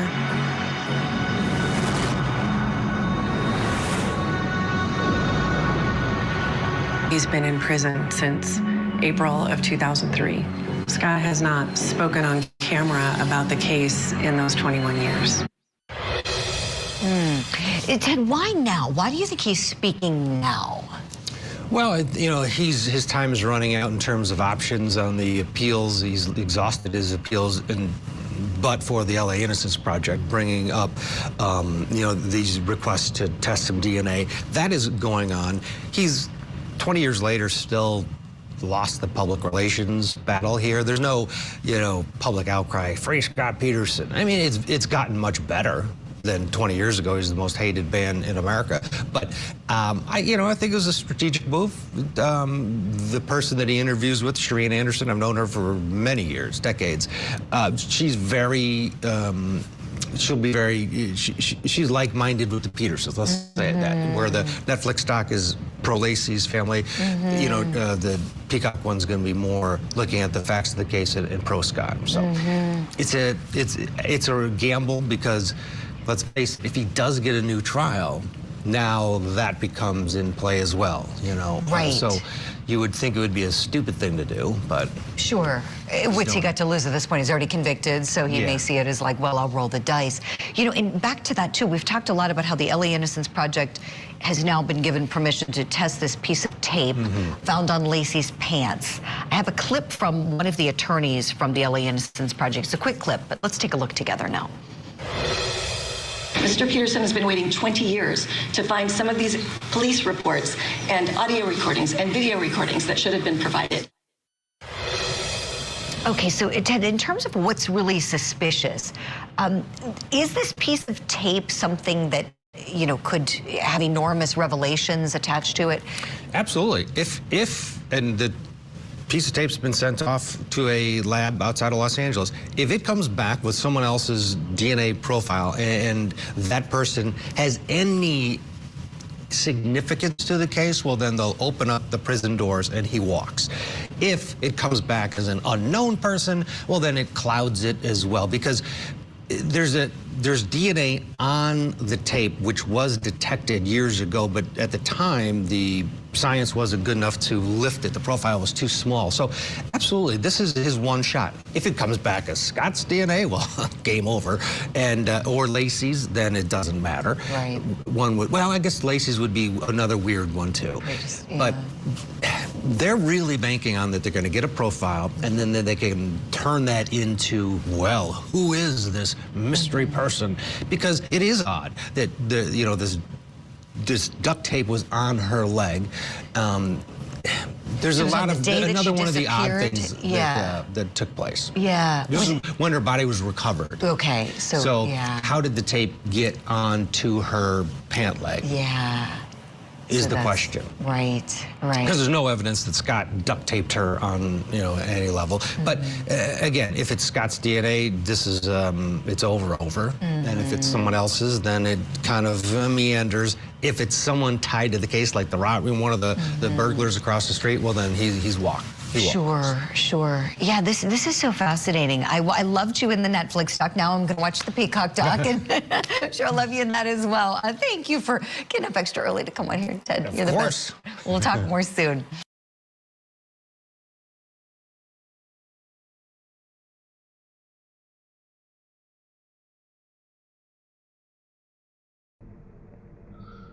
So is Scott Peterson still trying to plead for a new trial? We'll find out whether these documentaries will help or hinder his progress. Next up, a 14-year-old girl and her boyfriend are charged as adults in the plot to kill the girl's mother. Now, where have I heard that one before? A 14-year-old Detroit area girl and her 17-year-old boyfriend have been charged as adults in a plot to kill the girl's mother. The 17-year-old is accused of entering the family's East Point home through an open door in July and trying to strangle the mother while she slept. The Macomb County Prosecutor's Office said in a news release on Thursday. The boy ran after being confronted by other family members in the home. East Point police determined that the two teens planned the attack. That's according to the prosecutor's office. The minor daughter had met another minor on a social media app. That's according to Police Chief Kouri Richins to WJBK-TV. They decided together they were going to kill Mom. Police have said the girl's mother had taken her phone away following issues the girl was having at home. The mother was not aware of the boyfriend. The girl was arraigned on August 14th on solicitation of murder and conspiracy to commit first-degree premeditated murder. Her bond was set at $1 million. The 17-year-old was arraigned on August 12th on conspiracy to commit first-degree premeditated murder and assault with intent to murder, and his bond was set at $2.5 million. Both were being held at the county's Juvenile Justice Center. They faced probable cause hearings on Tuesday in East Point District Court. The names, of course, have not been released because they're minors. This level of criminal activity is unacceptable, and we intend to treat it with the severity it deserves, according to Prosecutor Peter J. Lucido in a news release. That's why we are seeking to charge these juveniles as adults, because when you commit adult crimes, you face adult consequences. Honestly, I couldn't agree more. Two of them together trying to kill Mom, and they not face justice for it.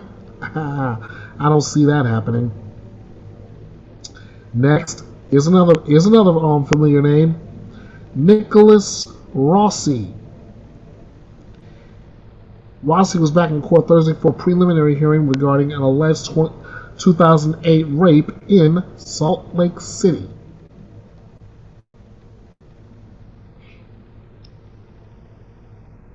During the brief hearing, only a sexual assault investigator with the Utah Department of Public Safety took the stand where details of the case were discussed.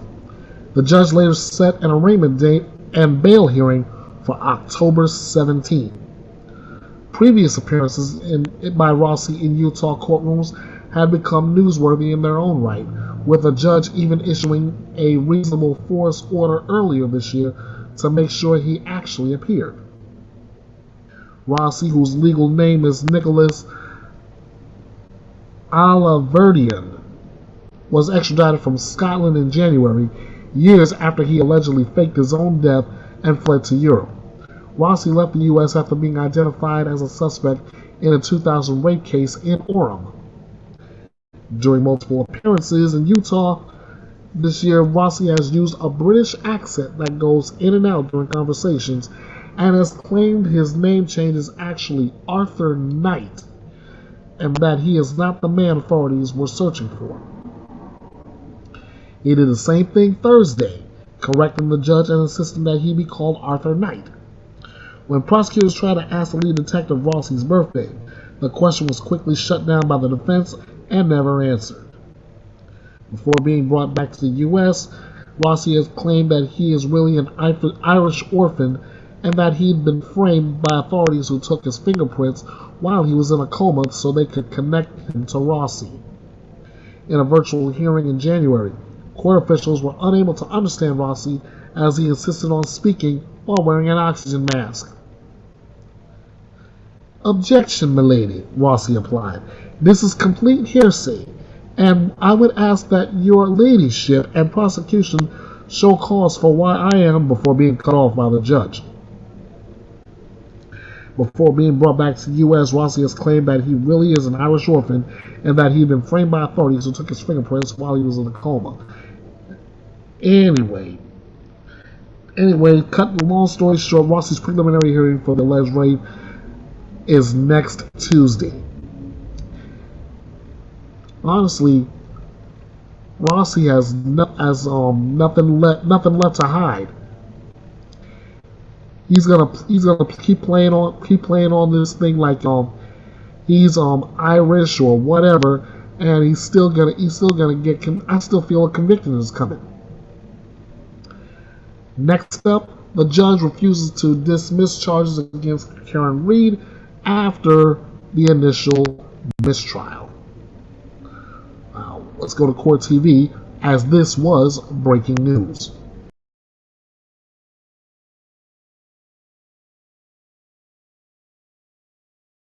The judge in the killer or cover-up trial for Karen Reed, the defendant there, that judge has denied the motion to dismiss the 2 charges that the jury reportedly struggled with and rejected behind closed doors. Of course, we all watched the Karen Reed trial play out here on Court TV. It ended in a mistrial back in July.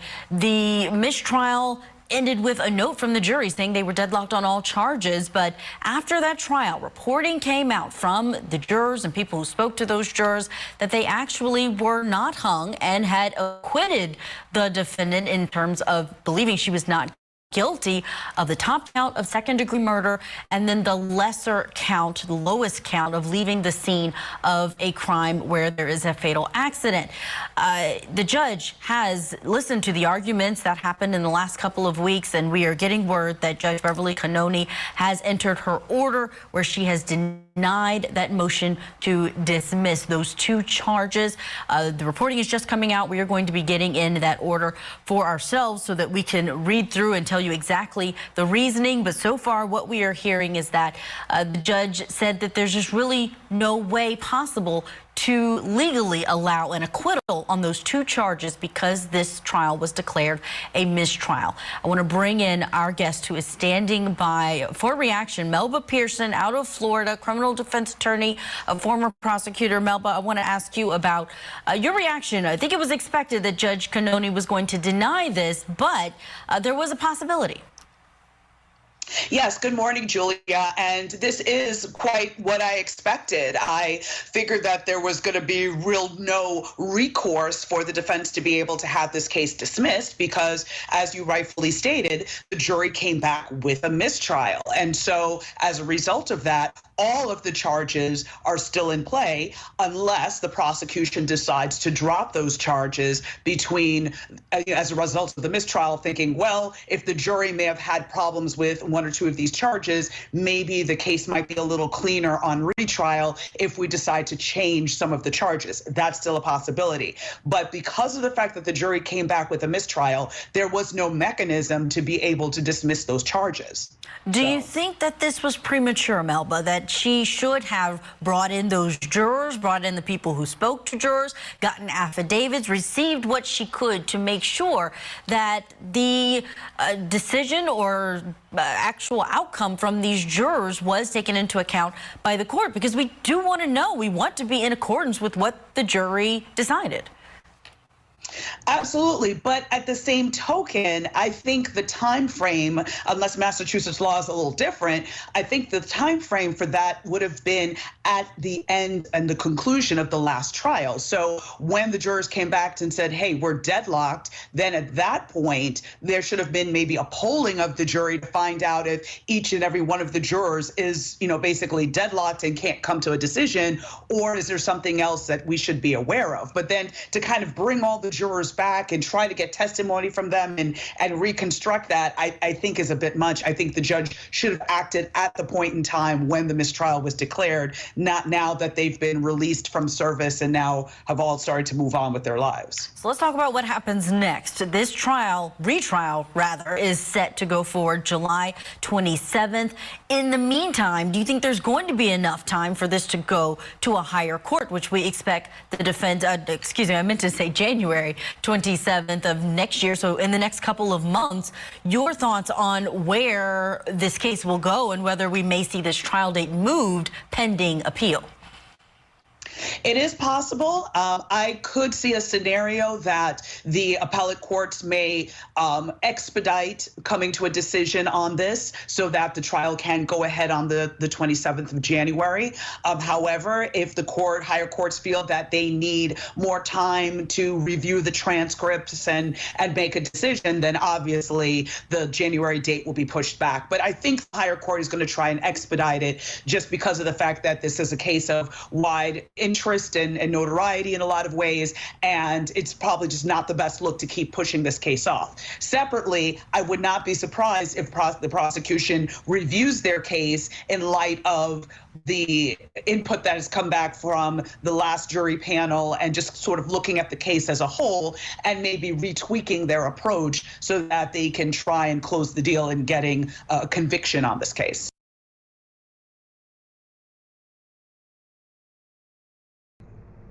So Karen Reed's shot to dismiss the top two counts shut down. She will have to deal with it come January.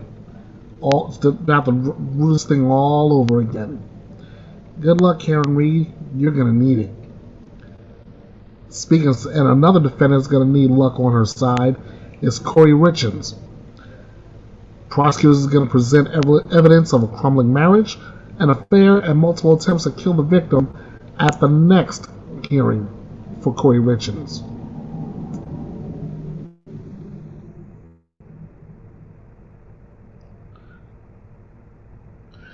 Prosecutors are expected to provide evidence of a crumbling marriage, an affair, and multiple attempts to kill the victim at a 3-day hearing scheduled to begin tomorrow in Utah.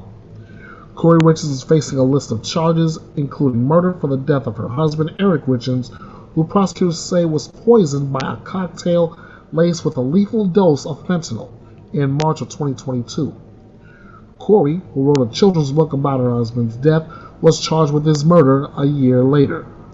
In May, prosecutors filed an amended complaint against Kouri, adding financial claims to the list of charges. The updated filing and its evidence forced a delay in the case, followed by further delay with Kouri's attorneys requested the prosecution be disqualified from the case before abruptly withdrawing themselves. The preliminary hearing, now scheduled to take 3 days, beginning tomorrow, August 26th, is expected to feature not only evidence prosecutors say proves Kouri purchased fentanyl that killed Eric, but also evidence that she previously had tried to kill him in the same way. Prosecutors said in court documents reviewed by Court TV that they have accessed more than 800 messages and 12 calls that have been manually deleted between Kouri and an unidentified witness. While the original murder charges focused mostly on the fentanyl that killed Eric, prosecutors are expected to take time during the hearing to address the financial crimes that Kouri is now accused of. Investigators say that part of Kouri's motive was financial, and she mistakenly believed she would inherit Eric Richins' estate. Witnesses who may be called at the hearing include the housekeeper who allegedly sold Kouri the fentanyl, and friends of the defendant and victim who told investigators that Kouri made comments like, "In many ways, it would be better if Eric Richins was dead." Judge Richard Mizarek previously ruled that prosecutors would be allowed to introduce evidence that Kouri had looked into getting a divorce. The parties appeared in court on August 21st for a hearing ahead of a preliminary hearing, as the defense fights to have some of the witness statements suppressed.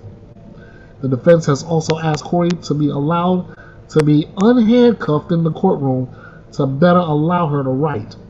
Judge Mizarek is expected to deliver his rulings for those issues before the hearing begins on Monday.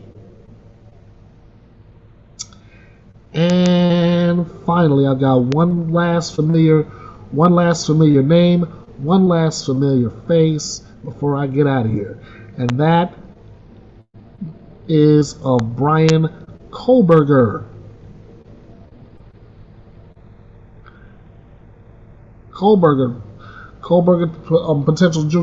Potential jurors warned in the Kohberger case that they burned down the courthouse.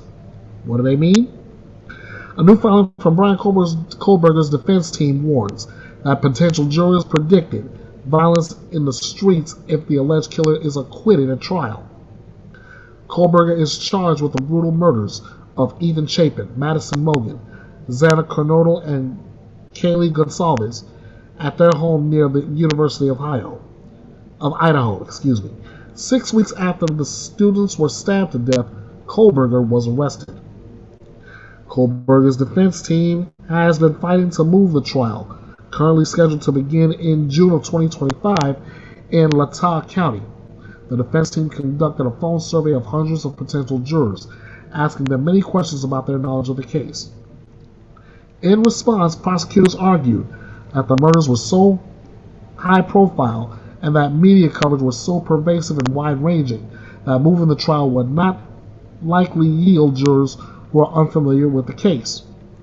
Kohberger's defense filed a response arguing that during its survey, Latah County residents acknowledged their own bias in their answers to a question posed about what would happen if the defendant was not convicted. They'd burn the courthouse down. Outrage would be a mild description. They would probably find him and kill him. There would likely be a riot and he wouldn't last long outside because someone would do the good old boy justice. Riots. Parents would take care of him. By comparison, prospective jurors surveyed in Ada County offered very different responses to the same question. They would go on with life as always. I think they would take it well. I don't know if there will be super strong feelings. The defense filing also points to two recent cases, Chad and Lori Vallow Daybell, who had their trials moved from Fremont County to Ada County because of publicity. The motion is scheduled to be argued at a hearing August 29th. And honestly, with the way this trial with this case the way it's been going, we'll find out how this thing will turn out with Kohberger, along with every other defendant that I've profiled in this edition of Bethea'S Byte Reloaded. And speaking of which, that's going to do it for me on this Sunday night. Thank you all so much for joining me, and let's go through this bit of cleanup before I get out of here. First of all, again, thank you for joining me. If you liked everything you heard and saw, I'm asking you to go the free route to support Bethea'S Byte Reloaded. Like, share, subscribe, drop me a comment here with this video, or even in the in the community tab. I'd love to hear from you. And yes, it's a free way to support the channel. If you want to help me out as far as financial, first I'll say this one. This is not for me personally. This is to keep this channel running.